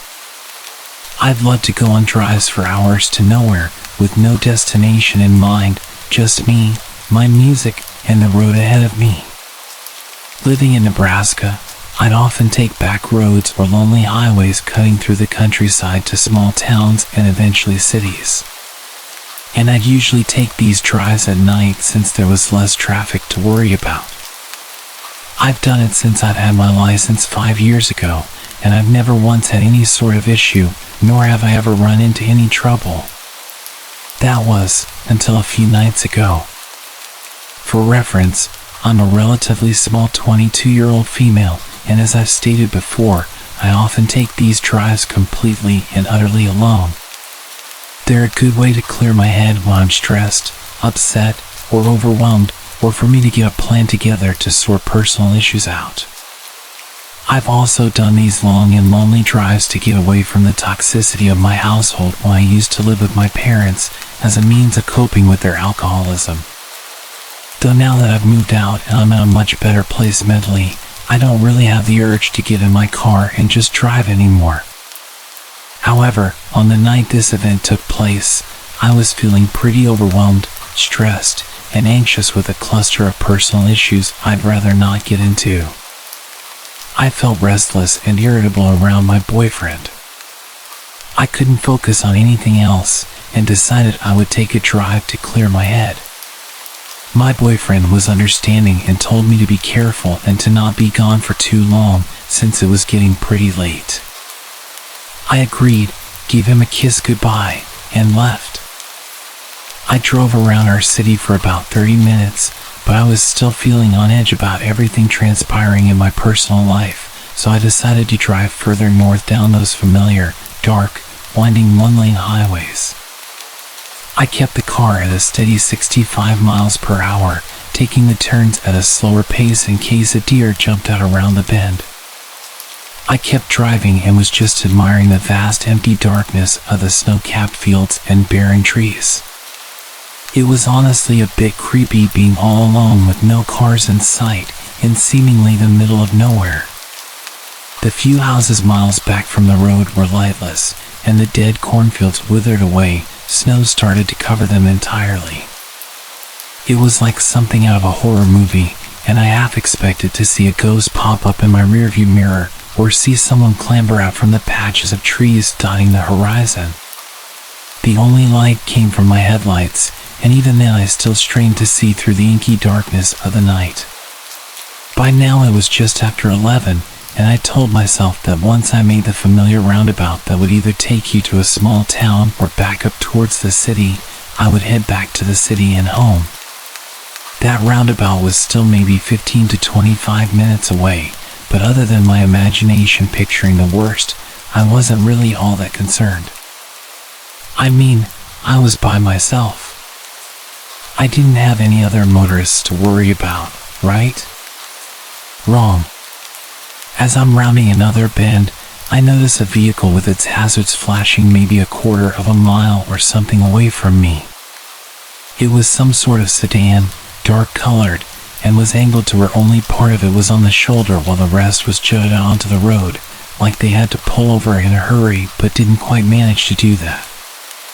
The driver's side door was flung wide open, and as I slowed my vehicle down and angled it towards the opposite side of the road to pass, I could make out what looked like maybe blood on the inside of the open door. I didn't see anyone on the road or in the car, and I was the only motorist in sight. In this part of the country, cell phone reception is pretty bad most of the time. But more often than not, you couldn't get reception no matter how hard you prayed, which was definitely the case when I took a glance at my phone to see if I had any service. So, a lone female on the road, at night, pulling up near a vacant vehicle that looks like someone had been attacked on the inside with no cell service. Now, I'm no dummy. I've watched countless episodes of Investigation Discovery and Criminal Minds and read far too many true crime books to know that this had bad and danger written all over it. But there was still a small part of me that worried something terrible had happened to whoever was in that vehicle, and I thought I needed to help. These roads don't get a lot of traffic at night, and temperatures were well below freezing. If someone were hurt or in trouble, there was no one and nothing else to help them. Still, I erred on the side of caution. I was still driving my car, though a bit more slowly, and as I approached the vehicle I rolled down my passenger window a bit, shut off the music, and called out, "Hey, anyone there? Are you okay?" I didn't hear a response. I worried they were passed out somewhere, but I wasn't about to get out and look for them. I told myself I'd call it one last time, and if I didn't hear anything I would leave, and the moment there was reception I'd call it in. And if I did hear someone, well, I'd figure out my next course of action then. So, again I shout, "Hey! What happened? Are you okay?"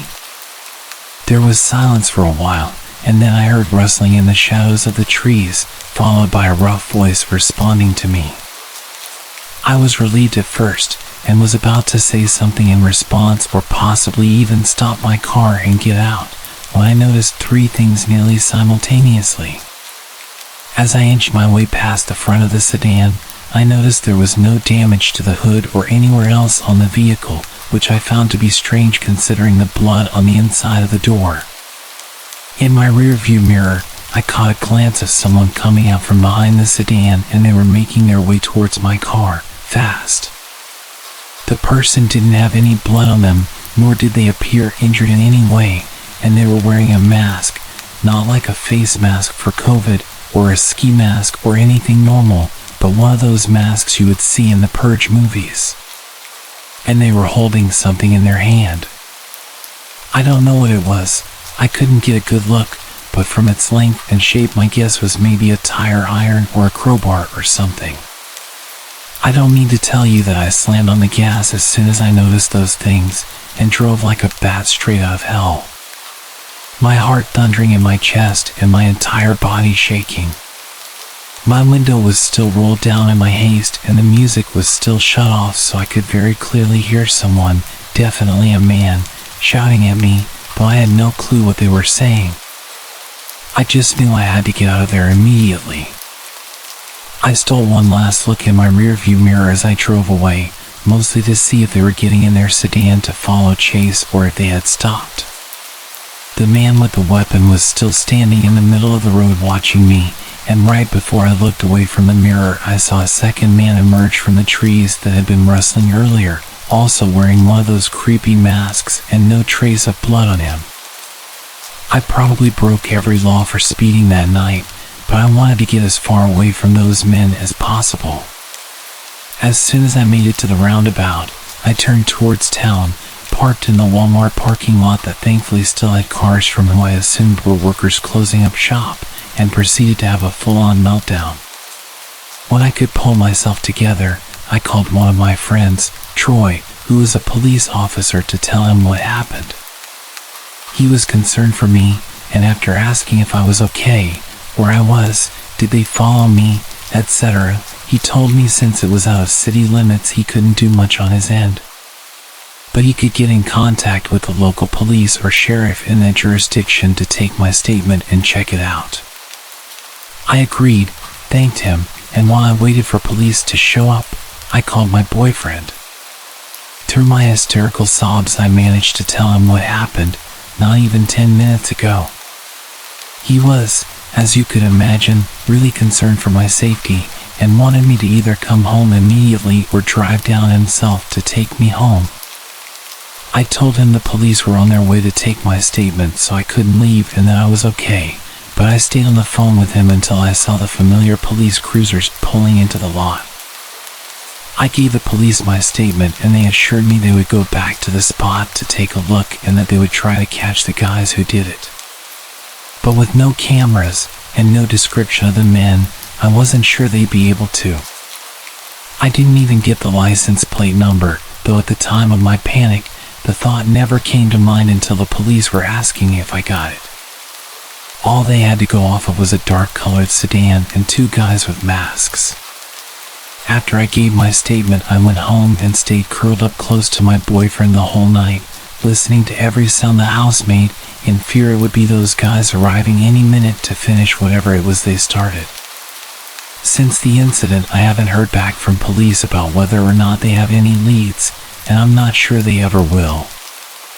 I'm just thankful I'm still here and that I didn't stop my car or get out. I'm not sure what would have become of me if I had. I still have so many questions that have no answers. What were they doing?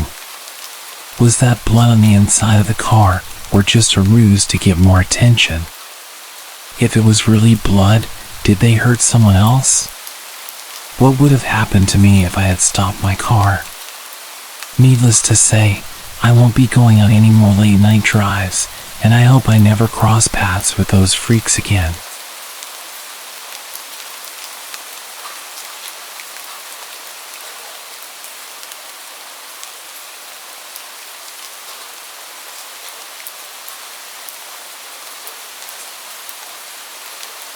It all started with a normal day at work. I worked at a small grocery store at the time, and my duties consisted of gathering shopping carts in the parking lot and bagging groceries, the usual minimum wage stuff. It was rainy that morning and of course, I was assigned to carts. About 2 hours into my shift, I saw a man rushing to get his groceries into the car. I ran over to him and started helping him with his bags. Mind if I help you get out of the rain? Yes. Thank you so much. As he was closing his trunk, he looked at me with a very surprised look on his face. He lowered his eyebrows, skinned me from head to toe, and smirked. Are you a new hire? No, I've been here for a couple of months. Oh, you are very pretty, he said in a weirdly sensual tone. Thank you. Have a good day. I shut it down. I was not interested. As I was walking back to the store to hide until he left, I could feel him watching me while I walked away. Nevertheless, I continued to work, not really thinking about it.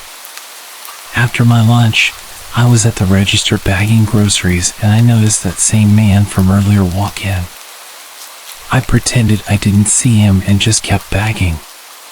He came up to the register and got a single chocolate bar. I didn't give him a bag. He stands towering over me and says, "Are you going to bag my item?" "Oh, sorry, I didn't know you wanted a bag for one thing." I put his chocolate bar in a bag and told him to have a good day. "When are you off work, sweetheart?" "Ah, man, I'm not comfortable giving that information out." He returned with, "That's okay, you've been here what, 5 hours? You probably get off around 7, right?" He smiled, winked at me, and walked away. Disgusted, I went to my manager and told her what happened. She told me not to work the lot anymore and to ask someone to walk me to my car. So by the end of my shift, I had a male coworker walk me to my truck and we scanned the parking lot, looking for this man's car. We didn't see him, so my coworker went back inside and I started my truck. I called my mom to tell her about what happened, and once she answered, I left the parking lot. Literally, the second I turned onto the road, I saw his car pull onto the road behind me. I told my mom I thought he was going to follow me, and she just told me to drive around to try and lose him. I drove around for about 20 minutes just going in circles around my town. I hit a red light and he pulled up next to me and started yelling something to me out his open window. I, of course, pretended he wasn't there, but I could still hear what he was saying. "You would bear some good kids for me." "You'd make a great slave for me, little lady." He then started being very explicit about what he was going to do to me if he caught me. I told my mom I was going to dial 911, and if I wasn't home in an hour, then call the police. While I was trying to call the cops, the man speeds ahead of my truck and starts brake checking me. Frantic, I wait for the closest intersection and turn up the block. My phone fell under my seat while I was turning, so I decided to go to the nearest open establishment and run in and hide and have someone else call for help. The closest open business I could find was a convenience store at a gas station. I pulled in, parked, and ran for my life into the store. I told the clerk what's happening, and she took me to the break room and locked me in there. While processing that I might have survived this ordeal, I hear the doors of the storefront start violently rattling, and before I knew it, the clerk was locking herself in the break room with me. She was on the phone with the police, and they were on their way. We were silent. Cowering in a dark room, I found myself feeling guilty for wrapping another woman into our worst fear. My thoughts were racing through. I said to him, "Did I lead him on? I just told him to have a good day. Has he been following me for longer than tonight? How did he know what car I drive? Are the police going to get here in time? Are we going to die?" Finally, the small room was illuminated with red and blue lights from the crack under the door. We hear a voice over the intercom telling us it's safe to come out. Whilst shaking, the clerk took out her keys and opened the door, so we walked out and gave our statements. After the police leave, I turned to my unexpected savior and profusely thanked her. We cry, hug, and she walks me to my car. The next night I went back and brought her some food and an Amazon gift card. I have been in a near-fatal car accident 10 feet away from a mountain lion in the wild, but I can tell you, with total honesty, I thought that was the end of my line. Thank you for reading. Stay aware, be cautious, stay safe.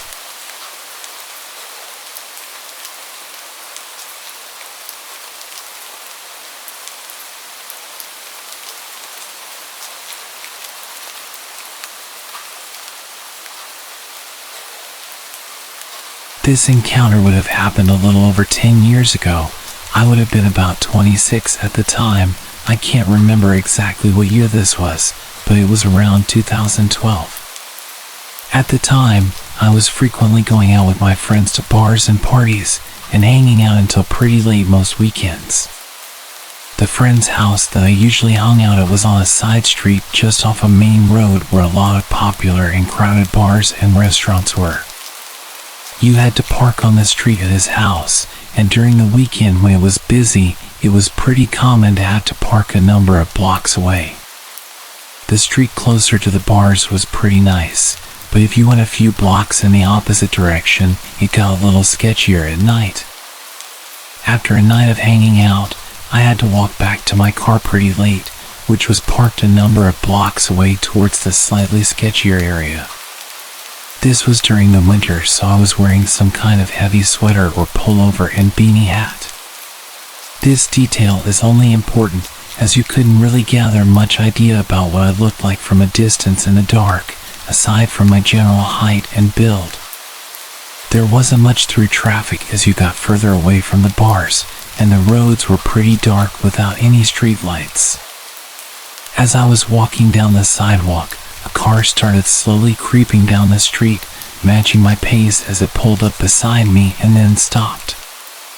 The window of the car rolled down, and driving the car was an attractive young woman who said that I looked cold and that I should let her give me a ride to where I was going. She seemed very friendly.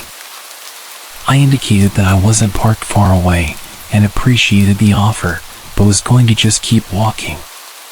She then tried really hard to convince me to get in the car with her, since it was so cold. No small talk to establish any information about me to make sure I wasn't a weirdo, just asking me to get in the car pretty aggressively. Based on what I was wearing and how dark it was, There was no way she really could have had much idea about what I actually looked like to possibly find me attractive, and even if she did, I don't know many women who would pick up a male stranger after midnight when they're alone in their car. There were about 10 bars nearby she could have gone to if she just wanted to pick up a guy. There was no reason I could think of that she would have to resort to driving around offering to pick up strangers. She continued to drive alongside me and offered me a ride again, which I declined and kept going. I picked up my pace and she eventually drove off. As soon as she was a few blocks away, I quickly got to my car and made sure there was nobody lurking around or close by. The whole scenario felt off and didn't make sense to me. I asked my friends about it later, and all of the women agreed they wouldn't offer a random guy a ride, especially at night time in that kind of scenario, even if the guy looked like Ryan Gosling or Channing Tatum. My suspicion is that there was someone laid down in the back seat of the car out of view with a weapon waiting to rob anyone who accepted the ride. I couldn't really figure out any reason she would be offering rides like that to complete strangers in the middle of the night, as it would be very unsafe for her to just pick up random strangers. I just assumed there had to be something nefarious going on in that car, and I do wonder what would have happened if anyone just hopped in the car with her.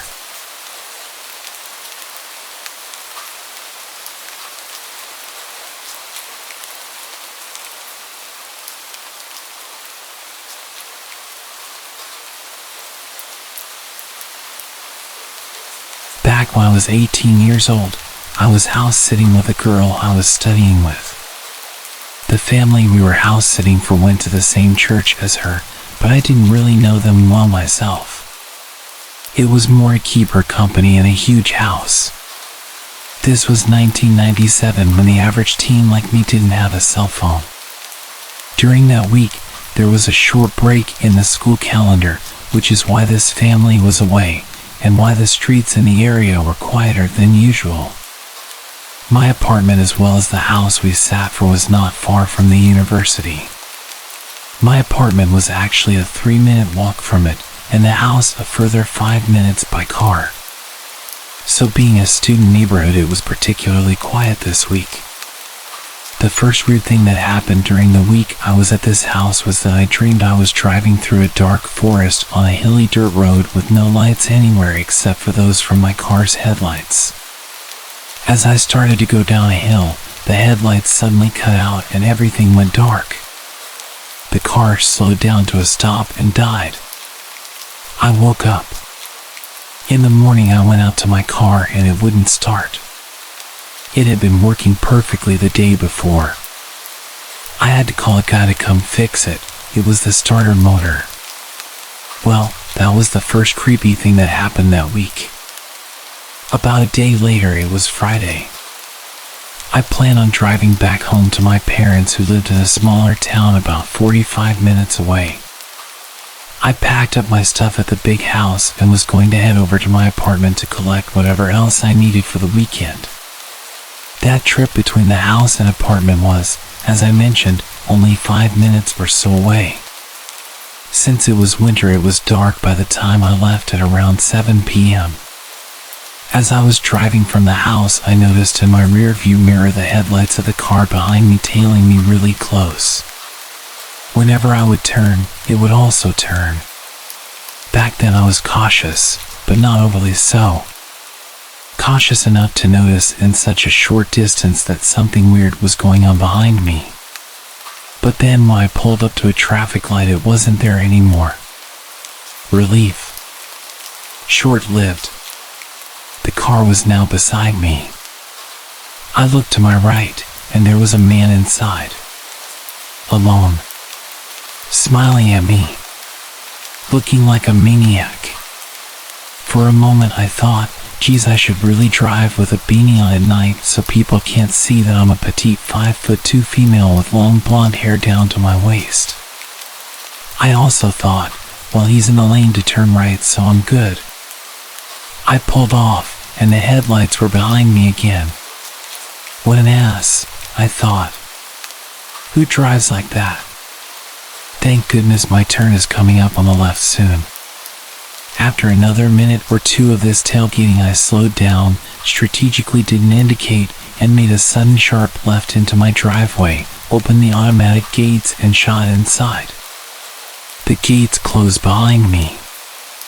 I gave out a sigh of relief, thinking that the drama was over. I gathered a few things from the car to take up with me and noticed on my way over to the stairwell that there was a man at the gate that had just closed behind me. He was still on the other side and I was at the far end of the parking lot, but I could make out it was the dude from the tailgating car. He was jumping up, shaking the gate with absolute rage. Well, I was safely on this side, so I wasn't completely gripped with fear. And besides, there was a group of students making a noise nearby, arriving for a party or something. I headed to the stairs and started going from ground level to the first floor. Rounding the stairs on the first floor, I noticed someone running across the parking lot towards the staircase. In hindsight, I still can't fathom why I didn't realize what had happened. I guess it's because I subconsciously knew that there was the group being led in through the pedestrian gate. As I was rounding the staircase between the second and third floors, someone suddenly touched me. I spun around. The guy. He had slipped in as part of the small crowd. He said something.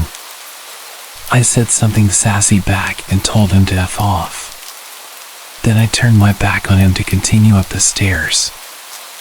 I lived on the third floor. He grabbed me from behind and held my back against his chest with his left arm around my neck. I felt something being held against my right side. Oh crap. A knife. He led me down. I remember thinking that the light was broken on the bottom level. This can't end well. But I was calm. I resisted slightly, and he tightened his grip. I felt like I wasn't getting enough oxygen. I started to become a dead weight. He started to drop me. I was groin level. I elbowed. It connected. He dropped me but spun around to face me. He ripped the front of my button-down top. Then he stopped. He looked at someone behind me. Someone taller than him. His eyes went wide. He turned and ran. I screamed. Then I too turned around to see who had come to help. There was no one there, but people came out of their apartments after that. The police were called. This was the second time they were there that night. Turns out the other weird thing that happened was that my dad had already called the police and they had come past an hour before. My mom had had a weird feeling all evening and had hassled my dad endlessly that something bad was going to happen to me. She had been right. As it turned out, they caught him. I identified him in a lineup. He was a serial offender in the area. He was accused of assaulting something like 14 women. One had thrown herself out the first floor of her apartment to get away from him and broken her leg. Weeks later, the police called me. Before his trial, his cell door had been left open. He was gone. Apparently an inside job.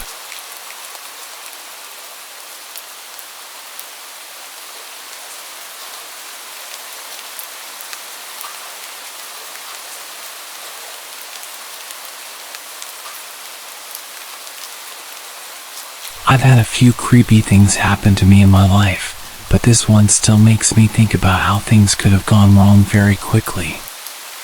I'm a 20-year-old female, and this story takes place back when I used to live in southern Indiana, in a seriously remote area.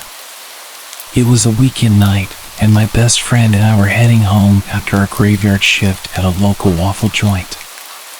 She decided to pick up her dog from her house so we could spend the night at my place. That's important later. We started heading into the rural countryside where I lived, and to get to my house, you had to travel down a long, narrow dirt road. About a mile in, we spotted a truck's headlights.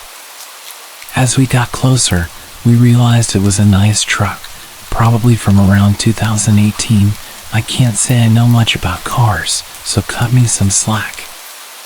The truck was parked sideways, blocking the entire path. Confused, I got out of the car and asked if the driver was okay.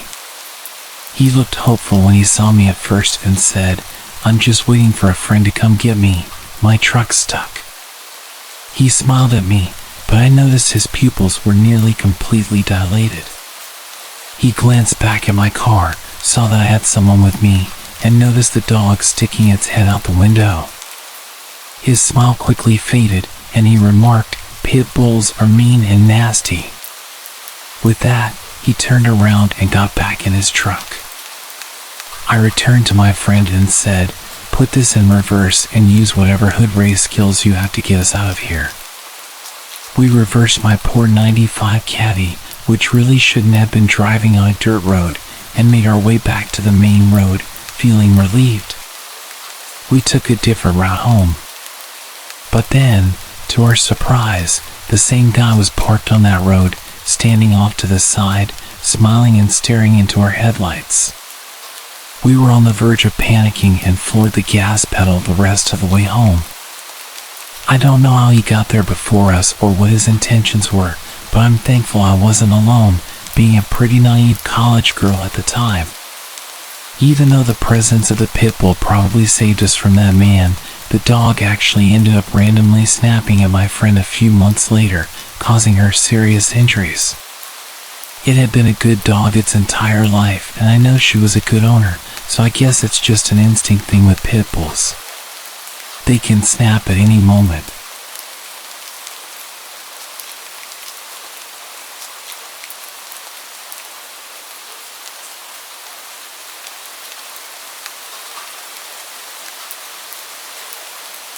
When I was 19, I was a Marine and had stupidly used my military perks to get a home loan and bought my first house. I moved a barracks room worth of stuff into this place that seemed to me like a palace. Of course, I went out and bought some bar stools, a futon to sleep on until I got to bed, and some used coffee tables for my TV. I also had my dog with me. As I unpacked my meager belongings in the living room, I noticed a car had pulled into my drive and blocked me in. I walked out, and there stood a man offering to sell me a home security system. The man was dressed in khakis and a polo with a name tag that I can't recall, and the car didn't have a logo on it.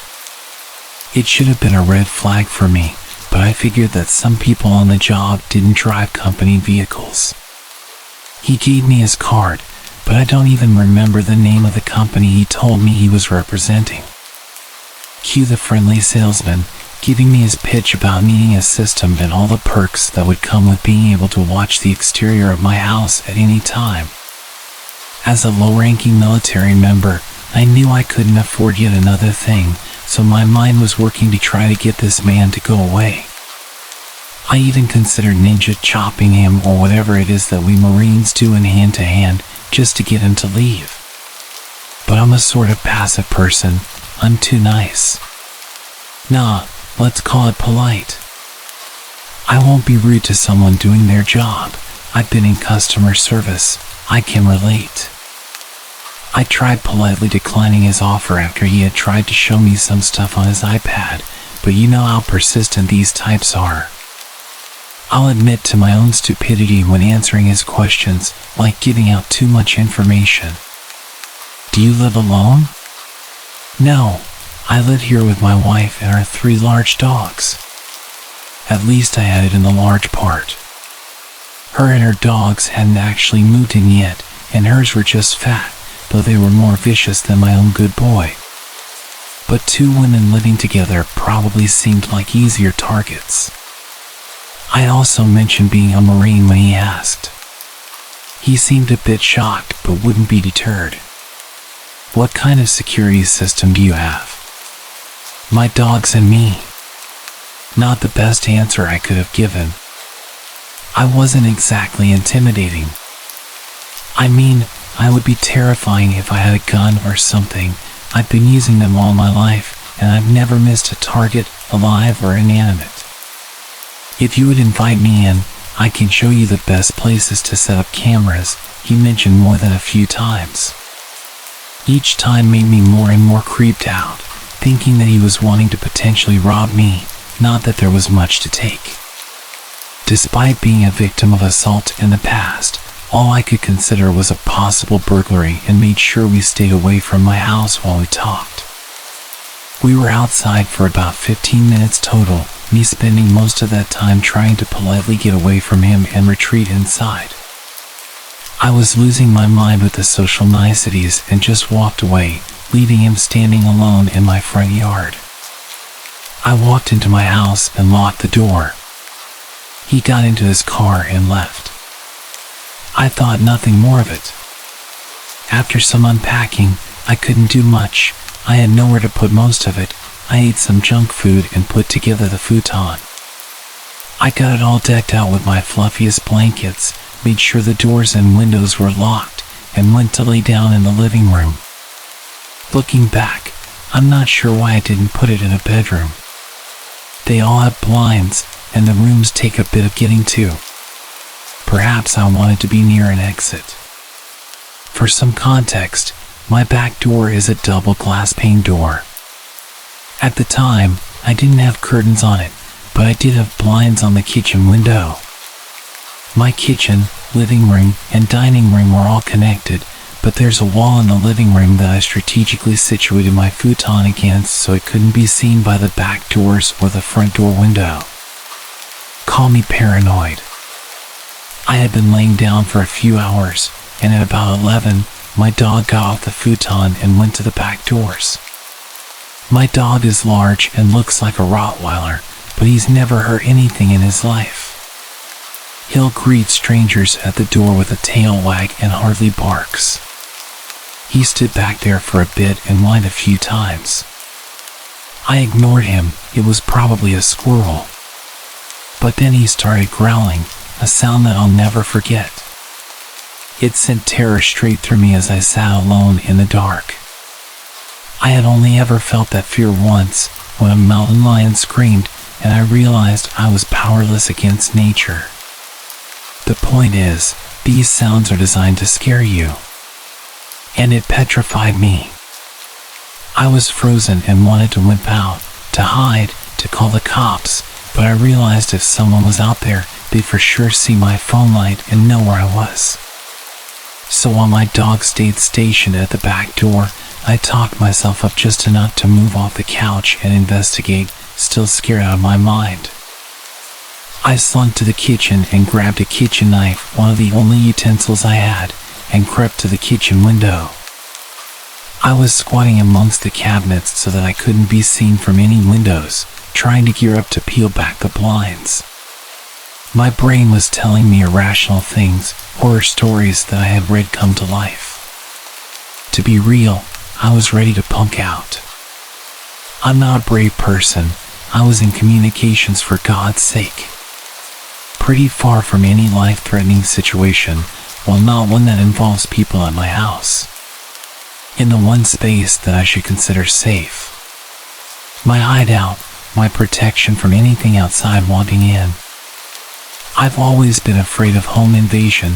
It stems from an incident when I was younger that isn't really worth mentioning further. Point is, if someone dares enter my safe place, it's not safe anymore. I thought I couldn't get more scared in that moment, but then I saw a male figure in my backyard, and my heart jumped out of my chest. He wasn't very far from the window I was looking out of. He was bold enough to not wear anything over his head, and I saw the blonde hair in the moonlight. It only took me a few seconds to recognize the security salesman in the dark. He was on the edge of my porch, watching my back door. Watching my dog.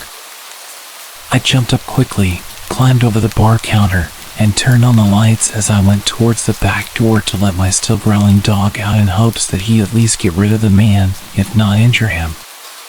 No dice. As soon as the lights came on, he had just enough time to go jump the low part of the fence to safety before my dog even got off the porch. I didn't sleep that night. My dog sat on the futon with me, calm as could be, having done his job. The next morning, I filed a police report, but I couldn't tell them his name or what company he was with, having lost the car he gave me. They sent some patrols through the area, and I found out that all legit salesmen should have an ID upon request. That night, I had 2 friends stay with me, ready for him to come back. We thought he might have set the whole thing up to scare me into buying home security. He didn't come back, and I haven't seen him since.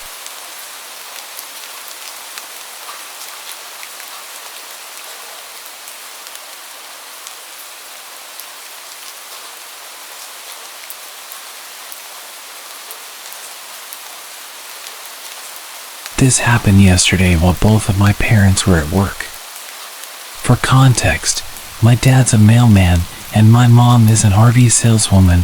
They're always on their feet, so neither can pick up their phone very quickly. I do have an older brother, but he's at college 2 hours away, so he doesn't matter in this story.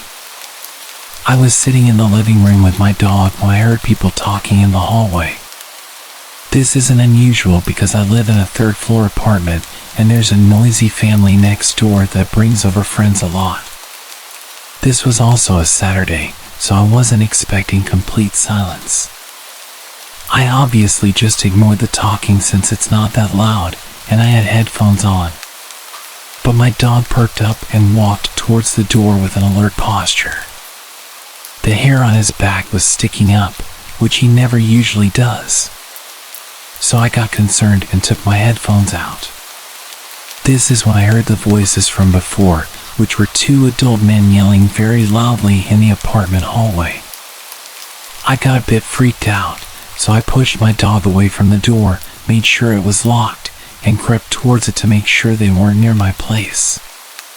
When I looked out, I couldn't see either of them, and because the only blind spot in my peephole is directly to the right, I knew they were at my neighbor's. As I'm leaning against it, my whole front door starts shaking because the men are banging on the neighbor's door and still yelling things like, "We can hear you," and "Come out." But I didn't want to show that I was home. At this point, I grabbed my dog and pulled him into my room while I tried to call my dad, who luckily picked up after a few rings. He told me that I should just stay in my room and stay quiet, and that they would go away. I did stay in my room for the most part, but I called my best friend just to have someone on the phone because my dad couldn't stay talking to me. My room is the furthest from the door, so they definitely wouldn't have heard me whispering to my friend about the situation. After about 5 minutes, I stopped hearing the banging. I told my friend I was gonna check if I could hear anything. When I got out there, I didn't hear the banging anymore, so I moved closer to listen. I looked out of the peephole and I could see one of them pacing. I freaked out again and started creeping back to my room. That's when I heard one of them say, "Maybe we got the wrong house." This threw me into a full-blown panic attack. Since my identical apartment door is 5 feet away from my neighbor's and all the others are down a hallway, if they didn't even know the exact number and they obviously weren't scared to bang on an apartment door so aggressively, they would probably come to my door. So, again, I pulled my dog into my brother's room since it had a lock, and I camped in there. I waited for about 10 minutes before I heard the banging calm down again. I couldn't hear any talking from my position. I was texting my friend, who also lived in the complex, about what was happening. That's when the banging started again, but this time they moved to my door. They went through the same routine, but they were much more aggressive. I could hear them slamming, kicking, and hitting my door, all while yelling for some guy to come out. I called my brother later, and he told me there's no way he could have been involved in this, especially because he's 19, and those men had to have been at least 25.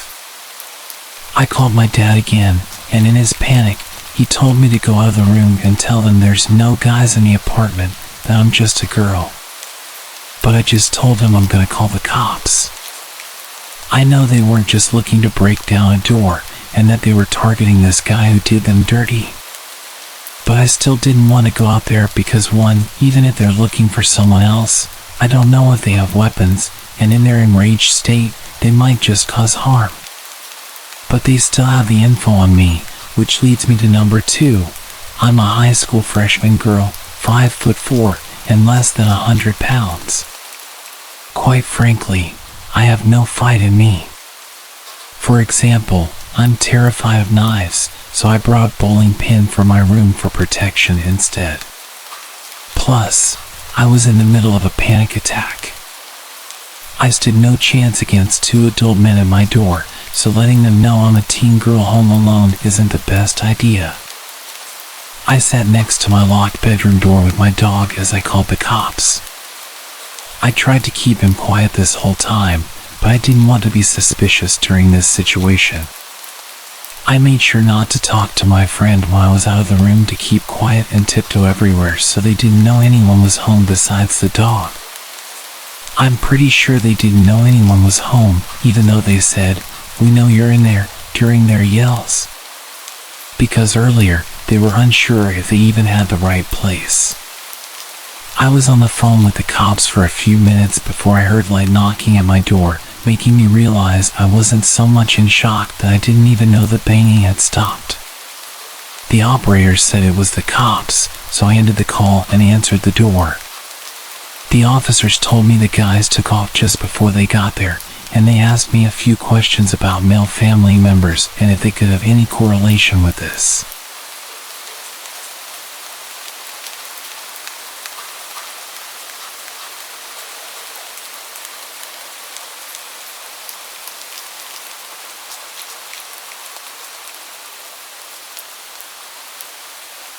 I want to share a story about the time my family's house got broken into.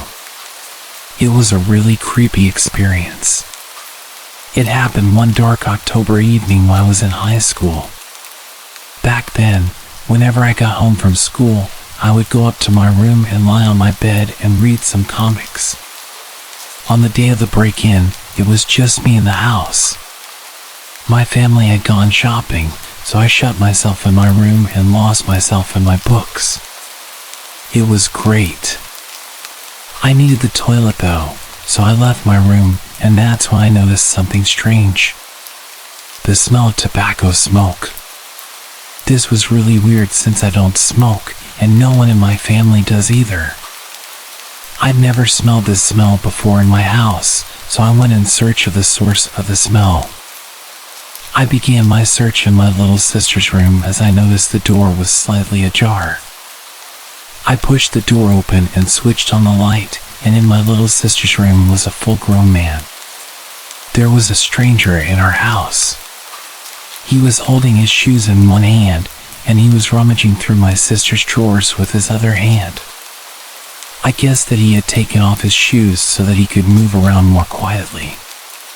My heart stopped, and my skin went as cold as ice. Somehow I managed to ask, "What are you doing in here?" Despite my fear, he started babbling, creating random excuses, none of which were plausible. It was really crazy. My heart was racing now, and I didn't know what to do, so I just grabbed him by the arm. I didn't want him to escape, and he didn't resist or complain. He kept silent. Luckily, my grandfather lived close by, so I led the intruder with me to his house. When we got there, my grandfather called the police. After some time, the police arrived, and they filled us in on the details. After they interviewed him, it turns out that the man lived in one of the apartments across the street that looked directly into our house. Things got really creepy when he told the police that he'd been in our home several times. He said he liked to break in even when there were people in the house. Despite the police interview, the man broke down and confessed. He said the main purpose of his repeated trespassing was the fact that he was drawn to my sister. He had some sort of obsession with her. He told the police that the day I apprehended him, he was looking for some of her underwear to take back to his apartment. He said that the only reason he picked my sister was due to the simple fact that she was his type. He confessed to entering other people's homes too, anyone who was his type. He said that the only reason he went unnoticed by the occupants was that he was very careful not to disturb anything or steal a thing. No one knew he was coming or going. It seemed that this guy had an understanding of our family's movements, our schedules, that kind of thing. It was clear that he'd been watching our house and our family for a long time. He knew how to get in easily, must have searched for a weak point of entry. He had done this many times without being caught, and my guess was that he began to get careless, which was how I was able to catch him. I only caught him due to the cigarette smell. I can't tell you how horrifying it is to find someone standing in a dark room in your house when you're at that age. I literally have no words for how frightened I was. Of course, we threw away all of my sister's underwear. We decided to get her new clothes. I mean, how could she feel comfortable wearing anything that man had touched? I think my sister has suffered mentally with this, and it's a thing I don't speak to her about. I'm just glad I caught him.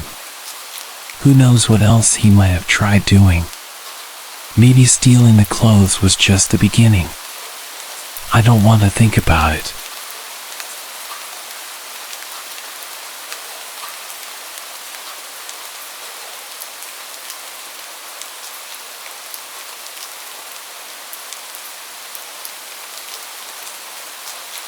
My roommate was out of the house for the week, so I had the place to myself. It was spring break, so my college classes were out.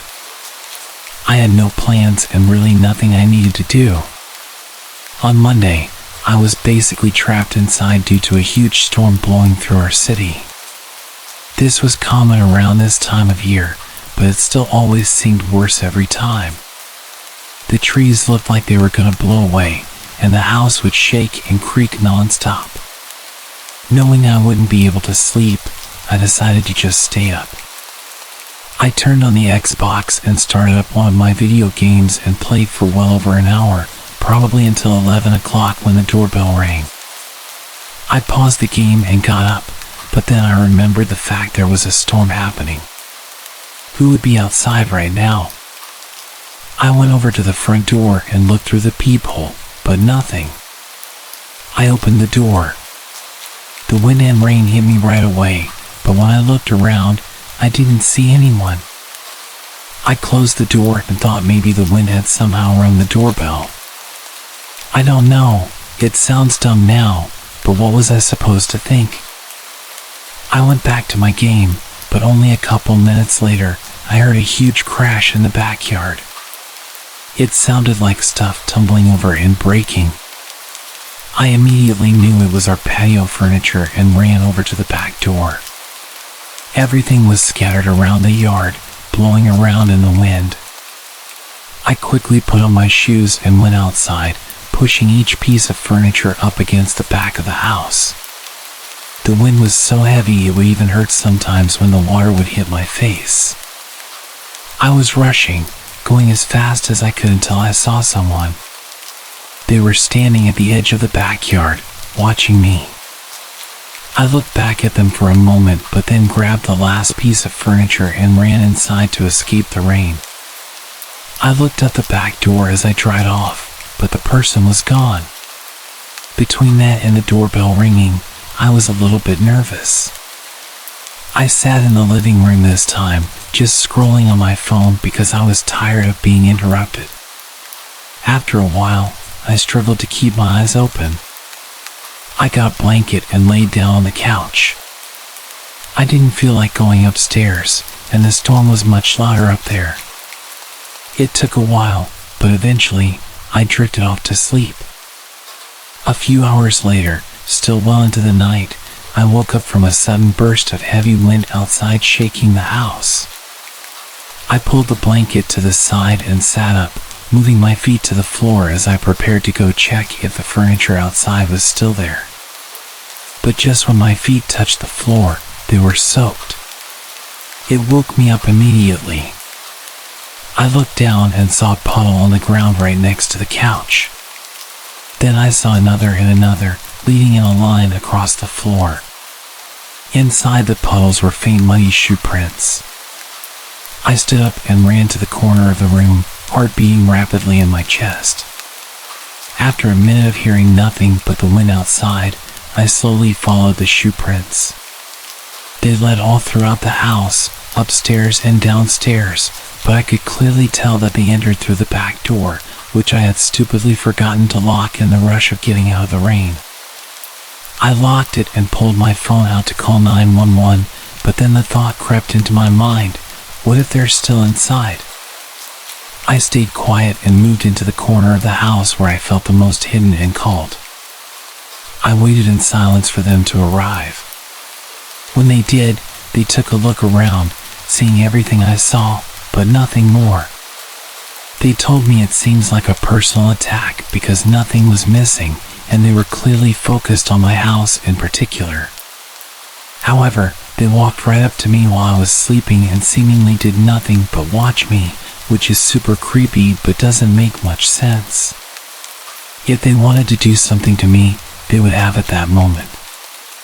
After some thought, this had led me to believe that whoever it was had actually come from my roommates. They saw me, then looked around the whole house, and then left, doing absolutely nothing. So if this was a personal attack and my roommate was there, I think things may have gone a lot worse than they had.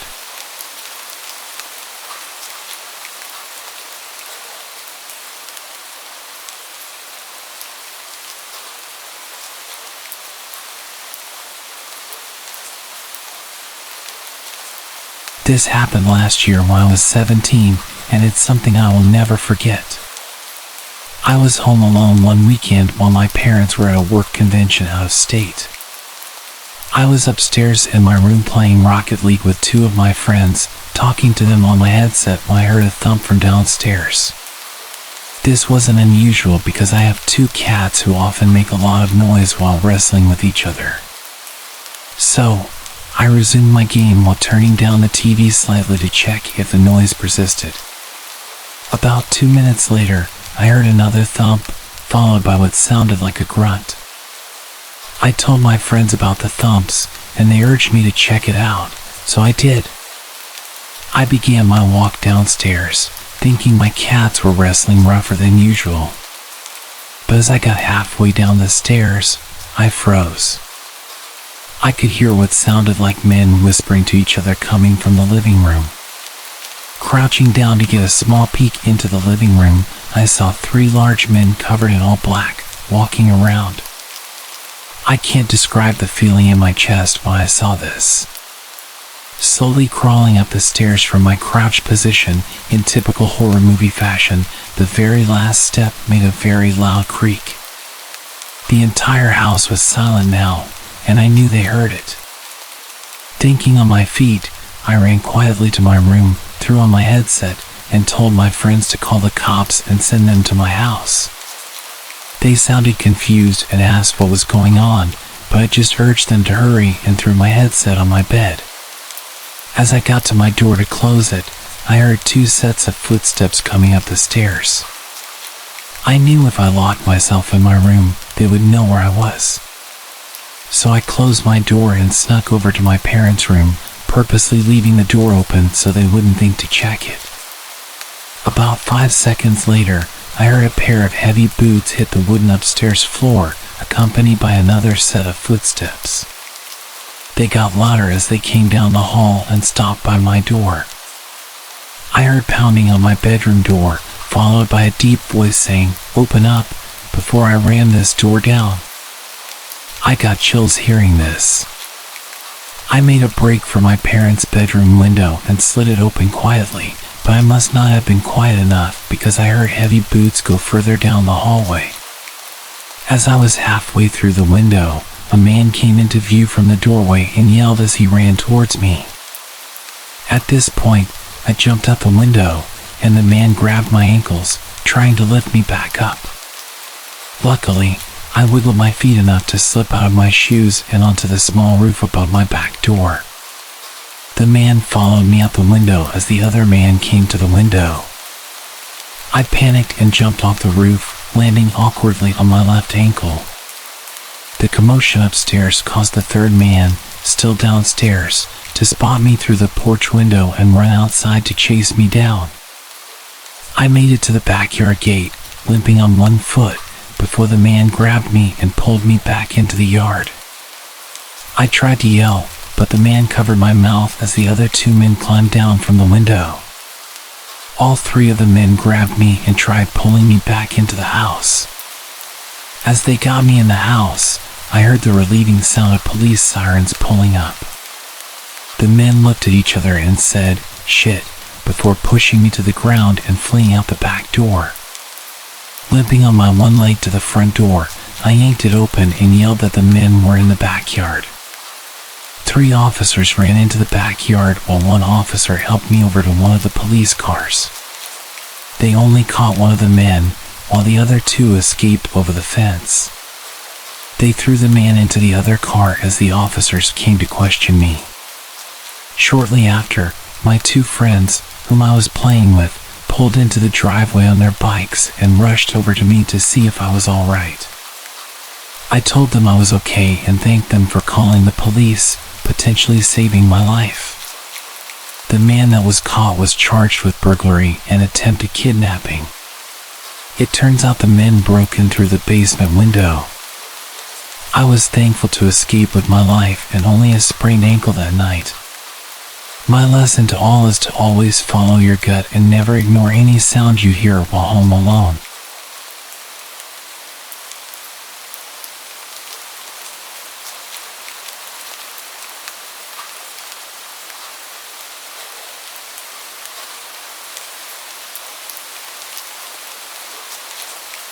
My name is Christine, and I was 23 years old when this unforgettable New Year's Eve story happened.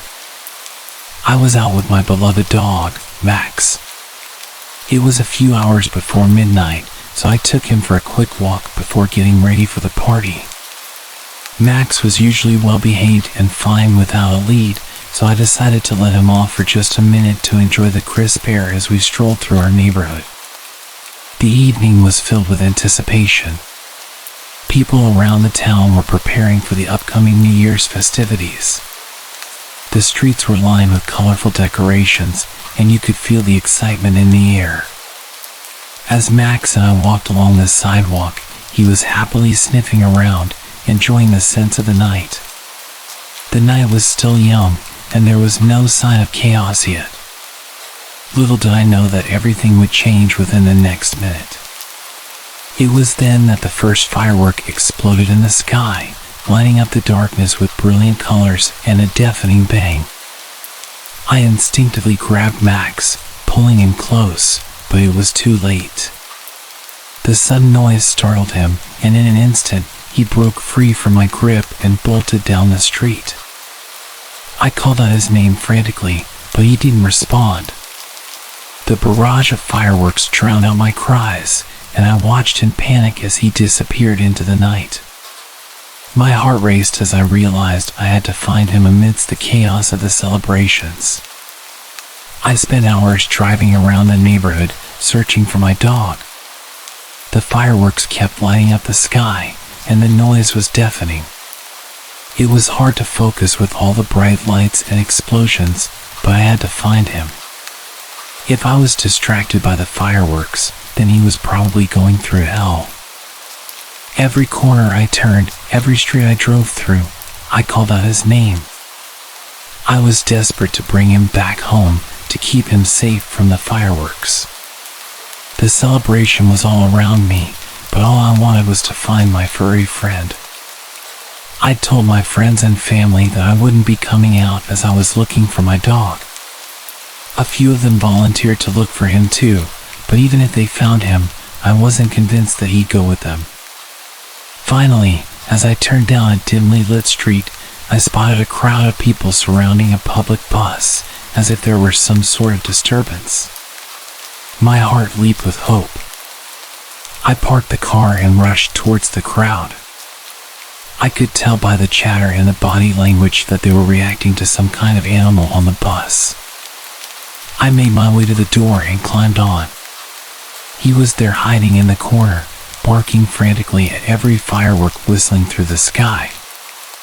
I spoke to him gently, and he recognized my voice. The fireworks kept going off, but I didn't care. I reached down and picked him up, cradling him in my arms.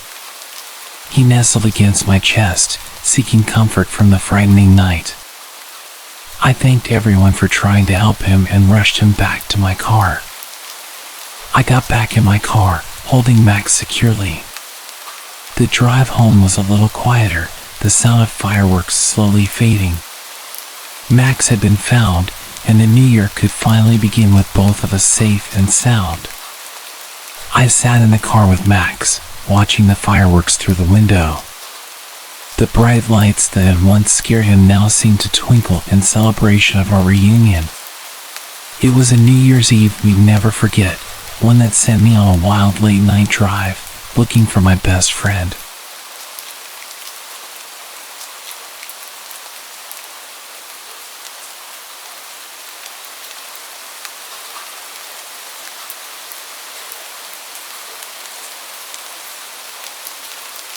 Earlier this year, I borrowed my dad's Tesla to go visit my aunt who lived in the countryside. I'm a 24-year-old guy, and I love driving, especially my dad's car, so I was glad he let me take it. The road trip took me through some pretty remote areas, but it was a pretty smooth drive heading over. I passed through one small town that had a charging station for the car. Whilst I was there recharging the Tesla, I got quite a lot of attention. Apparently not many electric cars came through the area and they had lots of questions for me. I traveled the rest of the way with no issues, and I stayed with my aunt for a few days and eventually decided to head back home on a sunny afternoon. I began my journey around 3 o'clock. The first part of the drive was through a busy town, and after that, I passed through some quiet suburban neighborhoods. But as I was taking the same route back, I soon found myself once again on the long narrow highway that seemed to stretch and turn endlessly. It was peaceful, but as the hours passed, I started to feel more tired. To keep myself awake, I turned on the radio quite loud, hoping it would wake me up a bit. I squinted at the road, trying to focus, and that's when I noticed a small glimmer of light in the distance. It was the reflection of my car's headlights on another vehicle parked by the side of the road. As I approached, it became evident that the car was abandoned. It was dark, and the windows were tinted. The area was quite remote, and the thought of getting stranded there was unsettling. The nearest town was an hour's drive back. I continued my journey but kept my eyes open just in case someone was nearby. A few minutes later, I noticed a blindingly bright light in my rearview mirror. The intense glare made it impossible to see the car, only their dazzling lights. They seemed to be getting closer, so I reduced my speed, thinking they would soon overtake. But as I continued down the road, I saw something unsettling up ahead. There was another car right in the middle of the road, blocking my path completely. The car had its lights turned off, and I didn't see it until I was almost right upon it.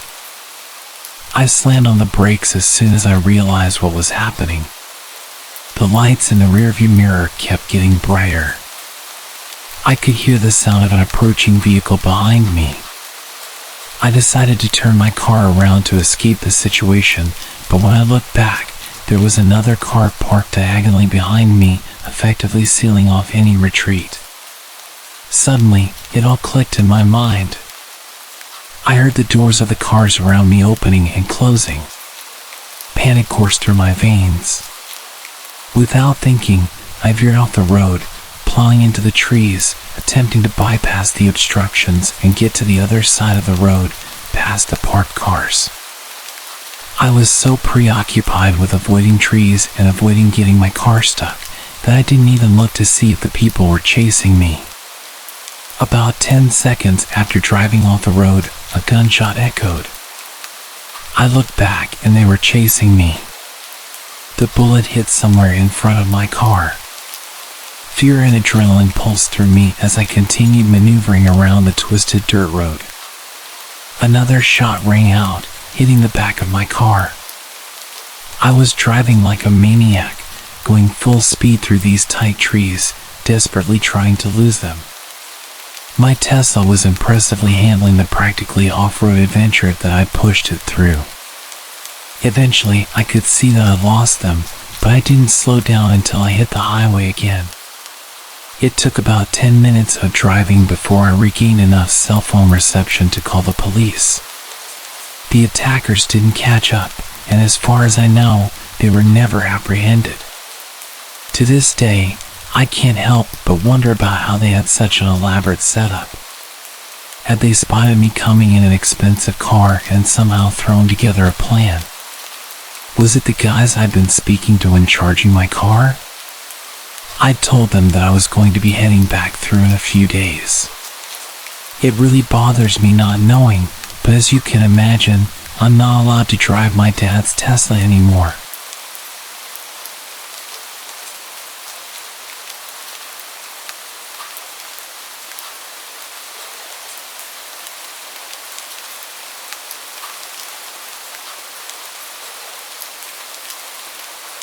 My name is Danny, and I was 19 when this happened. I lived with my parents and wanted to move out, so I bought a car with the money I'd saved and eventually got a job for Uber Eats. I'd seen their advertisements all over. Apparently it was easy money with flexible hours. All you had to do was pay for fuel. I had a few friends tell me how good it was, so I figured I'd go through the sign-up process and give it a shot. However, the reality was quite different. Driving around on a tight schedule made the job pretty stressful, and the payouts were often just a few bucks.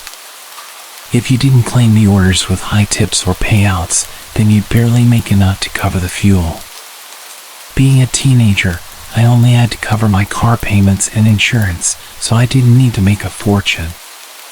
But it did feel like I was getting shortchanged given the time and effort required. I pushed the idea of finding another job to the back of my mind because I was a bit lazy, but everything changed after a particular incident. I accepted an order from KFC and set off to deliver it to the customer's location. It was a pretty large order, enough for maybe 4 or 5 people, but the pay for this delivery was much higher than usual and the tip was $20, which was unheard of. It tells you on the app when you accept an order how much you'll get paid. While en route to the destination, I received a text through the Uber Eats app. The customer was asking about my whereabouts.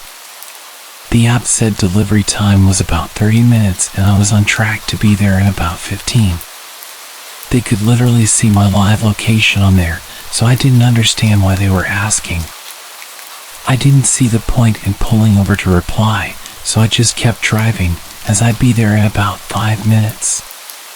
Within pretty much a few seconds, they sent another message, impatiently asking me why it's taking so long. I had only picked up the order a couple of minutes ago, and they could literally see this on the app, so it wasn't as if I was running late.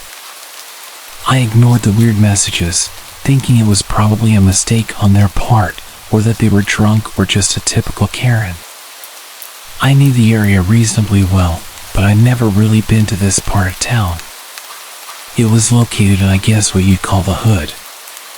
It was a pretty rough neighborhood, gang violence and a lack of police presence. Most people knew not to come here. But I'd driven through a few times and knew it wasn't too dangerous. The address was to an apartment building, and as I approached the place, I noticed that a lot of people were staring at me. I parked my car and checked my phone. Another message had come through with some harsh language, telling me that I better hurry up.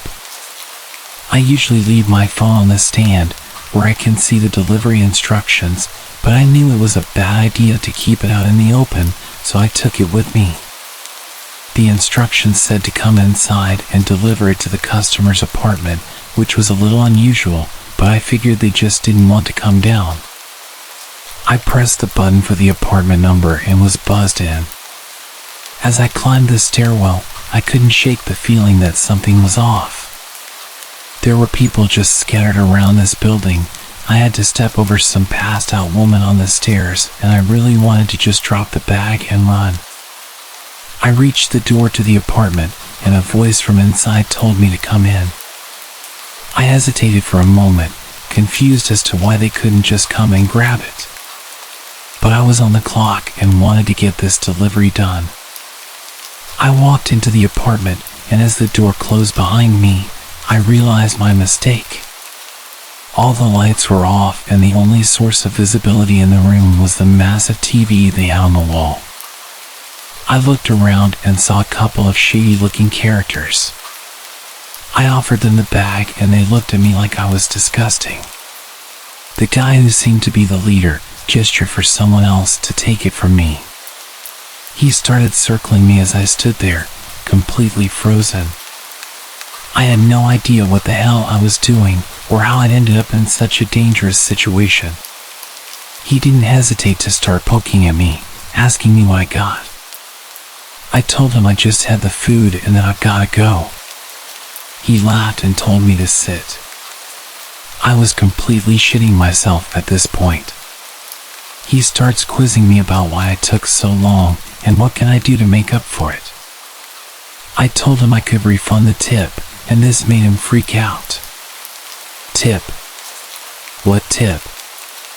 I ain't pay you no tip. I stupidly pulled out my phone to show him that he'd put down a $20 tip. He snatched it out of my hand and told me that he's taking the refund. Everyone else started laughing. I was being completely humiliated in front of these people, and I was powerless. I passively asked for my phone back, but I'm not the biggest guy in the world, and I was really trying not to die, so when he refused, I just accepted my fate. He sat down and started looking through the bag, grabbing the food he wanted. He looked over at me and asked me what the F I was still doing there, jumping up and pulling out a knife as he said it. I apologized and quickly made my way to the door and ran down the stairs. I almost tripped over the unconscious woman on my way out. I got in the car, and I've never driven so fast in my life. I drove to somewhere safe and immediately broke down into tears. My whole body was shaking and I was hyperventilating. I was a complete mess. What the hell was I thinking, walking up and going inside someone's apartment, never mind a place like that? I'd literally been told to never go inside anywhere, but all I could think of was that big tip. I drove home and told my parents what had happened. They were really supportive and glad that I was okay, but they were furious that I had not followed their advice about going into dangerous places. We got the phone locked remotely, so you probably can't use it for much, but I know I'm never getting it back. I found out weeks later when I got a new phone that Uber also suspended my account because he said the order wasn't delivered. In their defense, as far as they could see, I just disappeared with the delivery and never showed up again. So he got a full refund and free food and my phone. Losing my phone and my job really sucked, but I was grateful that I got away unharmed. I had no interest in working as a delivery driver after that and got a job at a restaurant instead.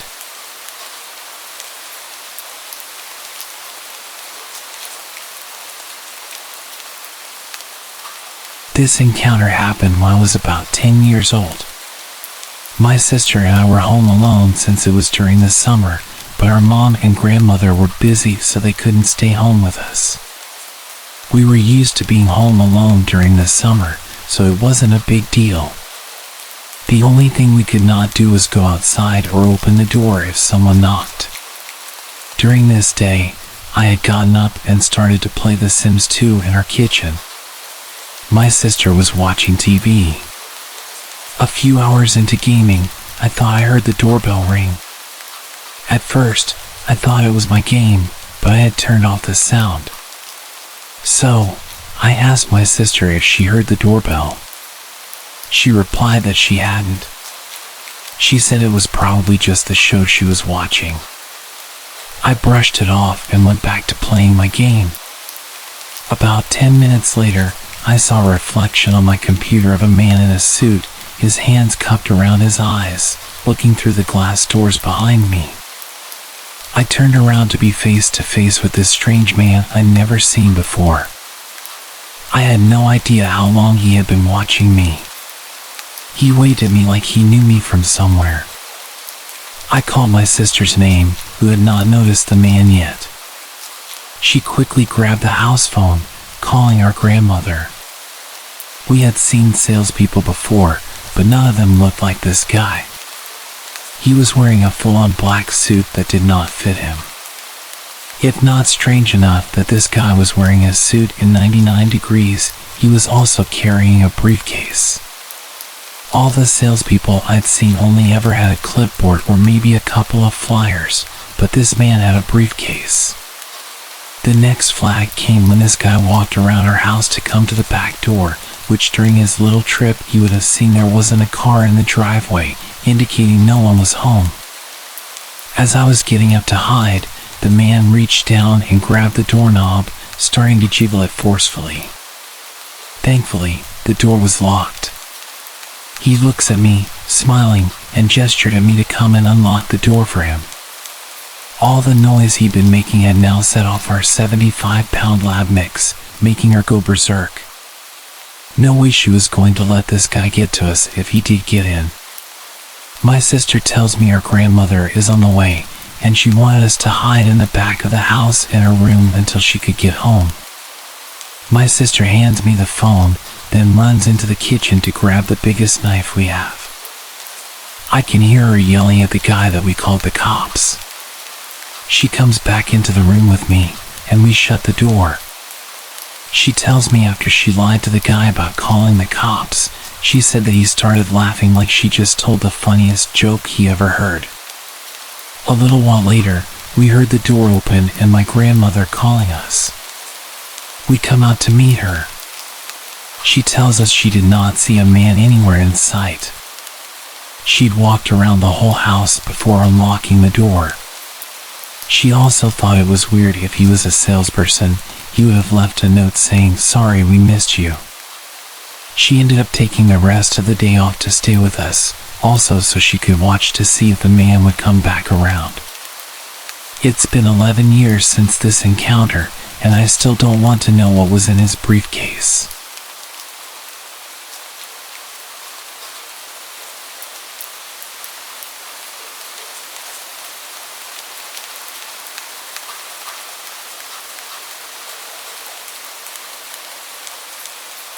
This incident occurred almost 5 years ago, shortly after I moved into my current home with my husband. It was our first week at the new house. I had just graduated from grad school and was in the process of job hunting. Our house is modest but had 2 stories, with both bedrooms and a bathroom upstairs. It's a back house facing an alley, and our landlord and his wife live in the front house. One morning, as my husband was leaving for work, he abruptly came back inside. "Did you try to remove a screen from a window downstairs?" he asked. I was puzzled and told him I hadn't. He urged me to come outside, so I quickly got dressed and followed him.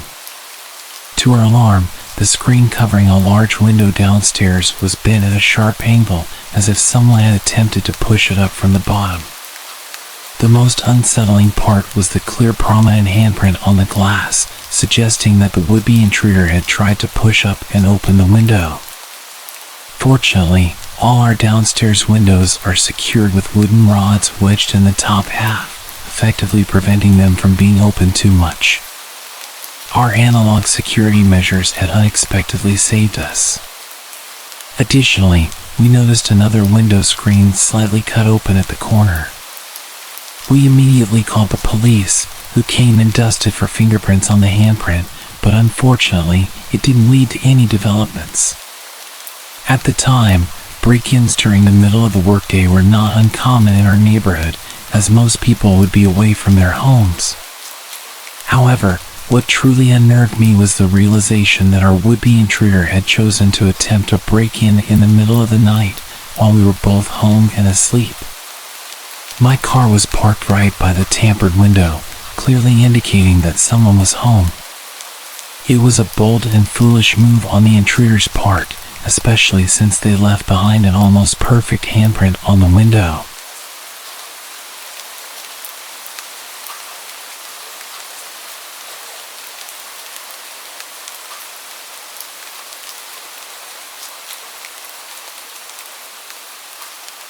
Although it might not seem like it, this incident happened quite a while back, probably over 10 years ago. I was in my later years of high school and was home alone. My parents were at a wedding that required them to stay at a hotel, and my brother worked the night shift at that time.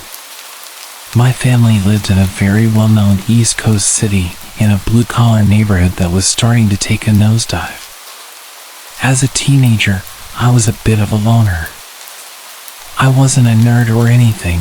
I was a big guy who had friends and went on dates, but I'm a natural introvert, so I cherished the rare alone time that I got. This weekend, I was looking forward to engaging in my normal empty house routine, playing PlayStation on the big screen TV, then ordering a late takeout dinner, pizza or Chinese, and pigging out while watching some Dragon Ball Z. Then, around 2 a.m., I would fall asleep on the couch with my old dog, Cecil. Cecil was a beagle who was as old as the hills and had been in our family for about 8 years. He was quiet and peaceful, spending his time begging for food and sleeping. Unlike most beagles, Cecil never howled or barked. He was more than content to rest his head on your lap and spend the night there. Anyway, back to the story. It's approximately 1 a.m. I had just finished the last slice of pizza and was dozing off on the couch when I heard a bang coming from the back alleyway. I didn't think much of it. Anyone who has lived in a city knows noises happen at all moments of the night. Cecil's head pops up off my lap, and the hair on his back stood up. He was always a bit skittish, so I calmed him down and started dozing off again. Not more than 2 minutes later, I heard another bang, and Cecil did something I'd never seen him do before. He leapt off the couch and ran like the wind towards the door leading to the basement, barking and growling like a dog twice his size. The look on his face reminded me of a German Shepherd from a K9 unit. I'd never seen him like that before, which got my adrenaline pumping. Through the dog's barking, I could now make out a persistent banging. There was a seldom-used door in the basement that led out to our back alleyway. It was old and rusted and was hard to open even with a key, and it made a lot of noise. I suddenly realized that someone was trying to break into my house through my basement door. For a quick bit of context for anyone who hasn't lived in a bad neighborhood, if someone tries to get into your house and moves on after they realize the door is locked, they want your stuff. If someone is persistently trying to get into your house despite the door being locked, well, they want you. Knowing this, I rushed upstairs to grab the heavy wooden baseball bat that I kept under my bed for situations like this, then I headed down to my basement. I probably should have run, but I was a macho teenager with a tough guy complex, and I also didn't have anywhere to go. While I was heading down the stairs to my basement, Cecil blew past me with the speed and aggression of a dog half his age. Suddenly, I heard a man's voice saying, "Oh," and the banging stopped. I didn't call the cops or anyone else, which was probably the dumbest thing I've ever done. I just sat up for the rest of the night with a bat in hand. My brother came home that morning, and I told him what had happened. We went to the basement door to take a look, and when we gave it a tug to open it, the whole door fell off. This psycho was one good shove away from getting into my house, but old Cecil scared him off. I'm pretty sure that fat, lazy old dog saved my life. When I tell people this story, they dismiss his actions as a dog doing what a dog does.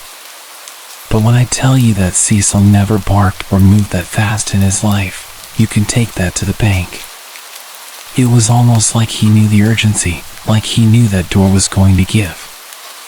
A few years back, we had to have him put down because he got too old and was in a lot of pain. Before the injection, I got a moment alone with him. I thanked him one last time for his friendship and for what he did that night. At this point, I was a grown man with a wife and kids. I'm convinced that none of that would have happened without old Cecil. Thanks, pal. I miss you.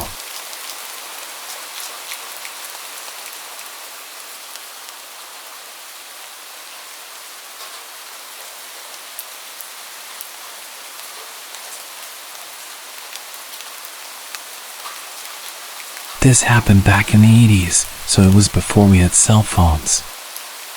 I was in high school at the time. One night after dinner, my mom suggested we take a walk around the block. My brother and dad were watching TV and opted to stay home, so it was just us girls. We lived on the fringes of the suburbs in a subdivision that was semi-rural. By that, I mean there were houses but no street lights or sidewalks. Everyone had septic tanks as there was no sewer service and that kind of thing. The houses were all set well back from the road and the lots were wooded. Anyway, we were walking around the block, which is about 1.5 miles in total, and we were almost back home. It was pitch black that night, there was no moon, and we had a flashlight to use as needed. Without it, you couldn't see much past a foot around you. We mainly used it as a signal if a car went by, but there wasn't really anyone around, so we had it switched off and were just walking and chatting. Just as we turned the corner onto our street, we suddenly heard footsteps behind us. This was a bit weird as we had just come from that way and hadn't seen or heard anyone walking on that street or coming down the driveways we passed. But we just figured it was some neighbor also out for a walk, and we hadn't noticed them in the dark. So I turned around to look and switched the flashlight on to see who it was. They immediately switched a flashlight on too, so I could only see their light and not the people holding it. They said nothing. We kept walking, but the footsteps behind us sped up. Now they sounded heavy, so we thought it was a man.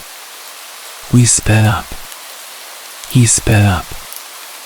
I turned the flashlight back on, and he turned his on again in silence. We were too scared to call out, and now we were approaching our driveway. As we got there, I pushed my mom in front and told her to get up the driveway, which was steep and long. Once she had a start, I sprinted up after her. As I did, the footsteps veered away to the other side of the road and kept going. Nothing was ever said by this person, and normally people here wave and speak while walking or even driving by. When we got up to the house, my dad said it was probably just a neighbor, so my brother and I got into my car and drove down the road to see who it was. No one was there. We went all around the roads, and no one was walking on them. There wasn't time for him to leave the area either. It turns out it was a nasty neighbor getting off on scaring us and then ducking into a house. He bragged about it to some other neighbors who happened to be friends with my dad. We got revenge on him, but I can't say what we did exactly.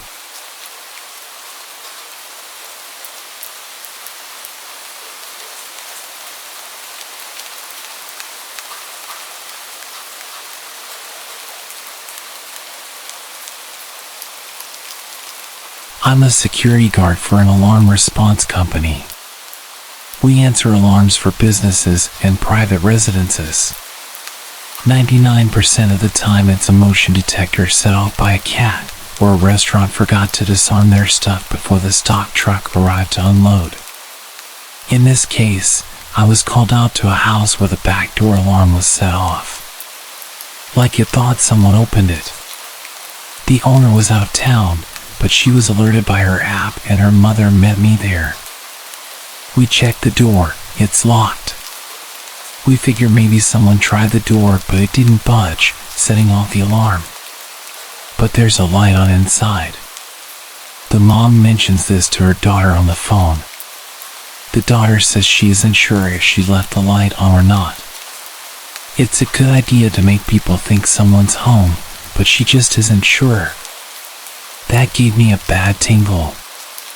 The mother wanted to go inside to check. However, she didn't have a spare key. The neighbor did, but they were asleep and the mom didn't want to wake them. So, I fill out my papers and go back to my normal patrol routes. An hour later, the same home sends an alert out. I'm the only one in my city zone, so I answer it again.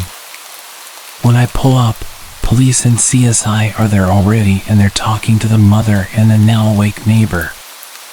They are reviewing video footage sent to them by the daughter. I look at the footage. There were 4 men that were armed wearing masks and hoodies. They came out of the bathroom a minute after the mother and I left. They proceeded to rob the place. They had broken in and locked the door behind them for appearances. They're the ones who turned on the light. The mother told me 3 guys had robbed her daughter's home a month before. Somehow, they knew when this girl would be out of town. They appeared smart, desiring a quiet robbery without conflict. But they brought guns, so they were prepared to shoot their way out of trouble if they needed to. The mother had wanted to go in. If she'd had a key, or woken the neighbor for the spare, we would likely have been shot dead by these guys when we went inside. Work doesn't give me Kevlar vests or anything. If I ever get another house call and someone's in there, I am not going inside no matter what is asked of me. I count myself fortunate the way was blocked this time because I was prepared to foolishly go in and check if I could. The 1% of the calls where something is actually off, it has never been as bad as this one.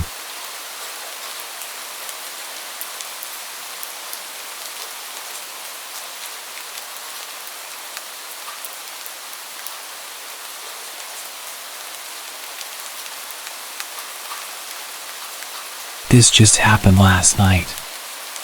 I live alone with 2 cats, like a typical Redditor.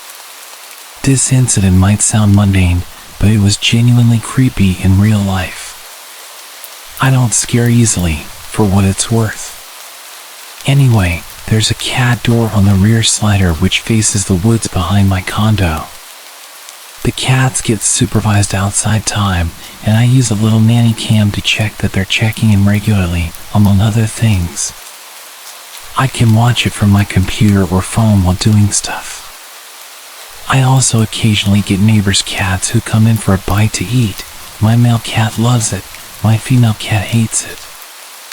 Anyway, this one gray cat comes around every few days, comes in, has a snack, I scoot him out, and it's no big deal. Well, he'd been coming around really late at night and pawing at the locked cat door. It scared me at first because it was a terrifying sound to hear in the middle of the night. I was able to figure this one out pretty easily just by listening. My cats would run to the rear slider, my female cat would hiss, the male would meow, and then I would hear something scamper away. I told myself it was just a neighbor cat coming for a midnight visit and probably just couldn't get in. Anyway, my nanny cam has automatic night vision which turns on when it's too dark.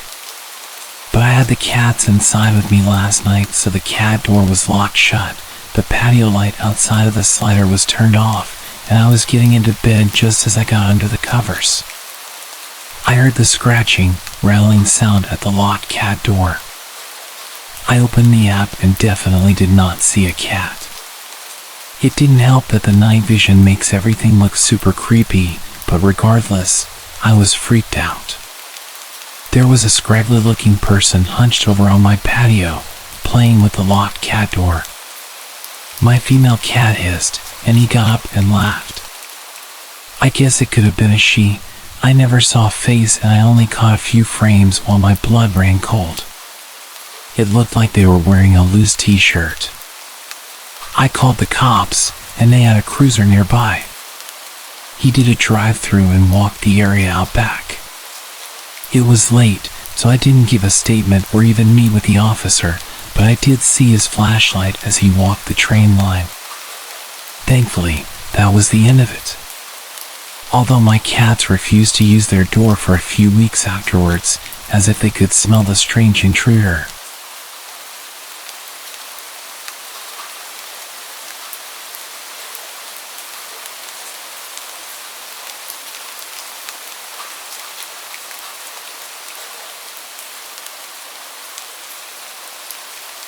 I'm a female, and this incident occurred in 2008 when I was 13 years old. I'm now 27. I remember it as if it were yesterday.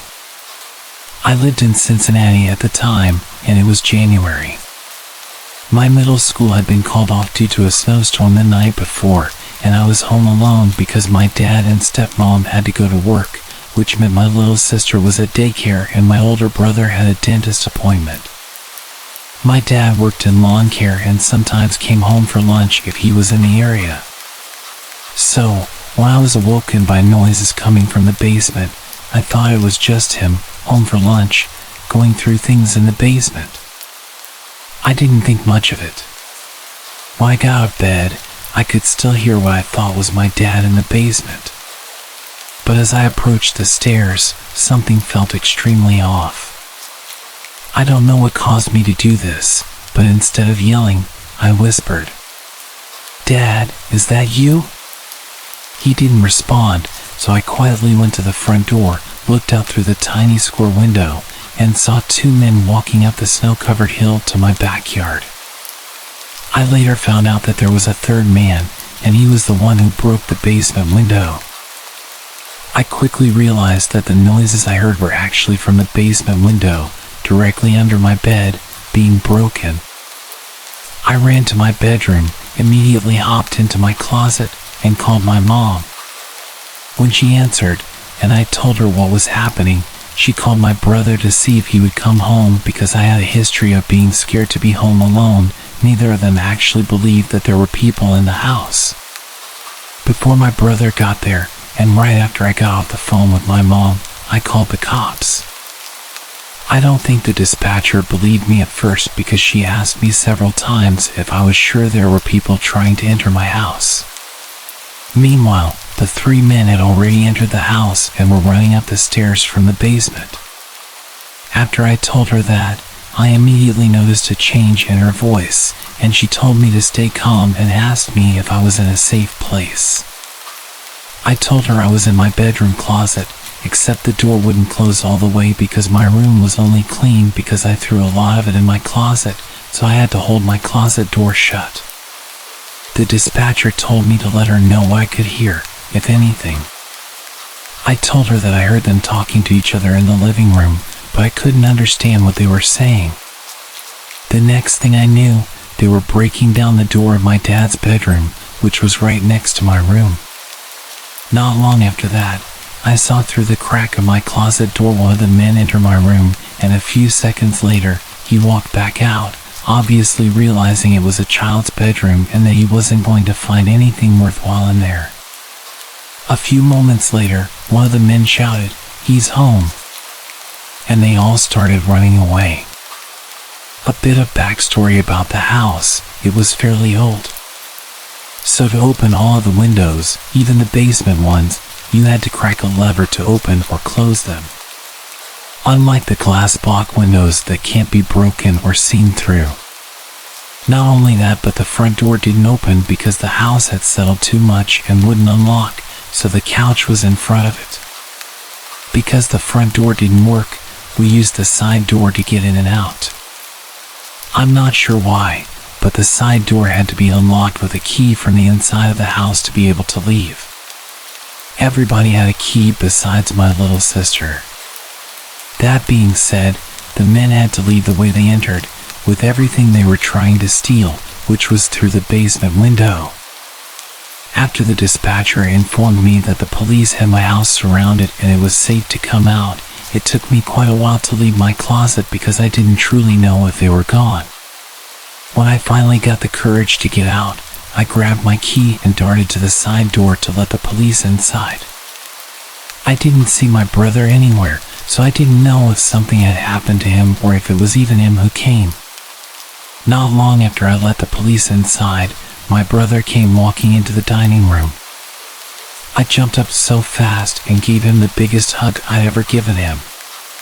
When the police asked us to tell them what happened, I heard my brother tell them that when he got to the house, he walked up to the side door as he normally would, and when he was about to unlock it, he was met by one of the men through the window. He said the man cocked his gun, put it up to the glass, and said, "Hey." After that, he said he froze up, and then when he could finally feel his legs again, he ran up the street and started knocking on doors. After about 3 houses, he knocked on the 4th, and a little girl answered. He asked her to go get her mom.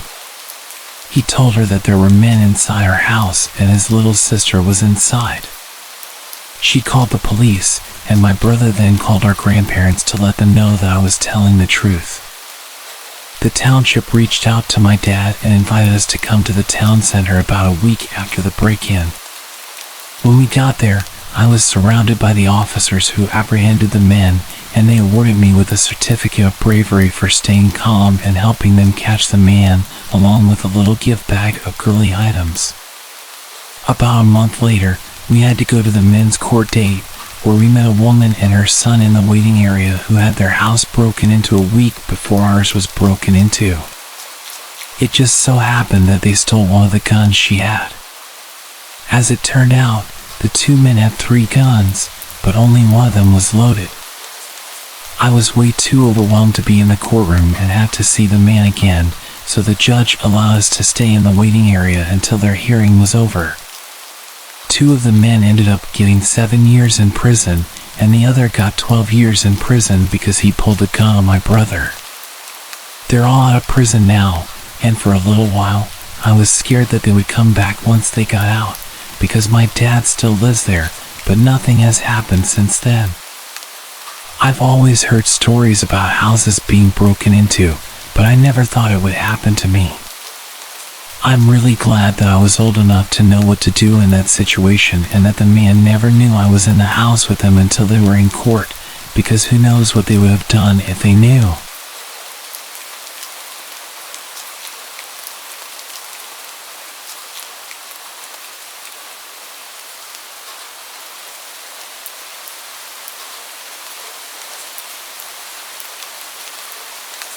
This story happened about 2 years ago when I was 19 and my foster sister was 16.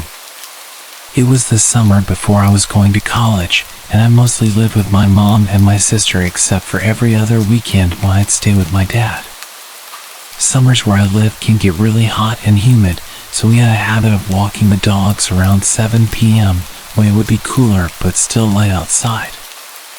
On this particular evening, Mom wasn't going to be home until late. She often participated in choirs, Bible studies, youth group events, and more, so it wasn't uncommon for my sister and I to be left home alone until 8 or 9 p.m. Therefore, it was up to us to walk the dogs by ourselves. Even though we lived in the countryside, we decided to drive 20 minutes to a park for a change of scenery. Let me explain the layout of the park for clarity. The park isn't very big, but it's popular because of its mile-long looping road with attractions like playgrounds, ponds, and a small country hall spaced out on the inner side. The outer side features just grass and trees with one playground at its end. It's common to pass people walking the loop at least twice if you're walking in opposite directions, but not if you're walking the same way. Any cars on this road can only drive in one direction because it's a one-way road. Everything about the walk started normally. We parked the car, leashed our dogs, and began walking the loop.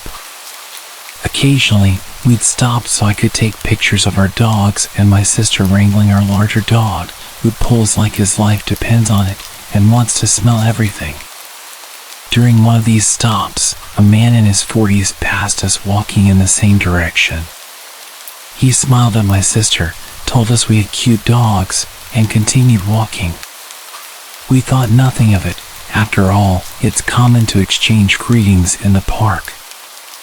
However, this man passed us again only 10 minutes later. This time directly across from where we'd first seen him. He greeted us again with a smile and a hi. This time, we both looked at each other, acknowledging the strange guy. It seemed odd that he had managed to loop back to us so quickly and that he had cut in front of us so closely, merely touching my sister.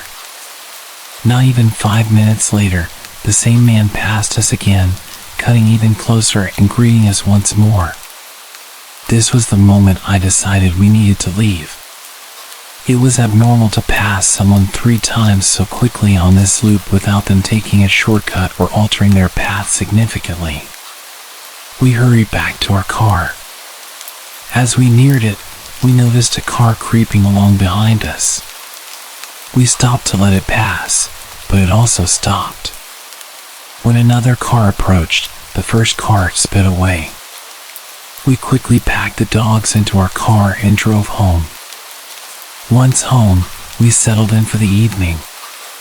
Around 9:30, while we were in the living room, we noticed the ceiling light up momentarily as if from car headlights, but we dismissed it, thinking Mom was coming home.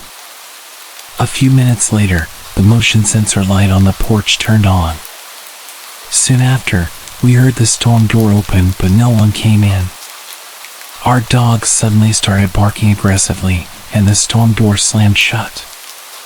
My sister, brave as she is, went outside with a kitchen knife to investigate, but saw a man's outline by our old dog kennel. She quickly came back inside, and we locked the door. I called my mom, who advised us to ensure all doors were locked and the dogs were inside. When she arrived home and we explained what had happened, we called the non-emergency police number. The officers who came did not find anyone and seemed to think we were overreacting. To this day, we still believe someone with malicious intent was at our house, possibly the same man from the park. Whether or not this is true, the experience taught us to always trust our instincts. If you feel someone is paying too much attention to you, do not head straight home. Be aware of your surroundings and stay in public spaces if possible. You never know who might be watching.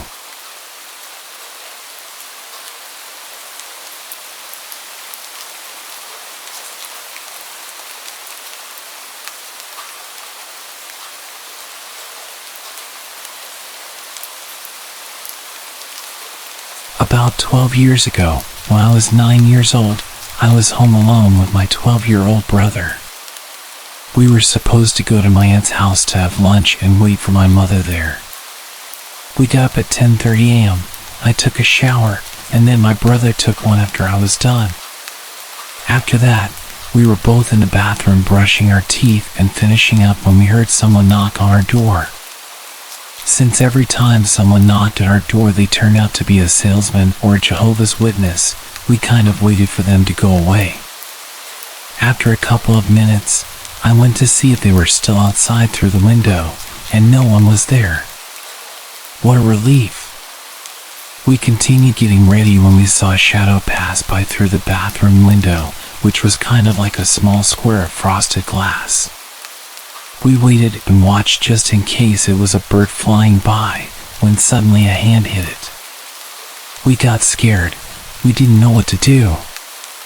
My brother had his cell phone, so we immediately called the police. While it was ringing, we heard a loud bang at the door. Someone was trying to break it down.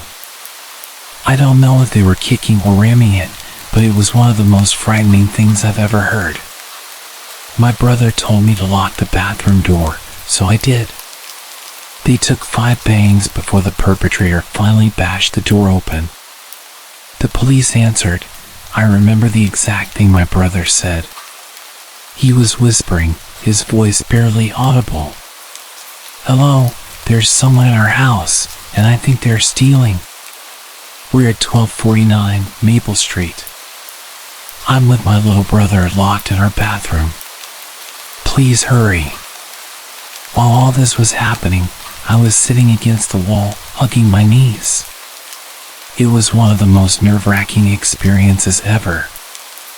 I could hear the man going through all of our stuff, emptying drawers, going up and down the stairs, opening cabinets. He even broke a few cups and plates. Then I heard the sound my cell phone makes when it turns off, and I remembered leaving it on the kitchen table. I felt so stupid for leaving it there. Things continued for a couple of minutes when we heard him trying to open the door to the bathroom.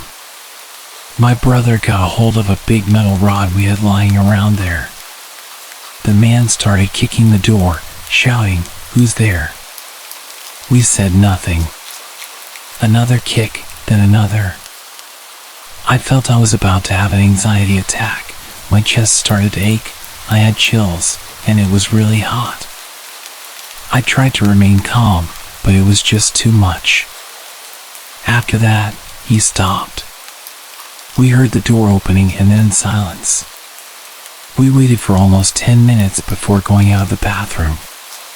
The living room was a total mess, lots of papers and books on the floor, cabinets open, cups and plates scattered on the floor. In our mother's bedroom, the nightstand and the closet were open, and everything inside them was all over the place. Upstairs in our room, it was the same thing. In about 5 minutes, the man had gone through everything we had and left a total mess. After that, my brother called my mom, and she ordered us to go to my aunt's house as soon as possible, so we did. When we got there, I was a little more relaxed. My aunt was waiting with us with ice cream, probably because my mom had told her everything, and she wanted to calm us down a bit. We got back home at about 5 o'clock. My mom told her boss she had a home emergency, so she left early. She tidied up the house, cleaned up, and left everything the way it was before so we could be relaxed. I really appreciate her effort and my aunt's attempt to calm us down and do everything so we didn't have to think about it. According to my mom, the police got to our house after she arrived, about 3 to 4 hours after the incident. She explained everything, but because of a lack of evidence, nothing could be done. The man was never caught, and honestly, I don't think they even tried to search for him. The next few days, my mom was home with us. Now I tell the story as a funny anecdote. Luckily, no one was hurt, and he only took useless stuff, but at the time, I was really scared. To a 9-year-old, an experience like that can have serious repercussions. I'm lucky it never came to that, and I got over it after a couple of weeks.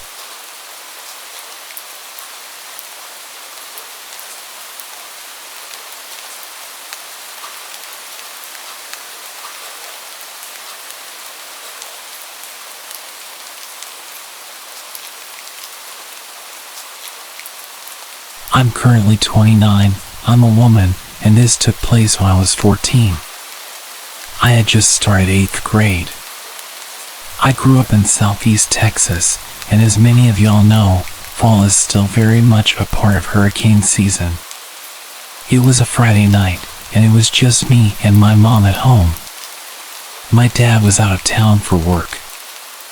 I originally had plans to spend the night at a friend's house, but there was a tropical storm coming, and my mom decided last minute that she would rather have me at home that night. I was quite annoyed. Tropical storms weren't normally taken too seriously. I honestly felt like she was overreacting. Of course, this was my mentality of, I'm 14, and therefore so grown up. My mom did feel bad, so we rented a bunch of movies, ordered a pizza, and got a bunch of ice cream for a great night in. My parents' bedroom was on the opposite end of the house from mine. Okay, this is important for later. We lived in a split-level house.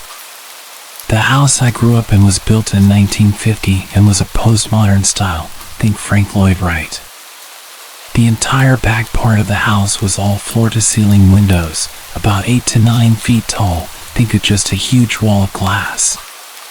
The whole house was an open floor plan, so the kitchen was the first defined room with walls on the first floor, and my bedroom was directly off of the kitchen, while my parents' room was at the top of the stairs. I apologize if this is difficult to visualize. This was a modern-style house, and it's difficult to describe. She had gone to bed around 10 p.m., and I went to my room to watch 2 movies that I had rented just for myself.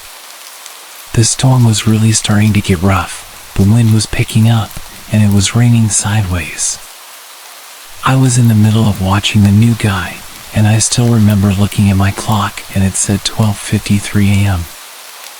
I was getting tired and could feel my eyes getting heavy. With the weather so bad, I remember thinking that maybe it wasn't so bad I had to miss the sleepover. I must have dozed off because the next thing I remember is a huge crash. It was one of the big windows in either the dining room or living room. Our neighborhood was in a really wooded area, and I thought that a tree or branch had fallen in the storm and had broken the window. I left my room and went out through the kitchen.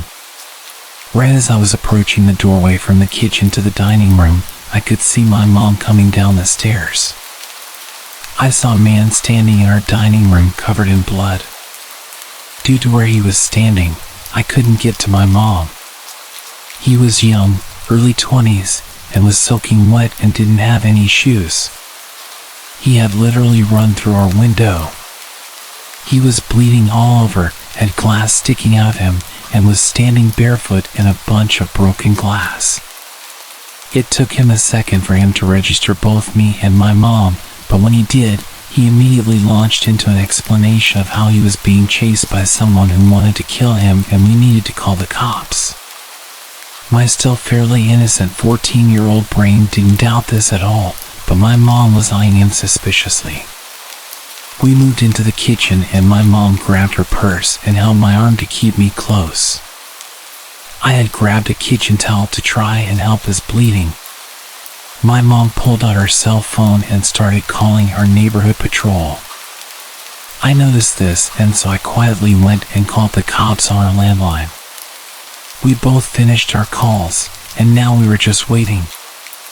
The guy couldn't sit still and kept getting up and looking through our kitchen windows and pacing back and forth. He didn't seem to notice that he was all cut up and bleeding everywhere. He starts muttering under his breath. What happens next happens really fast and becomes blurry a bit. But the doorbell rings. It was our neighborhood patrol that my mom had called. The doorbell sent the guy into a panic.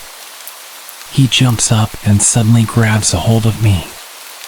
He has me in a chokehold, and my mom is now screaming to please let me go.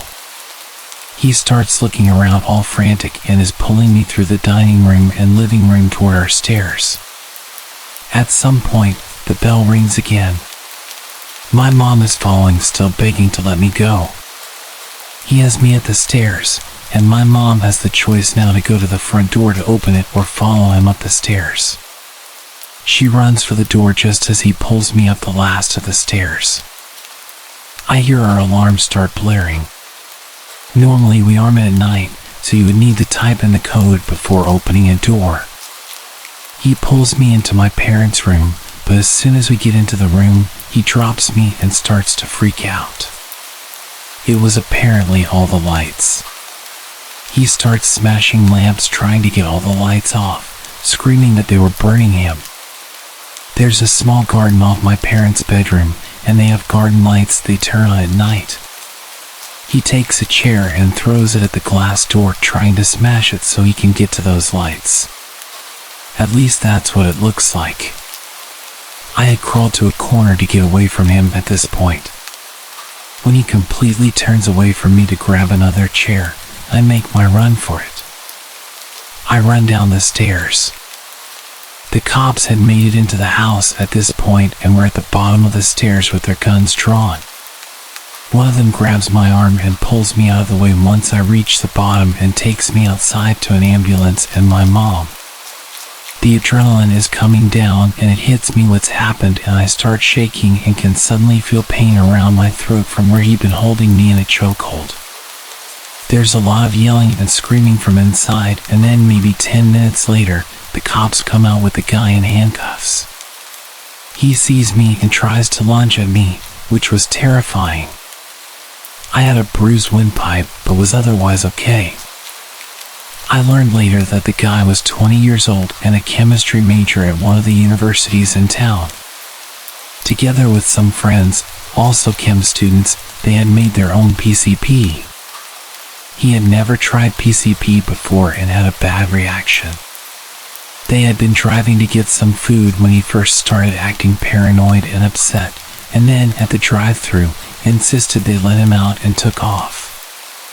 Thinking you're being chased is a common hallucination to have when you start having a bad trip. Light sensitivity is also a common side effect in general for being high. But he wasn't a bad kid. He'd never been in trouble before, was a good student, and pretty much the last person you'd think would do something like this. Our house was the only one on our street that wasn't completely fenced off, and that's how he was able to reach the back and those windows. When I got older, it really hit me just how easy it is to become that kid. I had friends who ended up being chemistry majors and also tried some of their own creations. Thankfully, the night didn't end up worse because it definitely could have gone in an entirely different direction.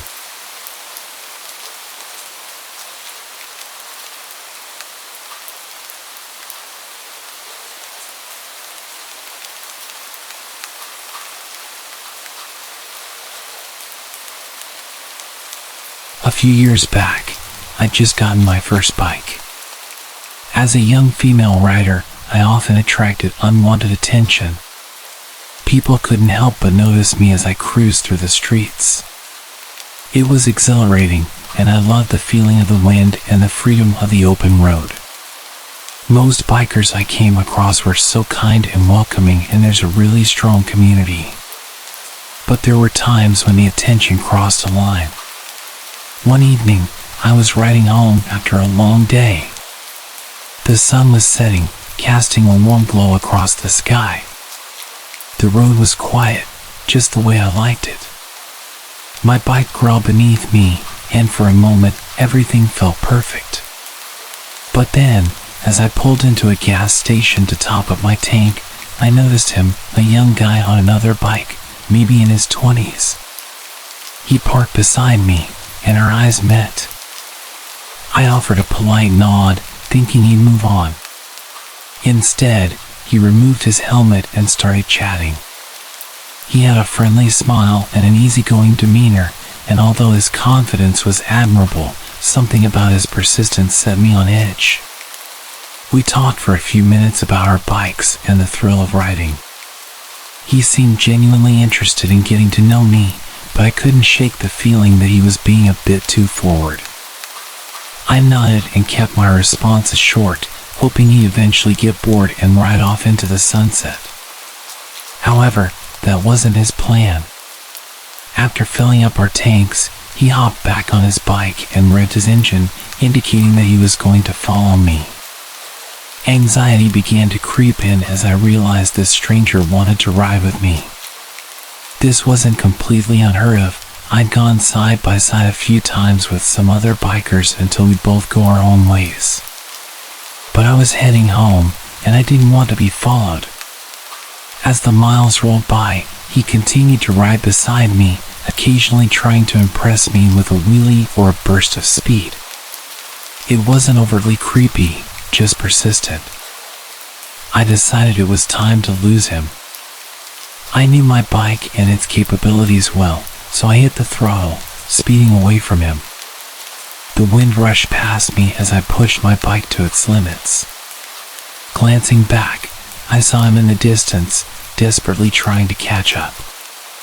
The adrenaline was pumping through my veins as I weaved through the winding roads. But the persistent rider wasn't giving up. He was closing in fast.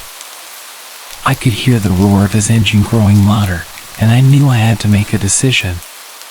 He caught up again, and I realized that I wasn't going to lose him. I decided to pull over, and he pulled up next to me. He was so proud of himself. He took off his helmet and had a massive grin on his face as if we'd been playing a fun game. I told him I was heading home now and that I'd see him around. He continued smiling at me and told me he'd make sure I get back safe. I really wasn't in the mood. I kind of snapped and told him directly that I was good and didn't need an escort. Just as I started to leave, I gave him a wave. One last attempt to make it clear that I was saying goodbye, leave me alone. He'd rested his helmet down, so it took him some time to get ready. I managed to get some serious distance this time. Glancing back, I saw him in the distance, desperately trying to catch up. The adrenaline was pumping through my veins as I weaved through the winding roads. But the persistent rider wasn't giving up. He was closing in fast. I could hear the roar of his engine growing louder, and I knew I had to make a decision. Ahead, the road took a sharp turn. I had to slow down to navigate it safely. That's when he saw his chance to overtake me.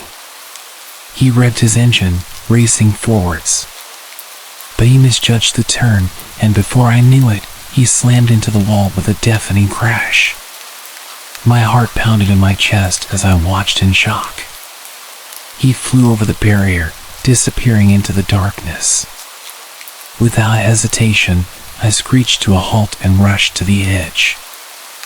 I pulled out my flashlight and shined it into the water, desperately trying to spot him. It was almost pitch black and I'd barely even seen how far he went. All I know is that I saw him fly straight ahead. He clearly landed in the river, but it was really wide and visibility was minimal. I shouted for him whilst pulling out my phone to call for help. The river was moving fast. He could have easily been miles downstream by the time help arrived. I stayed there for hours that night, searching for this stranger, desperately hoping that we'd find him.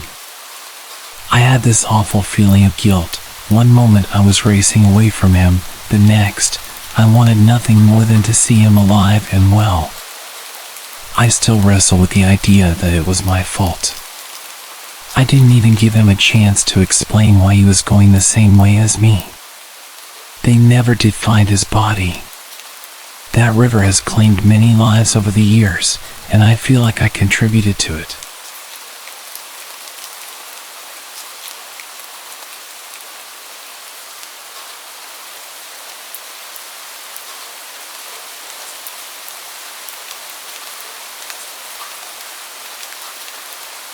I had been chatting with this girl online for weeks, and she seemed like the perfect match for me. So when she suggested we meet at hers, which happened to be in the middle of nowhere, I couldn't resist the adventure. My GPS had guided me through the labyrinth of backroads with the promise that I was nearing her location. But as I rounded yet another bend, I found myself in the middle of a seemingly abandoned junkyard. Rusty old cars and worn-down buildings loomed in the darkness. The place was only lit by my car and the moonlight. Confusion turned to fear as I realized this was the wrong place. Panic set in when the harsh glare of headlights suddenly appeared behind me. A group of burly men, their faces obscured by the shadows, blocked my way and surrounded my truck. One of them, clearly the leader, approached my window. His eyes were filled with suspicion. "What the hell are you doing here, boy? This is private property." My words tumbled out in a rush as I explained my predicament, that I was supposed to meet someone nearby, but my GPS had led me astray. They exchanged glances, their suspicion turning into a sinister grin. Sure, the leader said, "but you see, we've been having some trouble with trespassers lately. Can't be too careful, you know?" His companions chuckled ominously. Without another word, I threw my car into reverse and backed out of there as fast as I could. My heart was pounding. I turned the car around quicker than I thought was possible, and I fumbled with the GPS, trying to tell it to return home. The men continued to shout at me as I sped away, but my troubles were far from over. My GPS, unable to keep up with my rapid escape, soon led me onto an even narrower road. Darkness surrounded me as I ventured further into the woods. My anxiety was making my legs shake aggressively, and my hands could barely follow simple instructions. With no cell service and no signs of civilization, I was well and truly lost. Suddenly, as if mocking my desperation, a deer bounded out from the shadows and onto the road. Panic surged through me as I slammed on the brakes, screeching almost to a complete stop. The deer barely reacted and just continued to slowly prance down the road. Suddenly, I noticed the rednecks from the junkyard had caught up, their truck now dangerously close behind me. They were leaning on the horn, yelling obscenities, and I really started to feel like I wasn't getting out of this alive. Desperation pushed me to follow the deer. I drove at a crawl, praying the animal would move aside. But it just dominated the road in front of me for a painful amount of time. It continued to run ahead of me. The longer it was there, the more it started to look like some type of demon. It looked like something you'd see in Norse mythology. Its horns looked like human arms reaching into the sky. My heart raced as I watched the creature's every move. The rednecks were relentless, inching closer, their voices growing louder, getting even angrier. The suspense was unbearable. I was trapped behind the deer, with nowhere to go, and a group of hostile men closing in behind me. The narrow road seemed to stretch on forever, and with every passing second I couldn't help imagine all the different ways that I was going to be killed. The men in the truck behind me were starting to push into the back of my car, and I could hear the revving of their engine, eager to push me off the road. I really started to panic and started honking at the deer. I even contemplated abandoning my car and fleeing into the darkness, but I knew that would be futile. They would catch me within moments. As we continued our awful drive on that terrible road, the deer suddenly leaped to the side, disappearing into the dense underbrush. I seized the opportunity and accelerated. When I looked back in my mirror, I saw the deer jump out again right in front of their truck. They slammed on the brakes and were frantically shouting at it to get out of the way. I'm sure they had no issue with killing a deer, but ramming it with their truck at that slow speed would likely just make it angry, and it wouldn't be worth the damage. I didn't hesitate for a second as I went full speed down the rest of the road, hitting every bump with no regard for the condition of my car. I drove for what felt like hours, my heart still pounding, until I finally stumbled upon a small town. There, I found my bearings and eventually made it to the nearest motel. It was only when I locked the door behind me that I felt safe enough to breathe. As I lay in bed, trying to process what had happened, I couldn't help wondering about that deer. Was it merely a coincidence, a strange twist of fate? Or did it know what it was doing, sensing my fear, deciding to lead me away from danger and preventing them from chasing me? I'd almost completely forgotten about my date, and when I checked the app to tell her what had happened, she'd unmatched. I have mixed thoughts about the whole thing. Was she a catfish the whole time, luring me into danger? Did she think that I had ghosted her, so she unmatched out of embarrassment?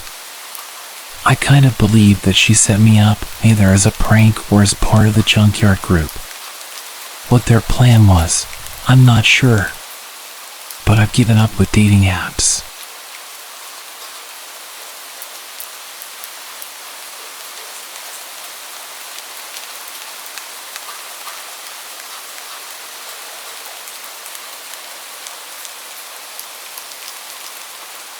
On a bitterly cold winter night, I found myself in the kind of situation that would chill any parent to the bone. My 2 young kids sat shivering in the back seat of our car as I tried to keep my composure. We were stranded on a snow-covered road in the middle of nowhere, far from the nearest town. The car's engine had sputtered and coughed its last breath a while ago, and my phone had no signal. Desperation clung to the cold air as I tried to reassure my children that help was on the way. I had called a tow truck, but it seemed like hours had passed since then, and the icy darkness was unrelenting. Just as I was losing all hope of being rescued, a set of headlights appeared in the distance, slowly growing brighter. Relief washed over me as a man pulled up in a pickup truck. His frosty breath covered his face in the cold night air. "Looks like you folks could use some help," he called out. His voice was friendly, but something about the situation had my guard up. I was hesitant, but the thought of my children suffering in the cold pushed me to accept his offer. "Yes, thank you," I replied, trying to hide my unease. "We've already called a tow truck, but it's taking a while." The man didn't waste any time. He opened the hood of my car and started tinkering with the engine. His hands moved deftly, almost too quickly, and I couldn't shake the feeling that something was off. As the minutes turned into what felt like an eternity, the man turned his attention to my children. "You know, it's pretty darn cold out here," he said, looking towards them with a warm smile. "Why don't you let them sit in my truck? It's nice and toasty in there." I hesitated, glancing at my kids. They were practically blue from the cold, their teeth chattering uncontrollably. "No thank you, we're okay," I stammered, trying to muster some courage. But the man was persistent, insisting that it was the best thing for them. "It won't be long, just until I get this fixed up," he said, his smile never faltering. "I've got hot chocolate in the truck, they'll love it." The children began to whine, their tiny voices filled with misery. I felt a lump form in my throat. "All right, just for a little while," I relented, my heart pounding in my chest. As my son and daughter climbed into the stranger's truck, I watched anxiously from a distance. Minutes turned into what felt like hours as the man continued to work on my car. I couldn't shake the feeling that something was terribly wrong, and my mind raced with dark scenarios. The kids wrapped in the stranger's blankets seemed oblivious to the unsettling atmosphere that had settled around us. They giggled and chatted about how cozy and warm the truck was. My daughter even mentioned how nice it would be to spend the night in a comfy bed instead of the cold car. The stranger, who had been fiddling with my car engine, suddenly looked up and said, "You know, the nearest town is only about a half-hour's drive from here. I'd be more than happy to take your kids there, get them a warm meal and a place to sleep for the night. It's not safe for them to stay out here." My heart raced as my children's faces lit up with excitement. They began pleading with me to let them go, their voices filled with innocence and trust. "Mom, please, it'll be fun," my son exclaimed. Despite the freezing cold that still gripped me, a chill of a different kind ran down my spine. I absolutely hated everything about this situation. I needed to protect my children, but letting them drive away with a stranger obviously wasn't an option. But neither was freezing to death. They weren't helping the situation at all. I hated how naive they were, and I hated how they would ignore my attempts to give them a serious stare when I was trying to communicate to them that we were in a bad situation. The stranger's insistence, coupled with my children's growing enthusiasm, created an agonizing dilemma. I mustered all the politeness I could and replied, "Thank you so much for your offer, but the tow truck should be here soon and will be on our way. We wouldn't want to trouble you any further." The man's expression changed. His eyes narrowed as he glanced at me with a hint of frustration. "Ma'am, I'm just trying to help. It's not safe for your kids out here in the cold. I promise, I'm a good guy." The standoff continued, my heart pounding in my chest as the tension thickened. The stranger's insistence clashed with my maternal instincts, and I felt a growing urgency to protect my children from whatever threat might be lurking behind his seemingly kind offer. As the minutes passed, the kids continued to shiver despite the warmth of the stranger's truck. I couldn't ignore their discomfort any longer. Trying to sound as composed as possible, I said to them, "It's time to get back into our car. The tow truck should be here soon." The children reluctantly agreed, and we climbed out of the stranger's truck, thanking him for his help. As we made our way back to our car, the man's eyes followed us. He seemed disappointed but didn't insist any further. I hurriedly bundled the kids back into the car, and we locked the doors. Just as we settled in, the distant sound of a tow truck's engine reached our ears. The tow truck arrived, its lights cutting through the darkness like a beacon of hope. The driver, a burly man with a kind face, jumped out and got to work on my car. As he worked, he glanced at me and the stranger. "You're lucky I got here as fast as I did," he said. His tone was serious. "You know, this road isn't safe at night. It's best to stay in your car." The stranger's demeanor changed instantly. His friendly smile vanished, replaced by a look of cold determination. Without a word, he climbed into his truck and sped away into the snowy night, leaving me with a chilling sense of dread. With my kids safely beside me and our car on the road to recovery, the sense of dread that had hung over me earlier began to fade.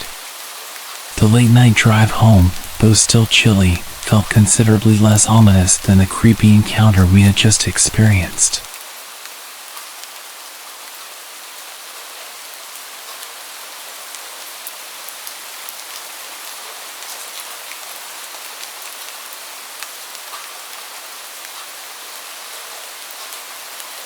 When I was 20 years old, I came back home for summer break from college.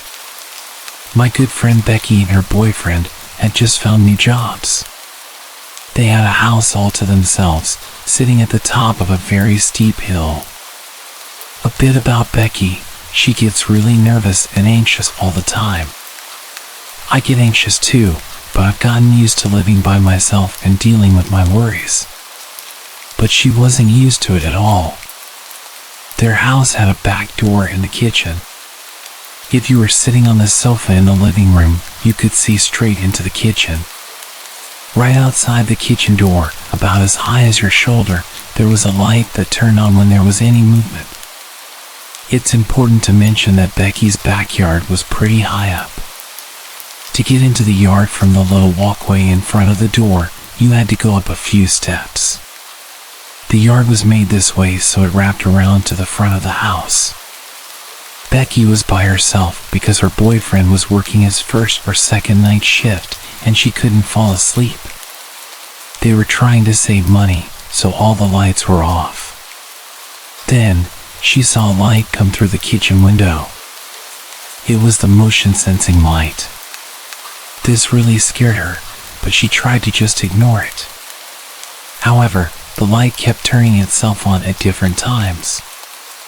So, this motion-sensing light would only turn on if something moved on the walkway, not for any animals in the yard. The yard itself was tiny, with thick wood stretching down from the end of it. She called me early at about 3 a.m. until I finally picked up. I talked to her on the phone, trying to calm her down until her boyfriend came back in the morning. He had the next 3 days off, and nothing happened with the light during that time. Her dad warned her to be careful, suggesting it might have been thieves checking out the house, especially since there had been some break-ins recently on a street close to hers. The next time her boyfriend had to work at night, Becky asked if I could stay over. I said yes.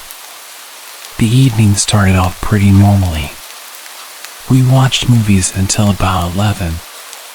Then, we decided to drive out to the nearest shop and grab some food from McDonald's. Where we live, it's pretty much in the middle of nowhere, so getting there and back took us almost an hour and a half. We got home around midnight and set up the air mattress in the living room where we planned to sleep.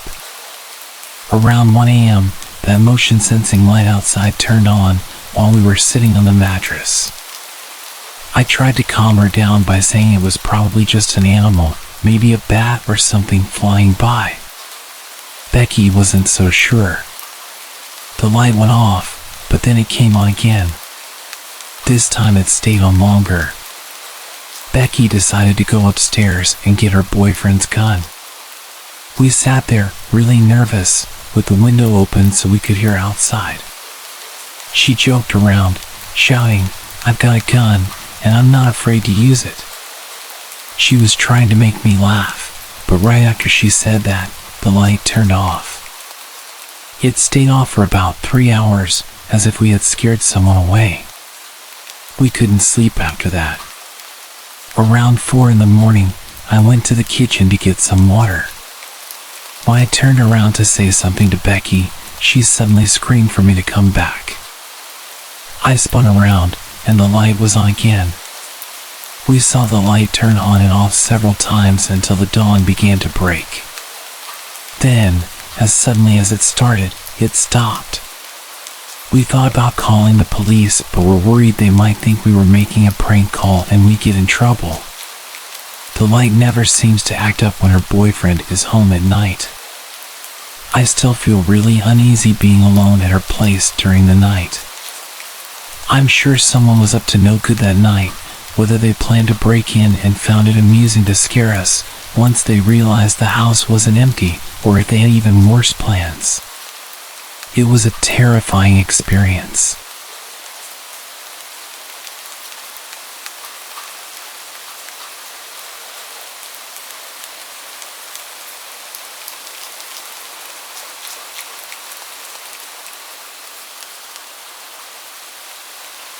Back in 2012, I sat down with my girlfriend, and after 18 months of dating, I told her my family's deepest, darkest secret. 3 weeks later, I came home from work to find all of her stuff gone and a breakup letter sitting on the kitchen table. I learned not to talk to anyone but my sister about it, but I also feel like if I don't get this stuff off my chest from time to time, it'll just eat me alive from the inside out. I've survived this long by talking to therapists, but at this point, I view therapy like atheists view confessional booths, a nice novelty but inconsequential. The internet, on the other hand, is an altogether different beast. I can remain anonymous, and strangers online can give their opinions. And just like it allows me to say things I'd never tell a person face to face, it allows you to give me your full and unfettered opinions, as brutal as they may be. But I'm okay with that, and that's why I'm writing this. Because I don't want absolution, I want judgment. I was 12 years old at the time of my discovery, and all summer I had this one all-consuming obsession, Pokemon Red. I put hours into catching and training all the original 150 Pokemon. Then, when I beat the Elite Four and completed my Pokédex, I just deleted my save and started all over again. By showing that I loved playing Pokemon so much, I gave my parents a way of punishing me whenever I misbehaved. They were great parents to me for the most part, and my frequent misdeeds were mostly harmless. But whenever I failed to do my chores, or was rude to my sister, their go-to confiscation item was my Game Boy. It'd go like this: they'd hide my Game Boy somewhere, but I'd always find it, then get caught playing it and have it taken away again. This meant that I spent a lot of time snooping around their bedroom and my dad's office. Since it was still summer vacation, I had plenty of time to do it. It was during one of my little searching sessions that I discovered my dad had a secret space hidden away in his office. He normally kept it locked, but during one afternoon snooping, I found the key in his office. My dad had this big old antique cabinet that he kept all kinds of junk in, and I knew he sometimes hid my Game Boy in it. So after having no luck elsewhere, I began to search it. I remember sticking my hand into one of the bottom cabinets, leaning in just a little too hard, and then I heard a dull crunch of wood as the rear wall of the cabinet suddenly gave way. When I looked, hoping I hadn't broken it, I saw that there was a small hidden compartment. Due to the dim light, the only thing I recognized at first was the gun. But there was also something that looked like a letter and, more importantly, something shaped like my Game Boy. I reached out to grab it, but as soon as I touched it, I realized it wasn't what I was looking for. It felt leathery, not the plastic I was used to, and as curiosity got the better of me, I pulled it out of the hidey hole to see what it was. It was a journal, this old-looking leather-bound journal. When I opened it up, I recognized my dad's handwriting. I might have recognized his handwriting, but I definitely didn't understand most of what was written.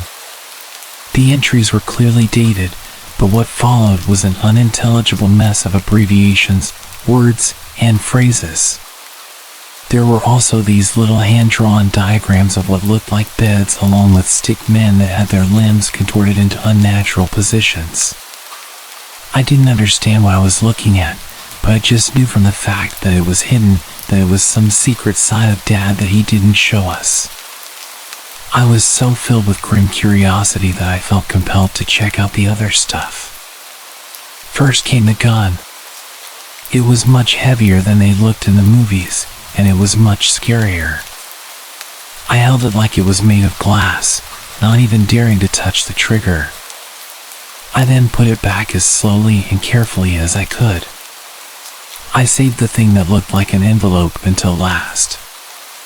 I figured that it'd be sealed, but after retrieving it, I saw that it wasn't an envelope at all. It was one of those plastic wallets that 1-hour photograph developers give you, the kind that house all your photos and negatives tucked inside. I figured that it might be pictures of my family since those are the only kind I've ever seen come out of a wallet like that. But the only member of my family present in the pictures was my dad, and this version of him was unlike any I'd ever known.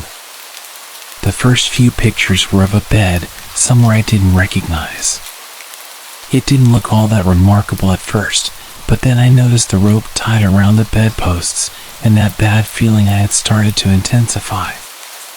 The next few pictures were of a bunch of tools all laid out on a wooden table, but I noticed a few other things mixed in with them.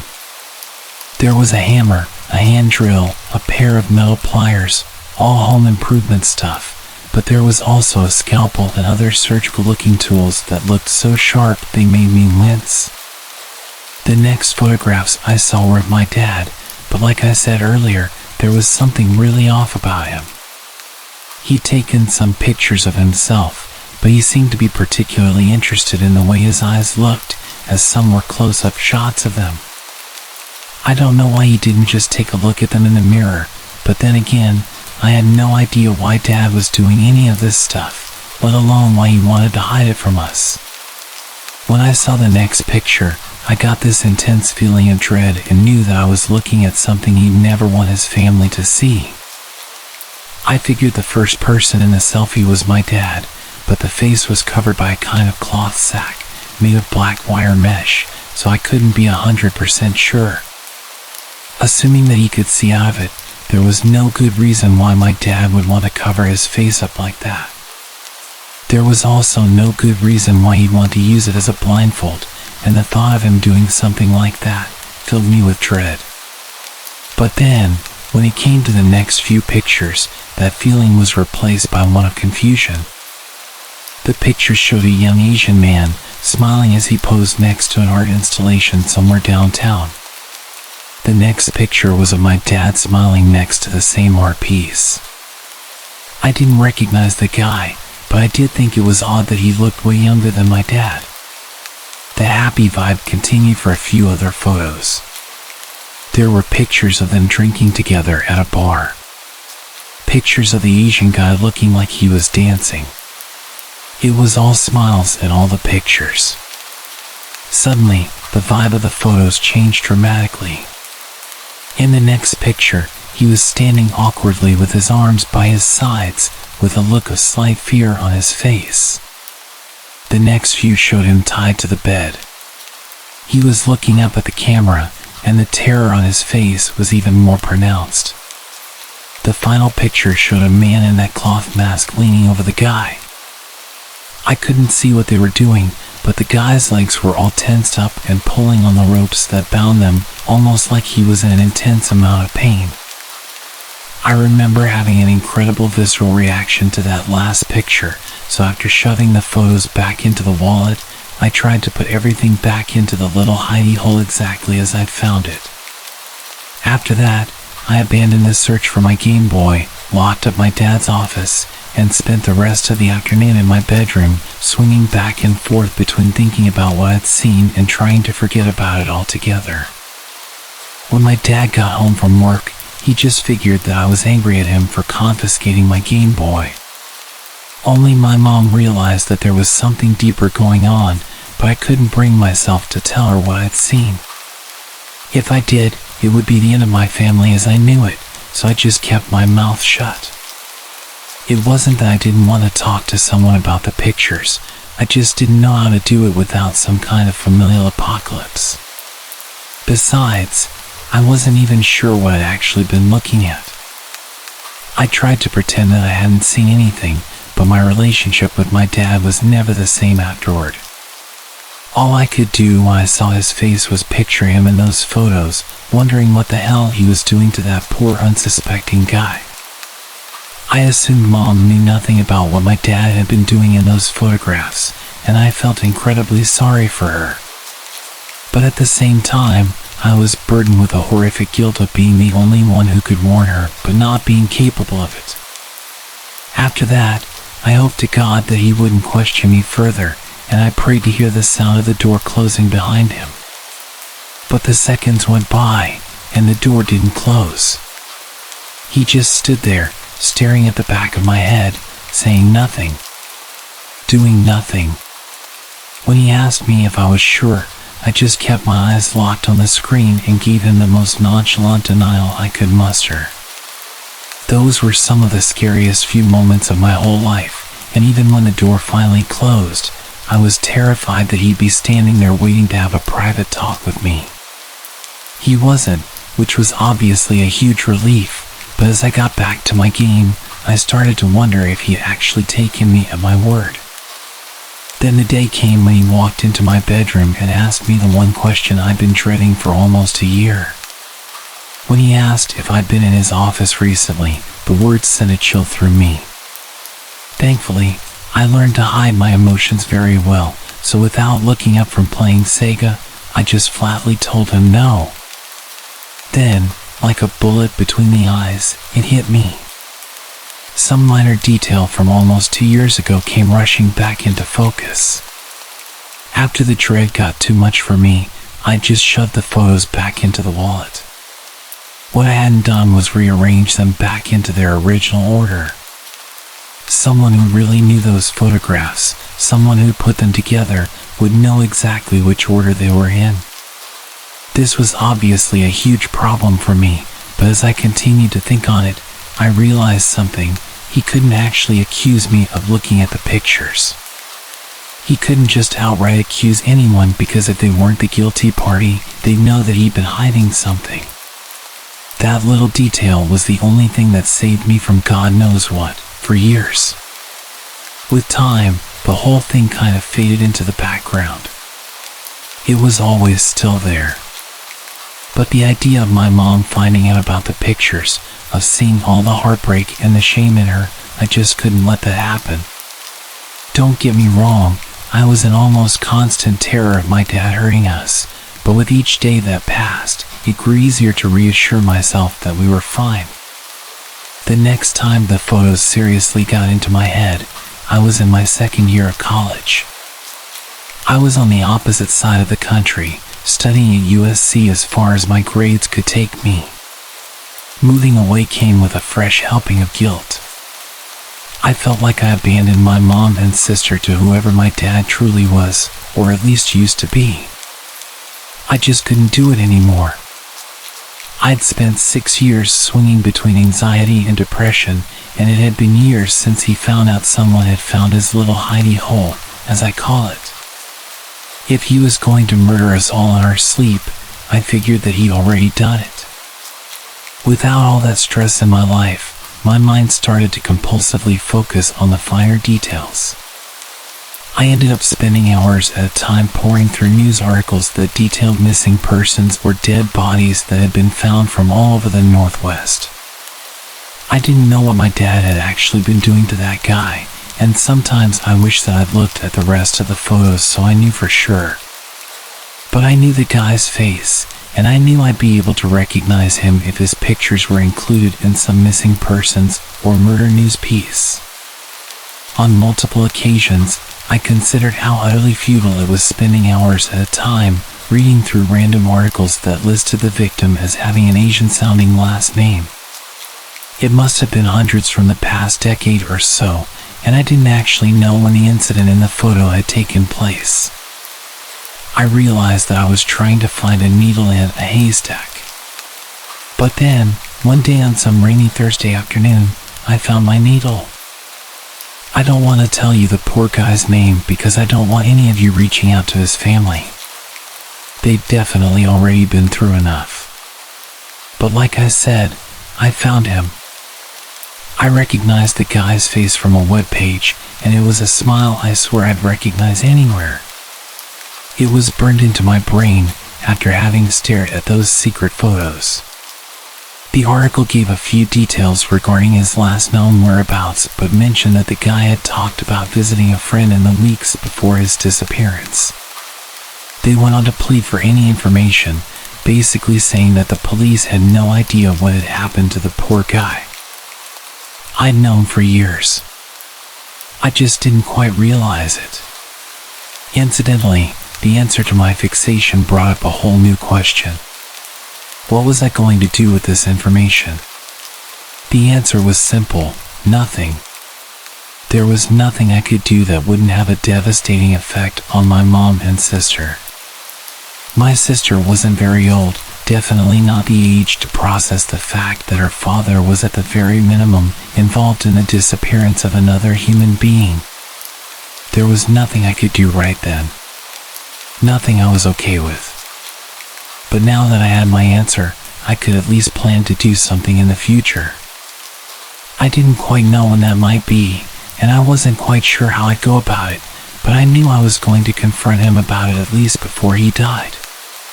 Yet, as it turned out, it wasn't my dad's impending death that prompted me to put my plan into action.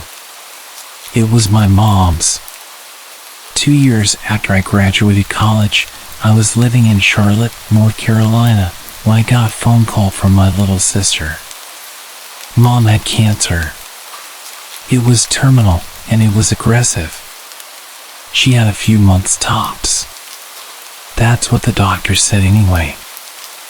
I plan on spending as much time as possible with her during that time.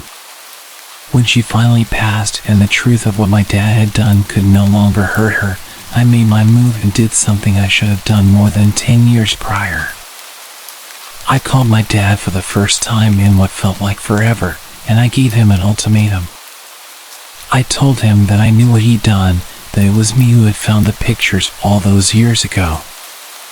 I told him the only thing that stopped me from saying anything was not wanting to destroy our family, and that I wanted Mom to live a life of blissful ignorance before I finally tore apart his legacy. I gave him two choices. He could turn himself into the police and do the right thing, or I'd tell them everything I'd seen and how I could link it to the missing persons case from the late 90s that I'd found.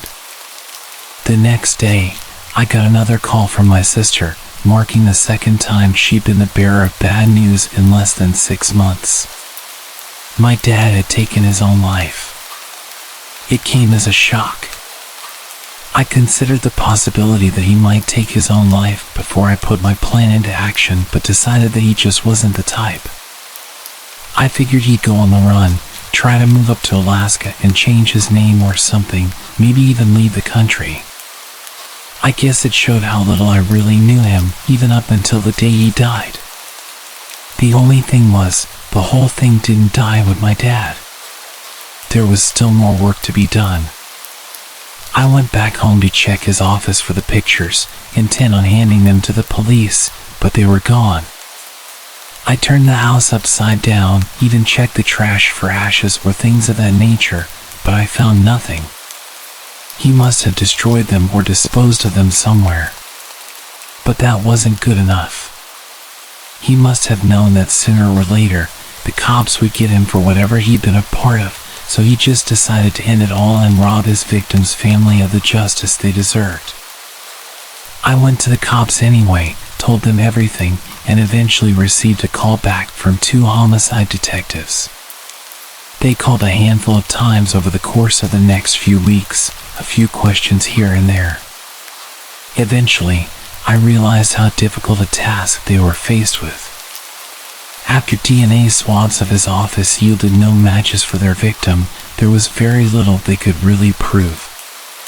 Even if I did manage to turn over the photographs, the only person they showed committing a crime was a man in a mask. All they could do was speculate. Yet, I know it was my dad under there. In my mind, there's no reason why he'd take his own life.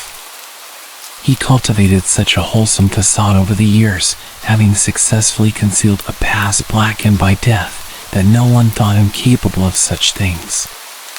He was far too proud to watch it all crumble in front of him. But even now, it's still not over. My dad has since been considered a suspect in the disappearances of multiple young men throughout the 90s and early 2000s. I've still yet to hear anything from the police or FBI regarding it, but it's still something that's being actively considered. All these years later, I'm faced with the possibility that my father was an actual serial killer and that my silence following the discovery of the photographs enabled him to continue killing. I could be responsible for an untold number of unsolved murders all over the Northwest. But I tell people that it's not enough to hear platitudes anymore. So judge me. Pour your scorn upon me. I promise you I can take it. As far as I'm concerned, I deserve far worse.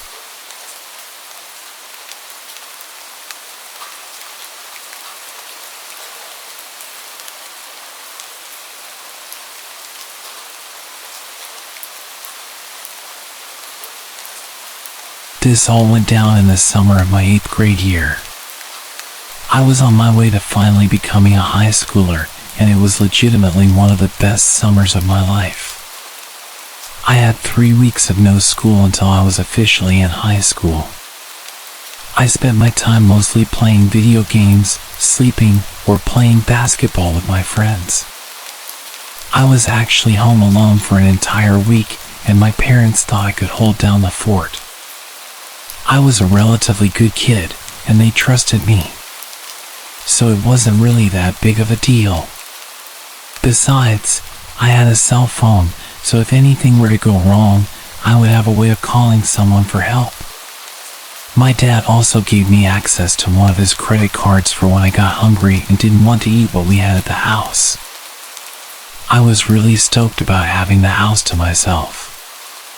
I've had people tell me that it was pretty messed up for my family to leave me alone for that amount of time, especially considering I was only 14. They didn't expect anything bad to happen, and neither did I. It was a rare occasion that they were gone for so long. This wasn't something they did often. As a matter of fact, I still live with my parents now, and I've just turned 19. Ever since that day when everything went down, I haven't been home on my own for more than 24 hours at a time. It was a Friday night around 11 p.m. when I heard my phone go off. I received a text message from an unknown number, and all it said was, "Hey." I messaged them back and asked who they were, and they immediately became passive-aggressive, upset with me for not knowing who it was. I apologized to them, thinking it was someone I was close with. I had just gotten a new phone a few months prior and lost all my contacts, so I explained that to them, and they still seemed pretty upset. They started harassing me, and I ended up thinking they were just pranking me, so I turned my phone on silent and continued playing my PlayStation. I'm not sure how long later, probably around 10 minutes or so, I heard a knock on my bedroom window. I thought I was just hearing things at first, but I still decided to check and see who was out there just in case. I moved my blinds to the side and looked out the window, but I didn't see anyone. I wasn't convinced. I knew I heard a knock and was starting to become very paranoid. I looked through some of the windows throughout my house to see if I could spot anyone, but again, there was nobody. I can't deny the eeriness I felt. It was like something was about to happen, something really, really bad. I took my phone out to call my mom, and I had a bunch of notifications from that person who had texted me earlier. The most recent message said, "I'm outside."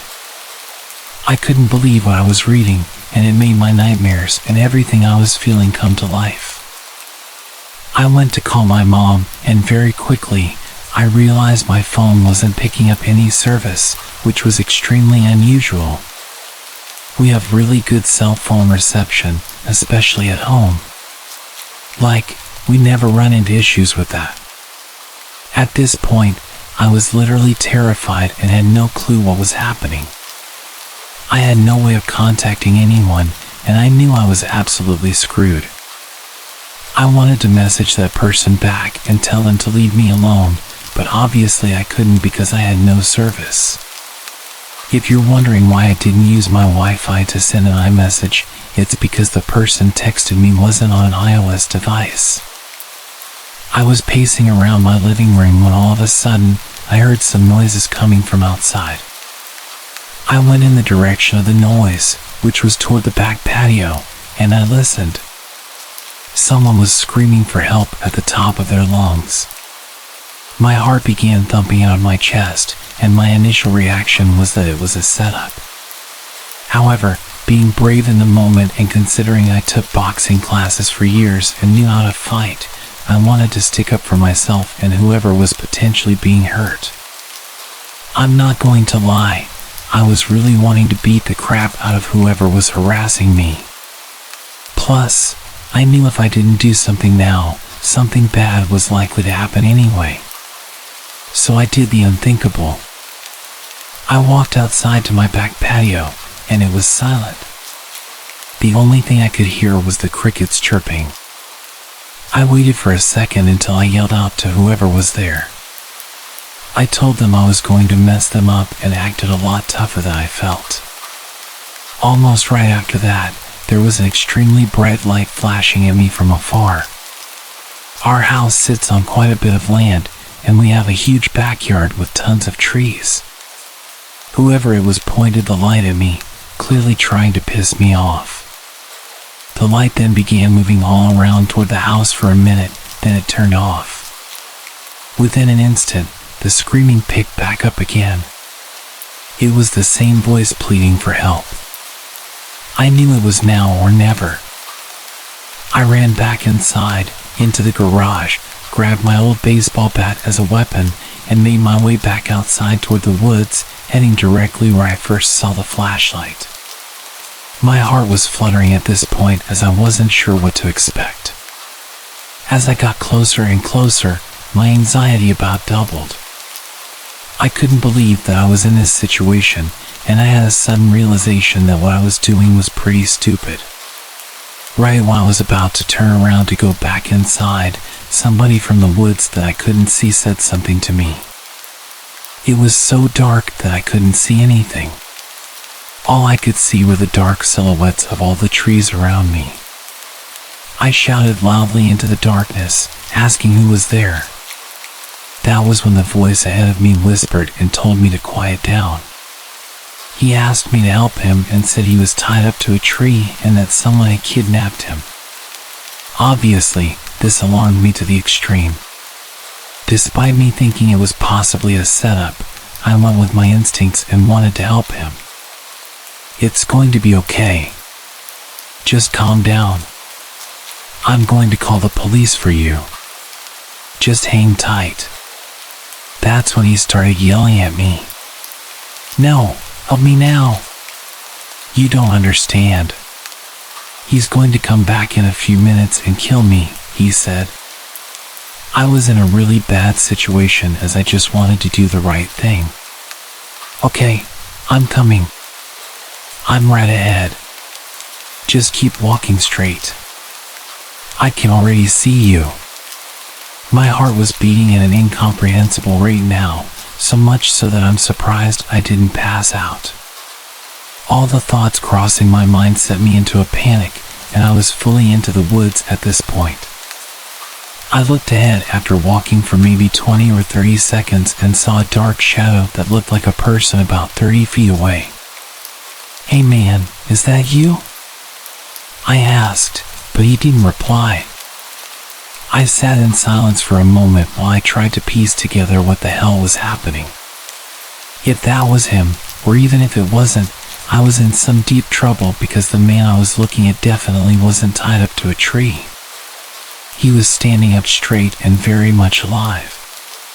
In only a moment's time, the person started running at me. It was at that exact moment I started backing up.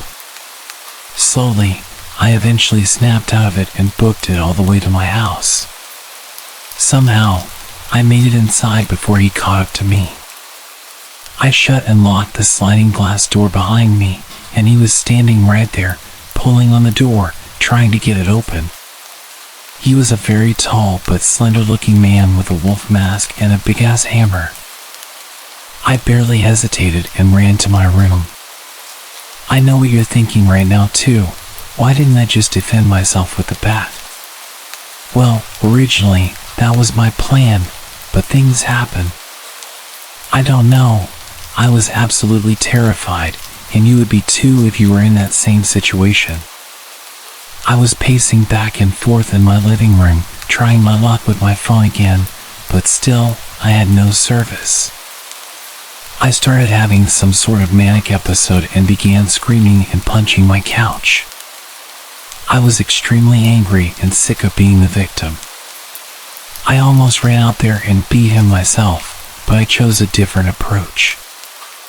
I waited patiently, and sure enough, after only a minute, he was knocking on my front door.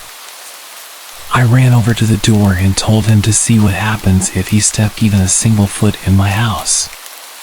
He wouldn't be walking out if he did, that's for sure. He then started laughing. I just kept quiet and went back to my room. The knocking grew louder and louder, and eventually, he started screaming. I had no idea what he was saying, but I think he was mocking me.